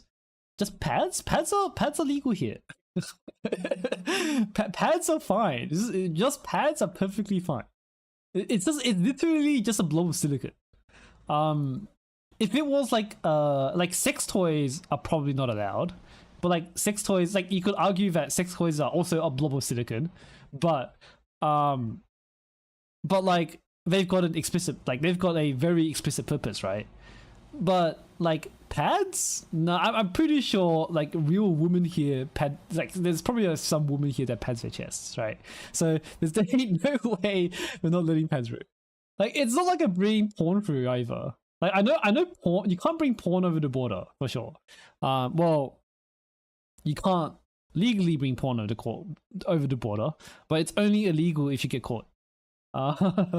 But like with something like pads, like oh my god, like I could probably legitimately wear them and be fine. I'll get over border control fine, as long as they're not, you know, egregious. As long as they're not like crazy, it'll be fine. Pats should be allowed over the border. Eris pats her chest the same way Sakuya pats her chest. Let me put this on. Just didn't get caught. That's true. I mean, they're pretty lazy about checking, especially like since I'm a citizen. They're generally lazy about the stuff. Like Australia has this entire TV program about like foreigners bringing weird shit over the border. It's very rare for you to find an actual Australian there. Well, like I think we know what works and what doesn't.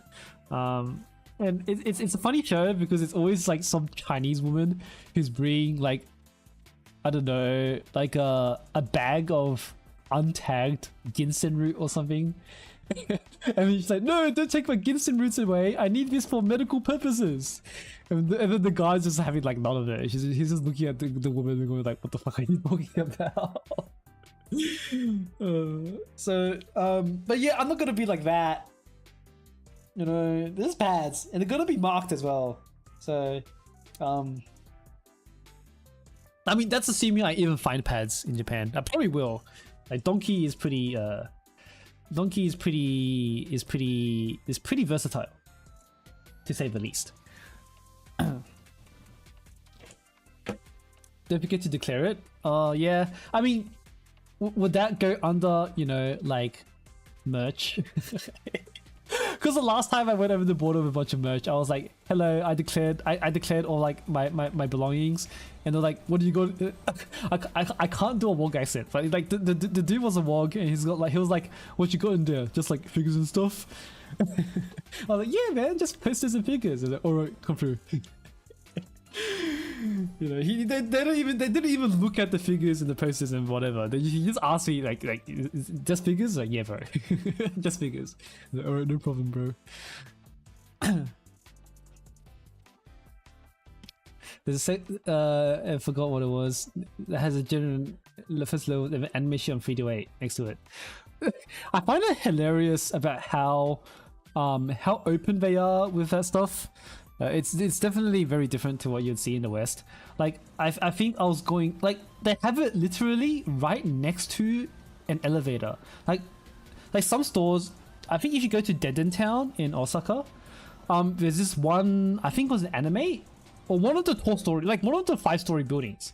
If you go up an escalator, literally as you're going up the escalator, they have a full banner of. Like, it's just a full, like, person-sized banner of porn.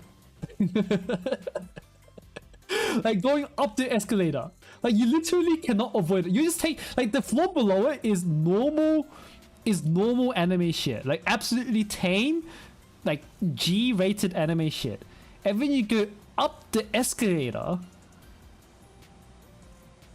and then as you're going up, you see you slowly see the floor reveal a human-sized poster of a naked anime girl. Like you know how in I don't know, I think some of you guys will be old enough for this. Like, you know how in like the 2000s you had dial-up, and like if you wanted to load a picture, it will load top to bottom very slowly. Like Mutsuki would be like it'll be like this, right? And like Mutsuki will slowly load like this. The image will load like that. That is what you would see on the escalator. So you'll be riding this escalator, and very slowly you'll see a human-sized poster of a naked anime girl slowly revealed like this. Like you just see her head first, and it just be slowly revealed like that. It's absolutely shameless about it, and I respect it. I thought that was hilarious. I actually went back down the escalator, and I filmed it going up because it was just so funny. I would show it here, but obviously we can't do that. Fully naked, not even censored. Not even censored. Just going up this escalator, and when you see slowly that a full reveal of a naked anime girl. No shit's given, man. But I only saw something like that in like Town, Osaka. I think the other places, they usually have the R18 sections that like in a corner or something, behind curtains or something. Yeah.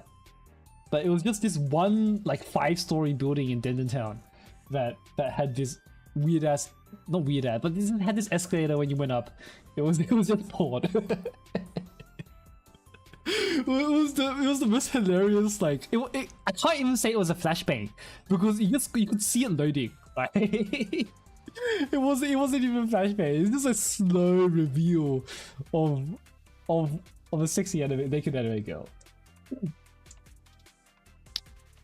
Radio Kaikam K-Books. I mean, I'm not really interested in buying Dojin. Maybe of works I already know of, and if I want to support the artist, then I might consider it. But like, a grenade that slowly gets brighter. It's like a glow stick. but for Dojins, I'm not sure if I would buy a Dojin. It's hard to say. It's hard for me to say. But it'll have to be from an artist I already know, and probably of a work I've already read, right? Now, just to give some support to the artist. But otherwise, yeah, I wouldn't buy random Dojin that I've seen for the first time. The War Scrolls are glorious, I know. There's definitely some like hilarious War Scrolls there. I wouldn't ever hang those. Yeah, I wouldn't ever buy any of them, because like, you know, what the fuck are you gonna hang a naked anime girl across the room like that? I mean, like, maybe, but I feel like there's no aesthetic to it. You know what I mean? Like I don't. How do you make that look good? Like, I'm not really ashamed about the naked anime girl part. I just think that you can't make it look good. How do you make that like fit into your room unless your whole room is already like full of naked anime girls in the first place? You know, like, play dress up with it. Maybe you could buy some like stickers. Let me see if there's like, so funny story actually. Kirby sticker, star sticker. Okay, so no, Kirby Moon. Okay, so there was this really funny thing I did once, at the back of my friend's skateboard. Let's say, okay, I'm just gonna bring this up. Let me bring up Paint. Can I stream a paint.net? Let me bring up Paint, because I've done this before. I had my friend do this on his skateboard. So my friend's skateboard is rocking this look.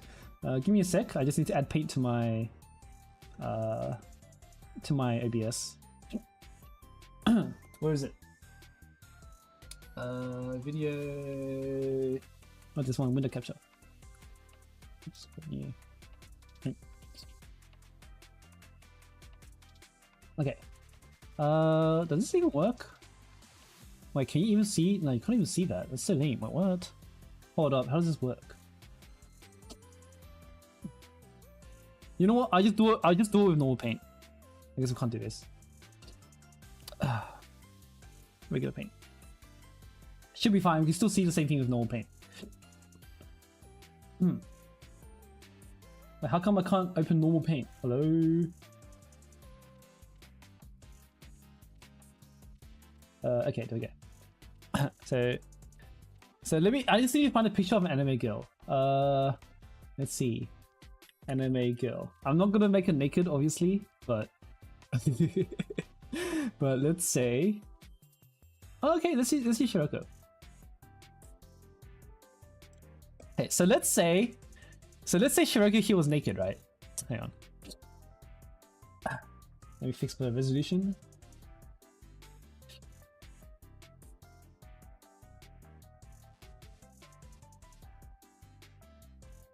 Okay, so let's say Shiroku here was naked. All right, and then what would happen? What we would do? Yeah, I need to fix this. Okay.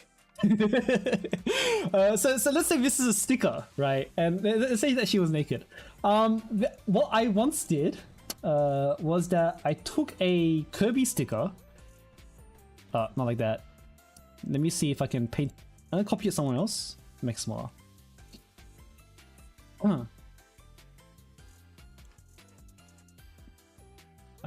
Give me 1 second, guys. Okay. So, will this work? Okay. So let's pretend this is like transparent as well. I put a Kirby sticker in such a way that the moon here barely covered the. So obviously pretend there's no blue background, and the moon here covered the nipples, just like that. Just the nipples. And I put that at the back of someone's skateboard. so it was positioned in such a way that the tips of the moon would only cover the nipples, and then the rest of the anime girl was like completely naked. So if you had that kind of aesthetic, maybe you could dress up your entire room like that. Maybe. But still, I don't see how you could reasonably make a naked anime girl war scroll look good in your room. Like how do you do that? I don't know, man. Because I already have regular anime war scrolls in my room, and like it's kind of, I don't know, they kind of work in some ways. I have to kind of not really. You know what? I don't really put much thought into it. I just put it up on the wall. But like an anime girl war scroll, like a naked anime girl war scroll, because like especially because of like the skin color, right? Like I don't know if you could put that on the wall and make it look nice. Because I feel like clothes make things look nicer. Call it black and white and call it art. Oh, you know what? The black and white could actually make it look good. Now that is unironically a good idea, because the black and white makes it look good. Because the thing with naked anime girls is that it's just like it's just skin color, right? And the skin color kind of, it's hard to decorate around the color, the skin tone of the naked anime girl. But if you do it in just black and white, you actually avoid that entirely, and you can definitely frame something around a black and white picture. That is unironically a good idea. Especially if it's like kind of sketchy. Leave things up to imagination and especially showing. That is also part of it. But I was just speaking about the color tones side of it, like just the colors part of it. I have this speaking of frames, I do want to get a frame for one really old poster I have. Maybe I'll go shopping for that. No, probably better to buy that in Australia rather than buy it in Japan. I have this poster, the Madoka Magica Rebellion movie poster, that's signed by Kyoko's voice actor, and it's like raw, like it's just hanging on my wall without any protection on it. So it's been doing that for years. I've had this poster for over, I think it's been over 10 years now. I think that movie was like 2015, so 9 years. I got it signed in 2016 or something. Yeah, I need to add some protection to that poster. 90% value? Nah, man. It's extra value because it has a story behind it. A story of some dumb kid who neglected the poster. Well, it's got my name on it. I'm never gonna sell it because firstly it has my name on it. The Kyoko's voice actor like asked me for my name. I didn't know like what that meant, so I was like, oh yeah, my name is this, and then she put my name on it. so yeah. The plan was to eventually get the opportunity for all of the voice actors to sign the poster, but obviously that hasn't happened. I don't know if there would ever be an opportunity to get any of these signed. Like, freaking, there ain't no way, Madoka's voice actor is gonna ever be available to, like, she's an S tier voice actor, right? Especially now. Like, back then maybe, but especially now, there ain't no way you're gonna get, what's the name again? It was I something. I forgot her full name. There ain't no way you're gonna get I to sign the whole. Was it I? Hold up, I need to check. Aoi Yuki. Yeah, it was Aoi Yuki. I was Kyoko's voice actor. I cannot. There ain't no way we're gonna get Aoi Yuki did Madoka.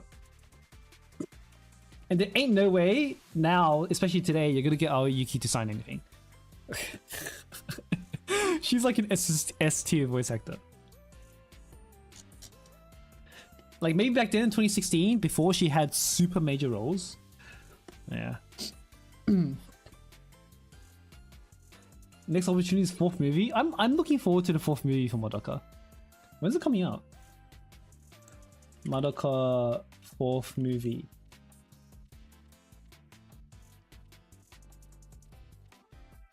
Winter 2024, but was delayed to winter 2024. Wait, isn't that soon?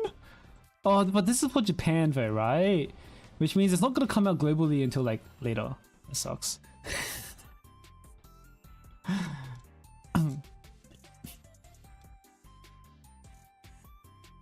IMDb 2025 Japan unknown. Okay, March. Ah, it's so lame. I think by then there's so much things to. Oh, at least there's a lot of things to look forward to in the near future as well. I think in when do we have it? Oh, in 3 days we have Girls Frontline. That's gonna occupy me for probably at least a month. I'm looking forward to Girls Frontline. Hopefully it doesn't delay my videos any longer, but it probably might. I'm never gonna get this done. But Girls Frontline I'm looking forward to. Azure Prometheus is coming out soon, right? Oh wait, but we haven't even had a beta for Azure Prometheus. Did I end up working on my videos? I added an extra sentence to it. I added 1 sentence to it, and it hasn't. I haven't made much progress otherwise. The pre-registration was 8 months ago. Do they still say? But we haven't had a beta yet. Wait a second. Isn't that really soon? I'm looking forward to that. That sounds really fun. I also want to try Netherness to Everness. Outsourcing the video creation? Maybe. That stuff is expensive though, yo. 3rd quarter of 2025? Okay, that's a very long time.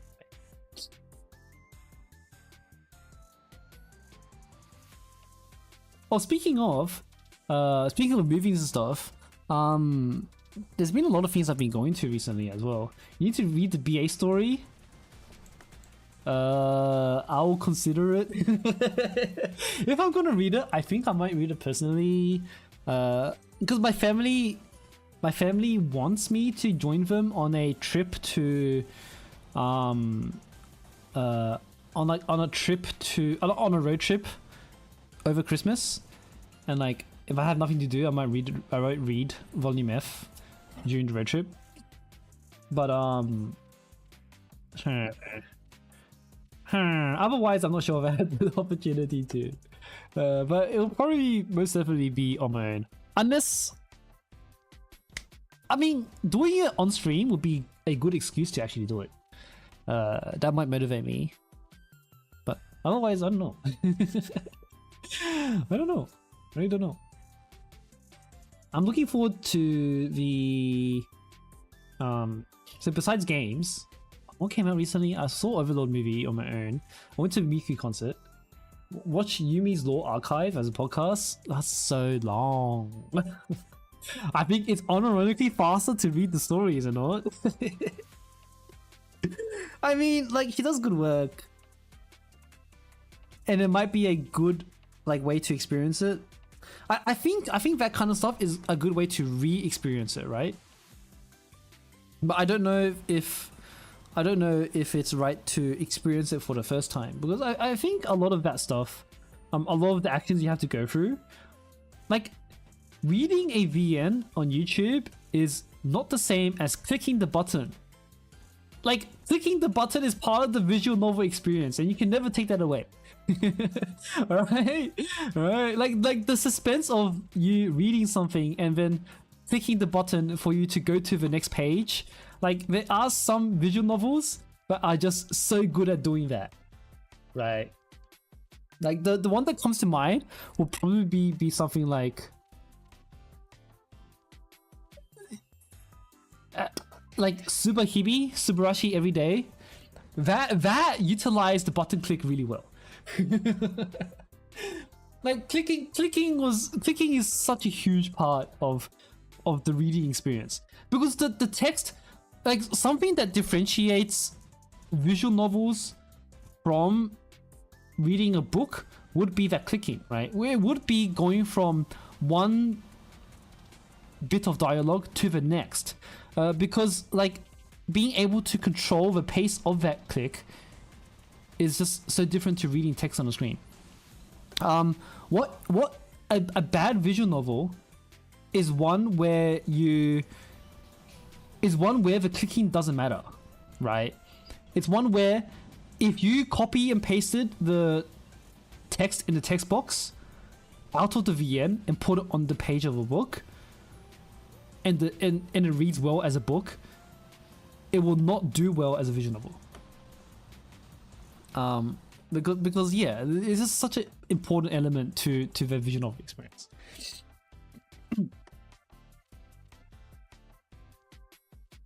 So yeah, you can't write a light novel or a proper novel like the way you would a visual novel. It's a very big difference. And Blue Archive does that pretty well. You know, Blue Archive is written by visual novel experts, or at least people who know the medium of the visual novel. You know, they're not just some like random light novelists who decided to make a visual novel. iPad kid. How young are you? Oh no. Kids that grow up on iPads scare me. I'm like, it's like, cause you know, I'm part of, or maybe we're part of, I don't know how old all of us are here in chat. I think my viewers tend to skew older. I mean, looking at my statistics, like 50% of you are like 24 to 30. The other 50% of you are 18 to 24. And then you've got like 1% of people who is like 40 or older or something. You're an iPad kid? Get lost, dude. You're definitely not one. Definitely 21 or less. I feel 21 or less.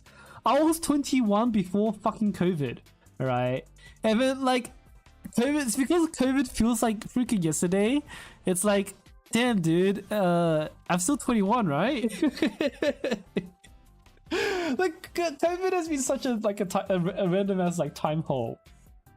I don't know what happened. I don't know what happened, dude.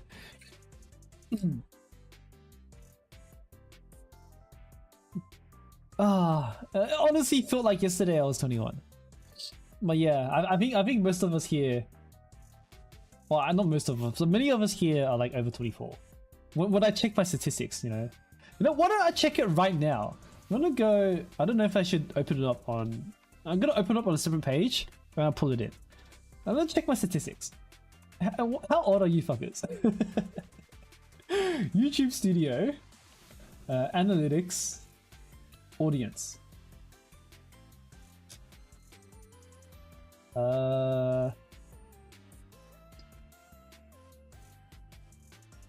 Alright, here we go.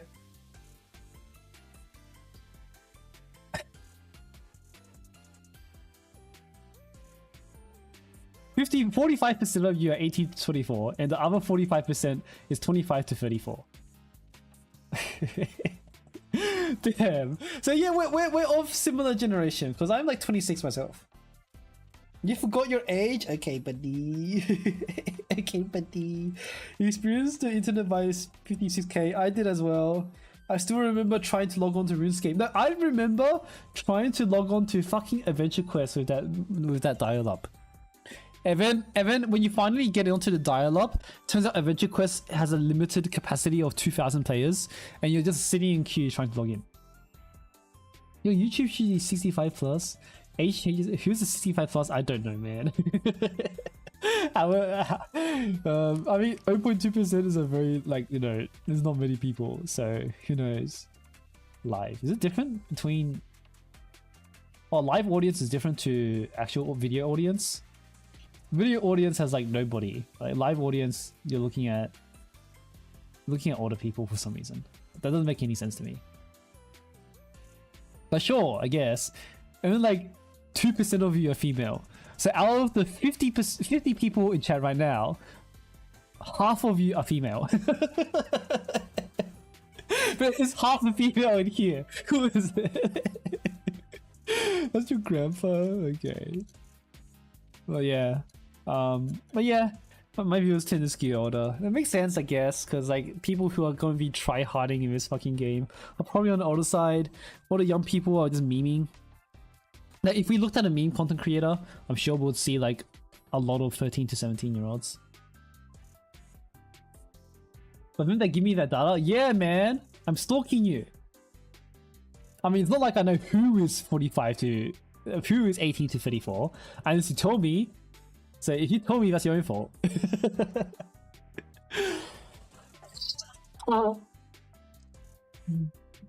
Some of the meme creators are really funny though. Yeah, you just have to understand, like, yeah. And you know what? Fair enough, actually. I guess that will contribute to the under 18 demographic though. I hope I'm wearing my pads. I don't have them yet, but I do want to invest in them. Anyway, I think I had one more thing to say, but I completely forgot. So maybe I won't say it. Because, you know, it's not like I can remember what to say anyway. Femboy arc is so close. I mean, I've already cosplayed as Uzuna and Serena. It's not gonna get anything even that. The issue is I need to get good at makeup. Like makeup is something I need to practice. Seiya or Rio? Okay, no cap. Okay, so if it's one of the two, Seiya is more likely than Rio. Because Rio feels like a permanent character that shows up during a story update, right? Or during an event. Seiya probably... Seiya, I think, is going to be at least limited, if not the first. But chances are, neither of them will be first. That's my bet. I'll bet money that neither will be first. Need a girlfriend to teach me makeup, you know? Oh, because the makeup tutorials online are complete dog shit. Like they talk to you as if you know exactly what they're talking about, and like it's like you look up some makeup tutorial for beginners, and they're like, yeah, just do this thing and that thing. And it's like, hello, can you explain to me what the fuck you're doing? Like, hello, excuse me, what do you mean do this thing and that thing? I don't even know what this thing and that thing is. Like what? And like, can you explain to me like the product you're using and what it does? Like, excuse me, how is this a beginner tutorial? Jesus. Holy shit. Like a beginner tutorial starts you off with explaining to you what the fuck the products are, right? And what the fuck that you're using and what you need to look for. They don't even do that. They just assume that you have all of it. And you're like, what? Hello? How do you expect it to even get started? I mean, I kind of know the basics now. It's just that, like, definitely when I was trying to look for this stuff, it was so difficult for no reason, dude. And then when I finally found the right videos, in the comments, because it was like a video for guys who knew nothing about makeup, but in the comments was woman thanking the guy for giving them a basic tutorial because the woman was saying they couldn't find basic tutorials. So like, you know the makeup, like video content sector is fucked when women can't find tutorials for women. Like, it is so screwed. So yeah, I'm probably better off learning from like real friends. Did I ask any female friend for help? They love putting makeup on guys. Yeah, some of them do. And I know a few that did. And I probably have a few that I could turn to for help. I don't know, it just requires some commitment.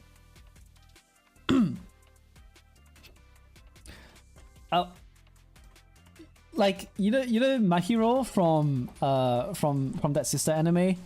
I want to be Mahiro. I want to be Mahiro. Like a lot of people, are we Mahiro self-inserts or are we Mahiro enjoyers in chat? I'm not a Mahiro enjoyer. I am a Mahiro self-insert. I want to be pampered by girls, you know. I want girls to dress me up and put makeup on me. Oh my god. Nah, man. It's more fun that way. But like everybody, a lot of people I talk to are Mahiro enjoyers. I'm like, oh, okay, I guess. Like, I don't enjoy Mahiro. I just see myself in Mahiro.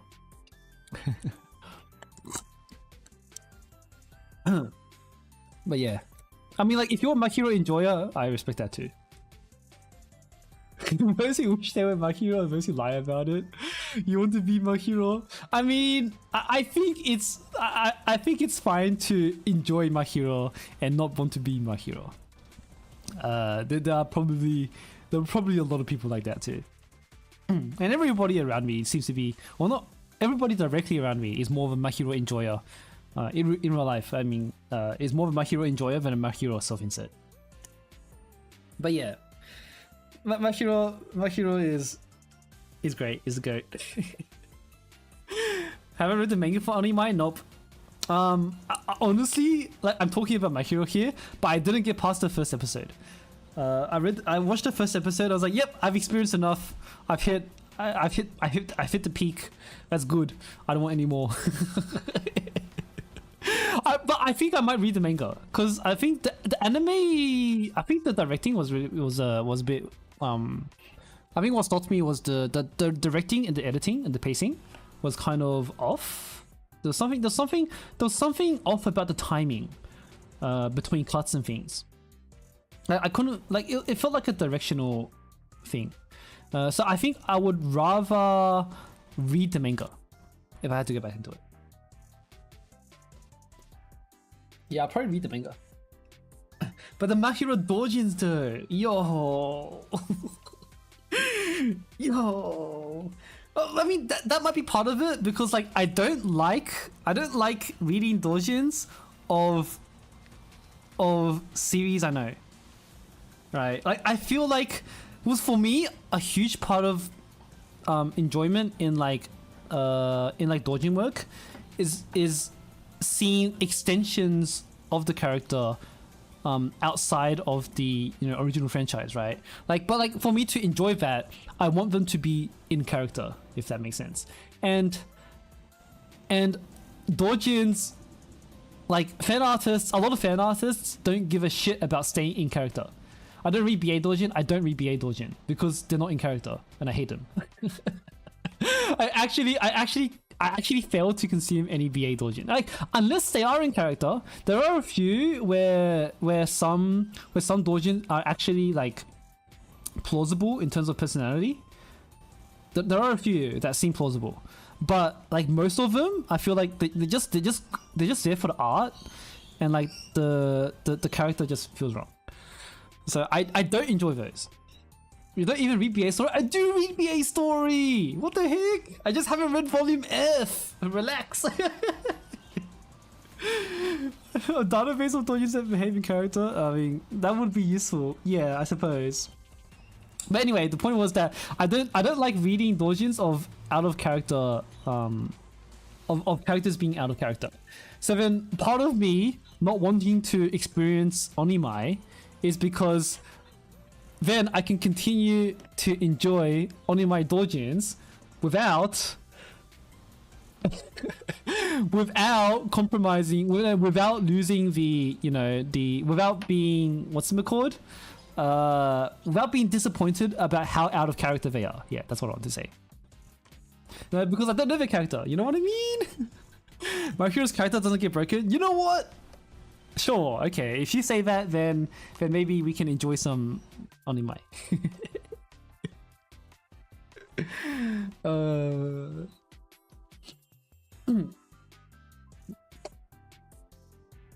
I mean, dojis in general are pretty hard to get right. What the hell is this? I think it's impressive. Some characters are so thin, you gotta fill in the gaps a bit. You know what? Fair enough, yeah. As long as they're plausible, like, at least the thin characters, like, I don't mind when they do that, because they are filling the gaps of a non-existent character, then like anything could be arguably plausible, right? Some characters have a very strong presence and they just completely rewrite them. Some dojins are just kind of like weird. Do we like when Kayako is like a cat kidnapper? I find those to be a little bit like excessive. I think I do. I appreciate the. I think I understand where the thought is coming from, and I do see the remote plausibility of it. But yeah, it's a bit. I think it's funny like the first few times, but like when you take Kayako as a cat kidnapper as truth, that becomes a bit like it's way too far. Momoi? Okay. Honestly, racist Momoi doesn't seem that out of character. Racist Momoi isn't that weird. Especially because, like, especially considering the context of.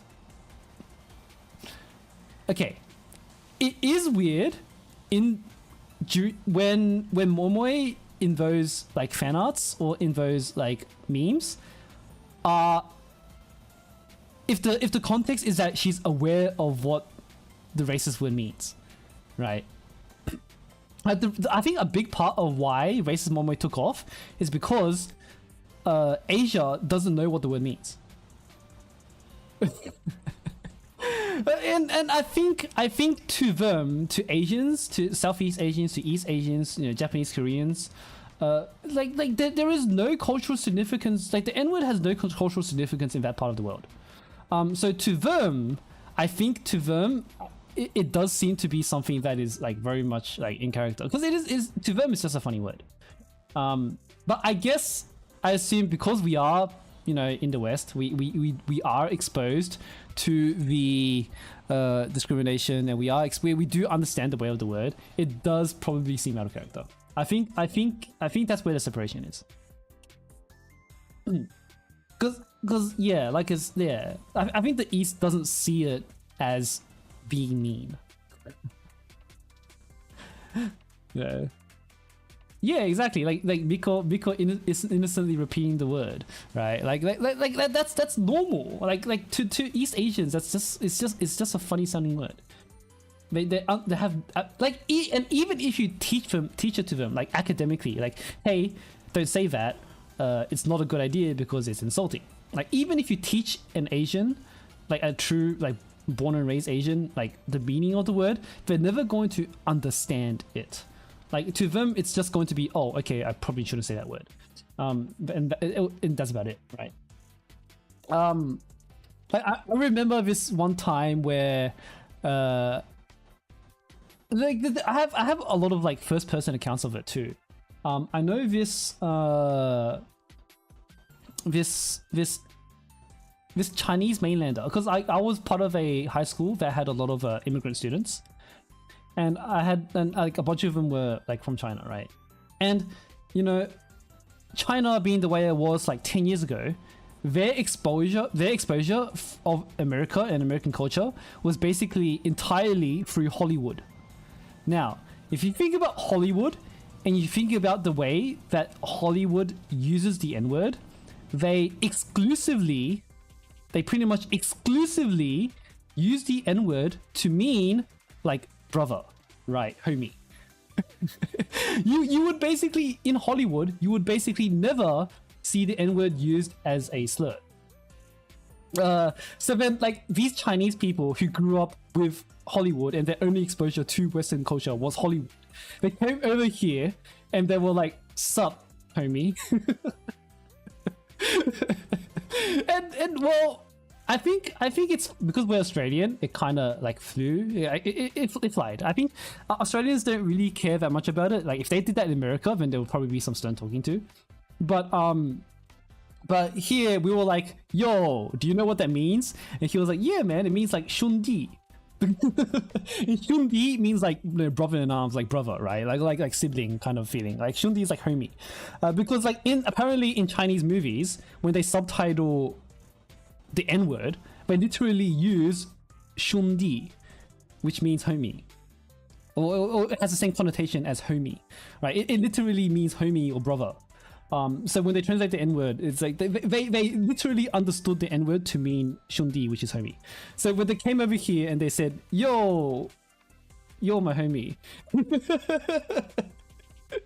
and then, so obviously, like, as Australians, we weren't bothered, but we did have to go, "All right, I understand that you meant no ill intent behind that, but I think it is worth educating you on what it actually means."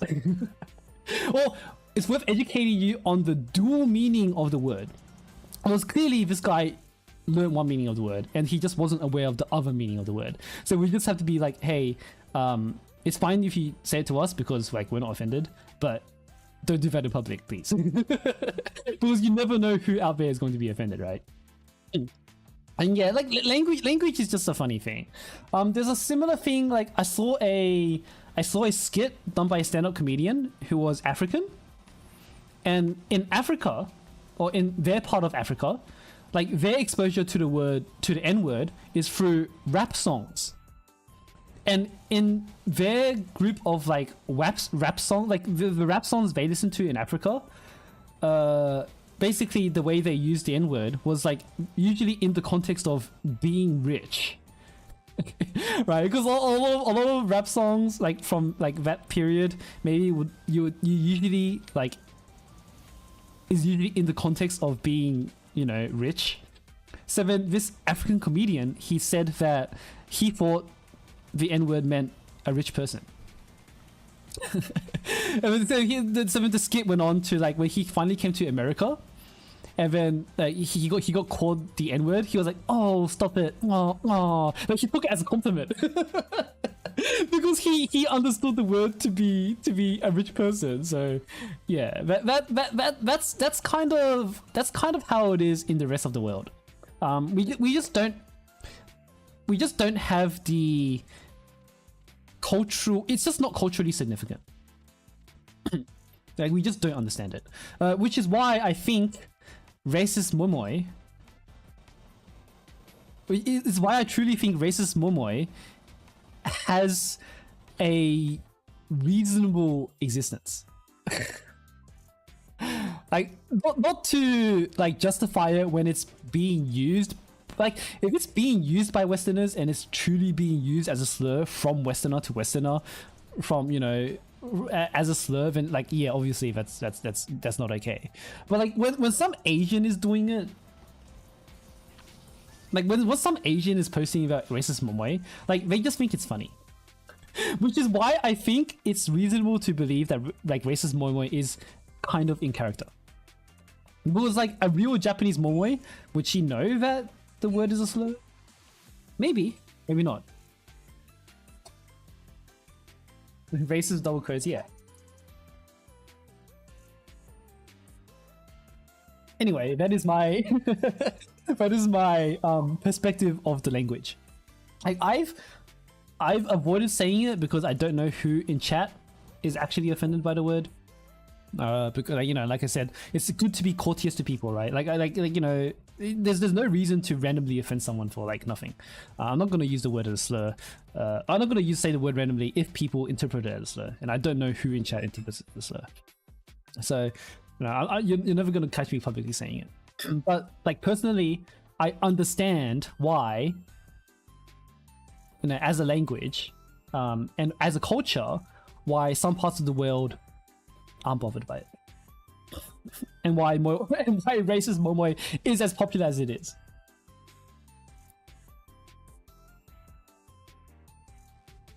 Because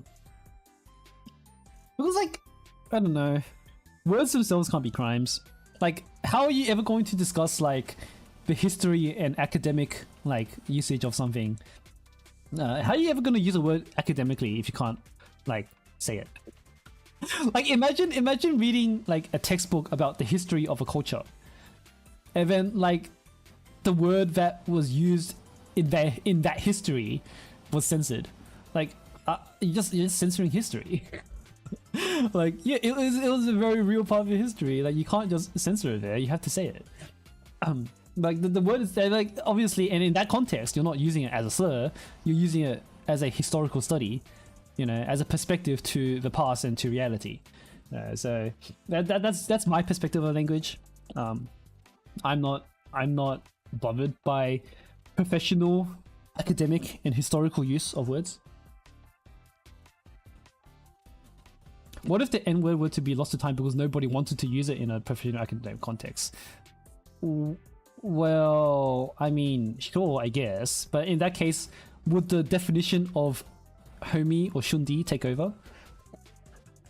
Right? Like, that is already the common understanding of the word in... Wait, aren't there more Chinese people than white people in the world? Isn't like 1/5 of the world Chinese? So couldn't you say, by global standards,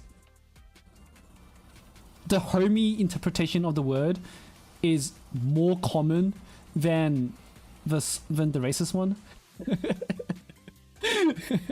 I mean, I'm probably gonna get cancelled for that one, but like that's you could spin it that way.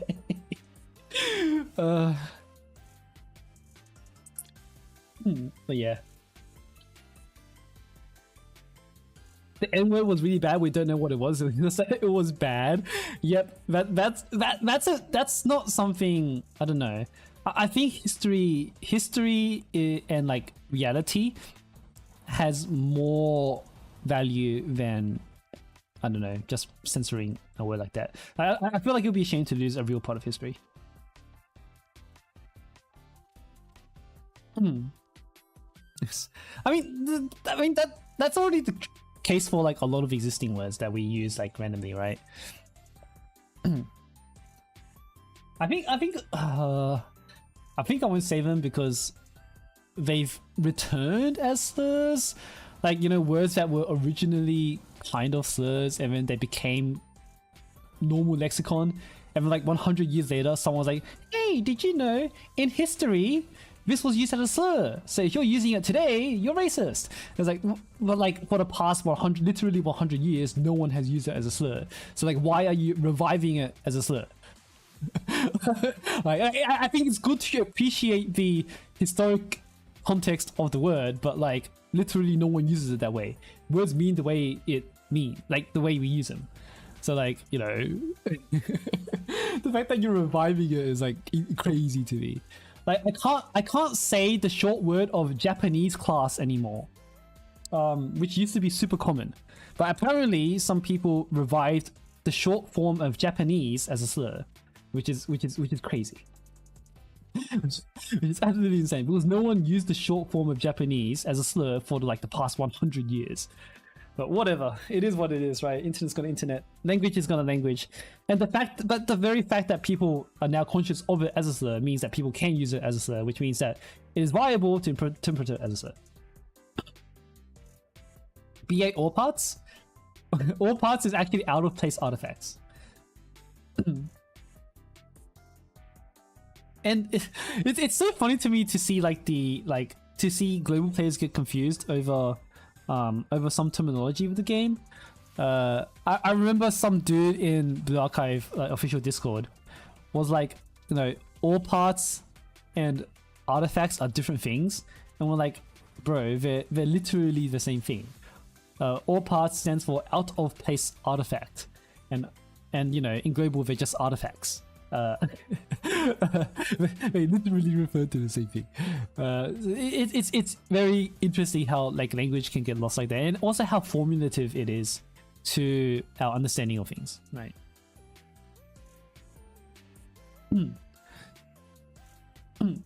Because like, I don't know, like maybe you'll see all part as like a word instead of an acronym, which it is what it is, right? I think is NASA a word? Is NASA an acronym? But like we understand it as a word, so this is how language is. You think they're cool choices for what could be bland common materials? Yeah, you're not gonna call them materials.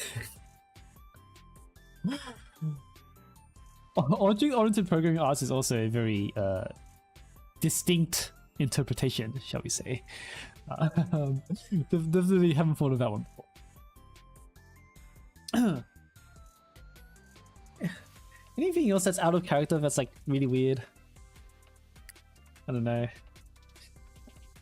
I think a lot of doujins actually do a decent job of staying in character, but I don't know. Most of them are kind of I don't know. Okay, my number one most disliked is the Menhara Mika. Like, I understand Mika has some issues like in the story. I understand Mika is like clearly not that well, but like the fan art goes way too hard on it. Like, it makes her a very, very, very just straight up unpleasant character. Yeah, there's a fetish for mentally ill girls, especially in fantasy. But I cannot at all consume any fan art Mika content because they take that way too far. Like, it's actually just straight up unpleasant. Because Mika in the story isn't even that bad. Like, yeah, she has a little bit of, you know, clingy issues, but they go so far. They take a little inch and they go so far with it. You don't need to make her mentally disabled. Just make her, you know, a little bit like weird. Isn't Mika chemically genocidal? Yeah, but she's not mentally insane. She's not so clingy to the fact that like she's like completely unbearable and unfunctional as a human, you know? Like Menhera is like, I can't. Actually, pretty racist. Yeah, but like that's being racist is not being mentally ill. I'm talking about the legitimately mentally ill Mikas that you see everywhere in fan art. Like the like not even like the clingy type. Like this is beyond clingy. Like you can have a hatred for something without being ill. Like you can be irrationally like, you know, have irrational biases against a group of people and still be like okay. You just have an irrational bias, you know? You don't have to be that and be someone that would that is completely dysfunctional as a human being. Mika fan art, I cannot. Mika in game is actually kind of decent, but Mika fan art, no way. I cannot. It ruins her doujins as well. Like she's got, it's a shame because her art and her what's it called? Her design is really nice. Like I don't mind like art, like just like still art, but doujins, no way. They just get her character so wrong. I cannot. I absolutely cannot. Yeah. Most other characters are kind of okay. Like Kidnapper Kayako, I think we went over. It's like, yeah, like sure. Mutsuki, I guess Mutsuki is a bit of a flat character in the first place. So Oh no, Mutsuki has a good deal of depth in it, but it's difficult to capture that depth in a fucking hentai. So I think as far as doujins go, as far as porn goes, Mutsuki in general is kind of decently depicted, because like her character kind of shines in more, I don't want to say serious stories, but more like actual like involved stories, you know. She slept but they still get her wrong. I guess they do sometimes, yeah. Yeah. And I don't know. I think I like the band club as well. Oh, the band club actually kind of makes sense actually, because the band club, they do really well together. They have their own like very clearly intelligent interactions with each other, but they in game they do kind of, you know, are reduced to like teenage girls, incomprehensible teenage girls when they're alone with sensei. So maybe the doujins with the band club is okay. Yeah, physically, yeah, I know you meant physically. Don't worry about it. I understand the double meaning of that. Yeah, like band club in game is actually like, especially when they're with each other, it's really good. But I don't know, doujin depiction is kind of average, kind of. I do appreciate the still arts though. Like when the character isn't relevant and they're just drawing pictures of the girls, then okay, that stuff is hot. That stuff looks good. Because you know, they haven't leaked the character through yet. They haven't boldly depicted the character.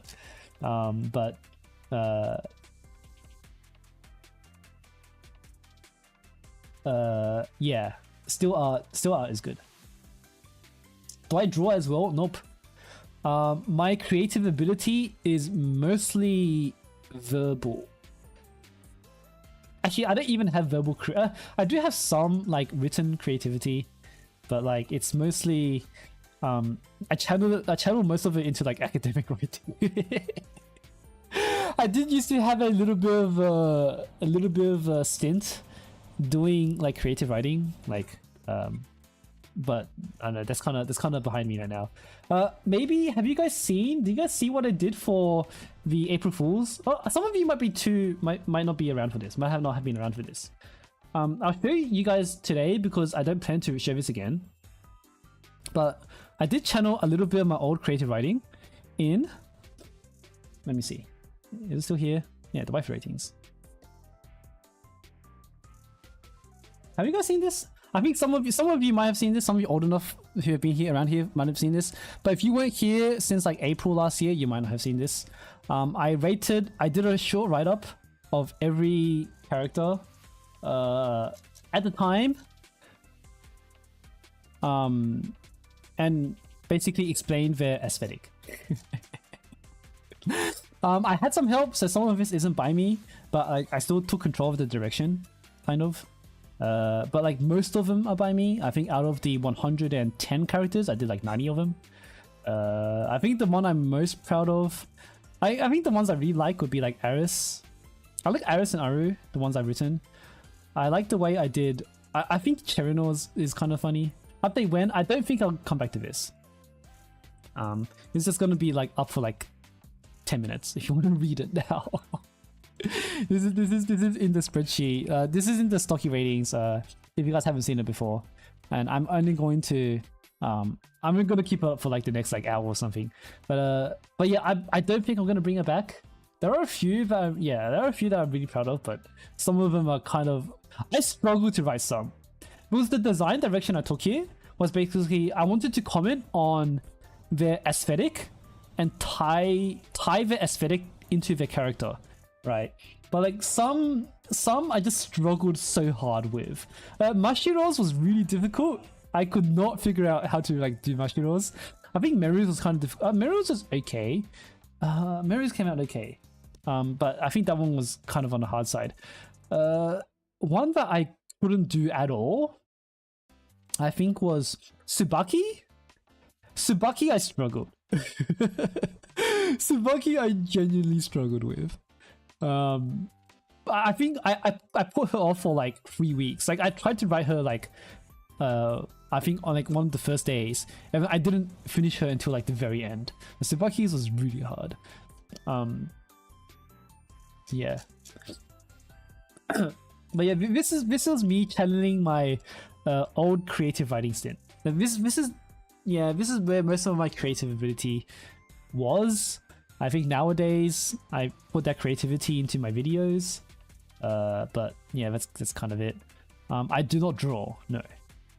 And I think I might have an eye for it. I just don't have the practice, I think. What was sweet? I think some are decently good. Like I like there was another one I liked a lot.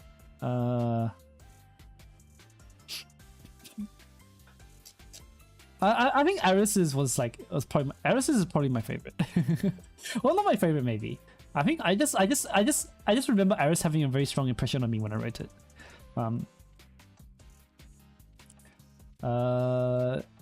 Kotori's waifu thing, this one.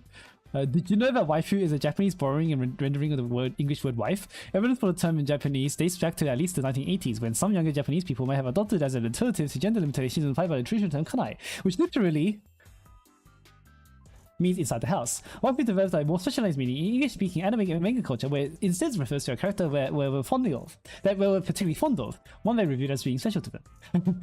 That was an edit of I think that was on Wikipedia or something like that, or like Urban. I don't think it was on Urban Dictionary. I think that's on Wikipedia.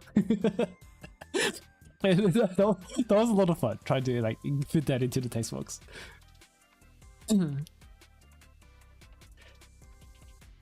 The others, let me see. I think Koharu's was kind of cute. Let me read Koharu's again. It's been a while since I read some of these because it's been a whole year actually. I haven't seen this since I actually reopened it during April Fool's last year. Koharu, where's Koharu? KH, a pink angel dressed in black. Koharu's petite size sparks joy within your heart. Cute baggy socks, tiny fragile wings, and a loosely fitted uniform. You can instantly tell Koharu is an adorable treasure to preserve. He seems extremely racy around you though, her face always visibly flushed and eyes shaking in their sockets. You're not sure if this is a sign of endearment or anger, much like you're not sure how if her clothes sliding off her shoulder is a sign of boldness or obliviousness. Yeah, okay, that one's decent actually. but this is the general direction I was going for. There's commentary on the aesthetic instead of the character, but I still try to tie in the character into the aesthetic. You enjoy the meme where Kotori starts. I think Kotori is like probably the only character where people consistently get correct. But then again, it's pretty hard to screw up that character. Just someone that talks too much, you know. Who's a closet pervert? She doesn't hide it well. Yeah, that's true as well. It's also hard to get that one wrong. I think Marina's was also very difficult for me. I think some of these are just so low quality. I mean, some are just higher quality because they're easy to write. Like the design in general, Blue Archive's character design is very clean, and it's great. It's like you can't always write a paragraph long description of them when they're just in like a uniform.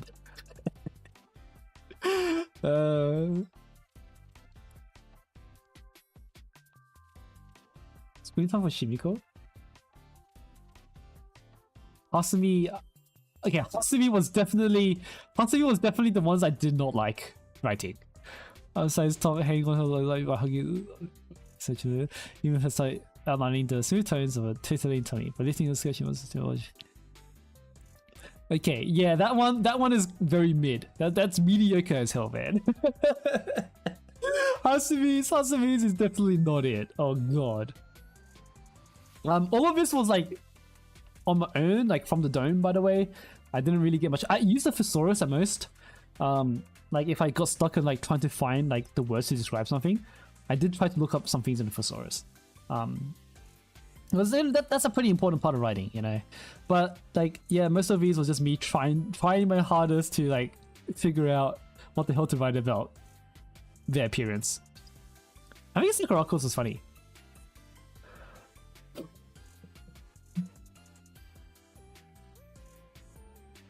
I wish you had a young woman of faith.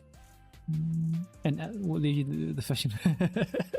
Okay, this one was kind of on the okay end as well. It's kind of average. There was one that I thought was funny. Was it Serena? No, I think it was Hanaya. Where did Hanaya go? Izuna's is cute. It's not that good, but it is kind of cute. I did like the way I kind of approached Izuna's one. I also, speaking of things that I like the approach of, I think Michiru's was a lot of fun. Michiru's and Chirino's, I think, are the most fun. Michiru was a... Yeah, Michiru was a lot of fun, and Chirino's was also a ton of fun. I liked writing about Chirino's mustache. But the other one that I wanted to see was Hanaya.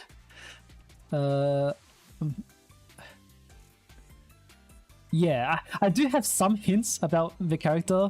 Like here, I say she's quirky, and you know, take care of her like she would of you. And if you have any idea about, you know, Hanaya's character, you know, taking care of her like she would of you would imply some things. I think I snuck a few things elsewhere as well. Where was it?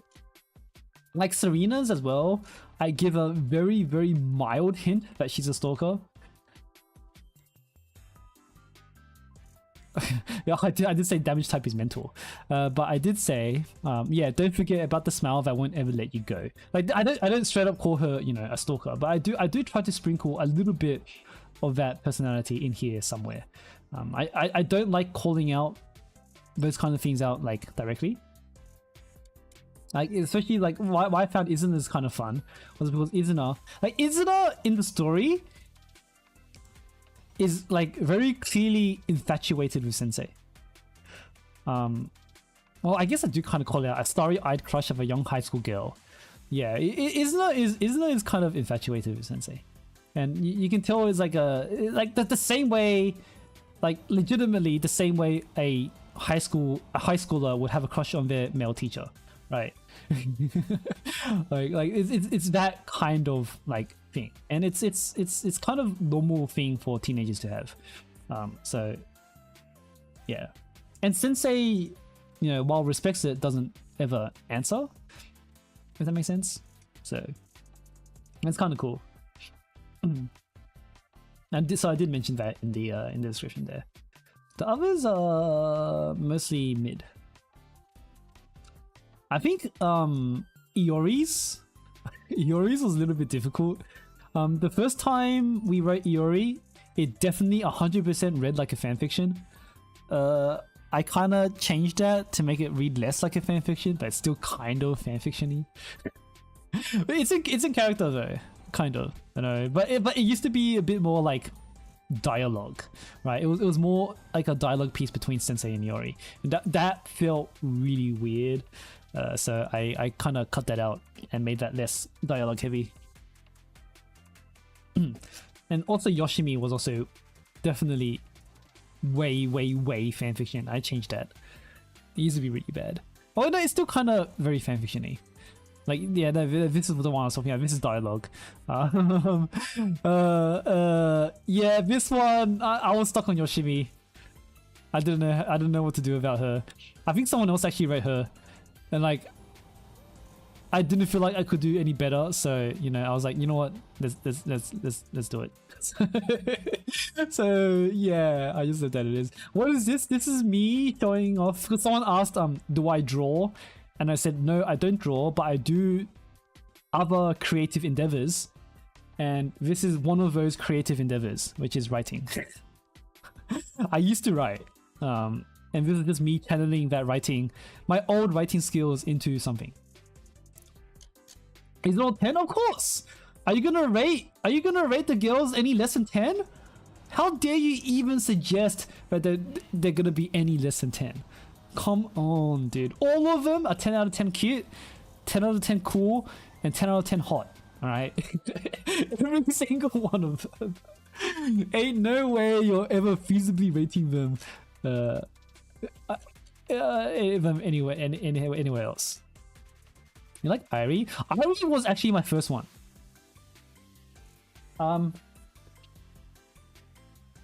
Irie was the very first entry I wrote, and I think that kind of, because I basically did this in alphabetical order, and I think that kind of like decided the direction of the rest. I think I did Irie, then I did Iris next, and then like after I did both Irie and Iris, I was like, all right, yeah, this sounds kind of fun, and I'm gonna do the rest of it. Like Irie and Iris were the first two I wrote. Everything about Arisu is either too small or too big, and this duality is what makes her a cute, girly bundle of sweetness that makes you proud. The way her railgun hangs off her back with absolutely no effort really sells to you how innocently dangerous and dangerously innocent she truly is. Her hair is longer than she is, yet it's kept it smooth. The package is all tied together by a calm dilemma, by a gaze that tells you she really, really likes you. Yeah. that was kind of fun. I mean, some of these might sound too similar to each other. I tried my best not to repeat myself. When would the Gauze Rant video be out? The Gauze Rant video will be out after the difficulty cycle video. And the difficulty cycle video will be out hopefully before the end of this year. I hope. I'm gonna really focus on doing the script maybe this week. Since there's nothing happening this week, right? So I might do the script this week. Wait, this is the end of the week. No! I'll do the script next week. And then hopefully I'll get the video out for the difficulty cycle before the end of the year. How's Aris even see? Isn't a huge gag with like Blue Sechi is that she can't see? Yeah. She probably can't see. Like if I had hair that long, I would never have hair that long. I have long hair, but I still wouldn't. Like, that sounds like so painful.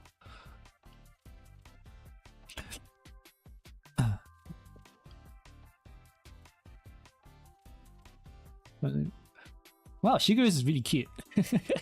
I'm rereading my own work, and some of this is a lot of fun.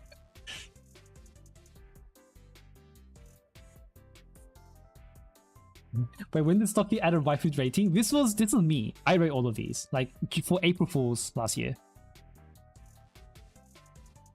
Did Kazuma submit a run? Nope. Wait, someone has a. Oh god, I didn't realize. Mitz, how long have you been here, and how long have you been waiting? Okay, so I think I'm just about done talking. So what I'm gonna do is that I will do Mitz, and then we're gonna end the stream because I think we've been talking for a while. Let's do units, and then we'll end it here. Let me close the form actually, because if I get to close the form, then someone's gonna like some poor dude is gonna submit afterwards. I'm gonna close the form. All right, Mitz, what do you have? Hopefully this video actually loads, because G Drive does have the unfortunate behavior of being weird. But yeah. Did I answer this? Kazuma submitted a run? Kazuma did not submit a run, no. You have 4 videos? Oh crap, I kind of need to pee. Alright, let me speedrun through this and then I can go pee. What's the issue? Figuring out the timings to Wakamore to One Pan Goz without Kayoko and Chuko. Isn't it mathematically impossible to do One Pan without Kayoko? Because I know some people were saying that you need Kayoko, but do you need Kayoko? Or is it actually possible to One Pan without Kayoko?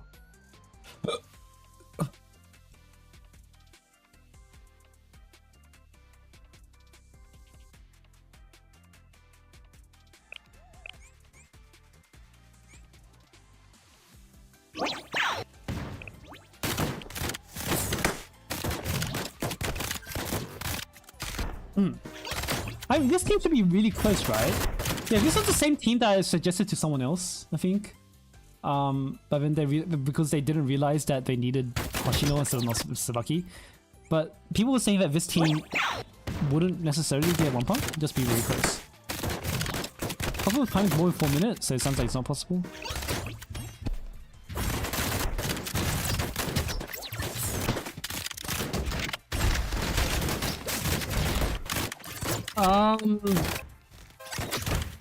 Are you meant to be using Himari there?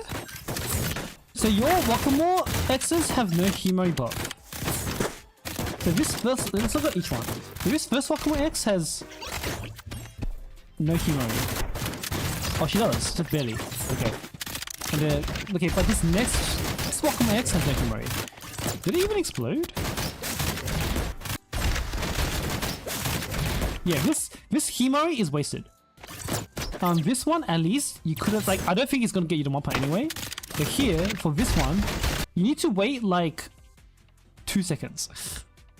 At least wait until you have free cost, so then you can walk. Is it 3 or 3.5? It's like 3.5, so that you can Wakamore and then Himari after. Because here, your Wakamore. So the attack, Wakamore's attack is counted from the moment you, from the moment the 5th bullet hits. And the moment the 5th bullet hits, you're on 3x buff. So this bomb is not buffed. And then you use Himari after and it's wasted. Like literally nothing happens. And then you use your next Wakamore X without Himari. Wait, you had Hoshino? I guess it's fine. You can use it now. Yeah, here, yeah, you need to be using Himari. Because you're not using Himari at all. So yeah, like it's still not gonna get you the 1 pound, but it should help you. Oh, wait, aren't you on pace for one? I feel like you're on pace for it. Wait, isn't he on pace for a 1 pound? It's like halfway through 2 minutes. I feel like if he fixes the Himari thing, he might actually have one. Yikes, okay. That's very unlucky, but it shouldn't matter. Okay. How close does he get? I feel like he'd be really close, wouldn't he? He might actually have this if he actually uses Himari X properly. Yeah, he's never using Himari X on any of these X's. Yeah, that should be possible there. Because like only like 2 Wakamore X's out of all of those had Himari buff on it. So all you need to do, I'm not gonna comb through it carefully, but what you need to do is exactly what you did for the first X. When the 5th bullet, this one here, when the 5th bullet lands, before the 5th bullet lands, you need Himari buff. Because the accumulation cap is determined by Wakamore's attack at the time he applies the bomb, not when it explodes. So Himari buff can run out when the bomb explodes, that doesn't matter.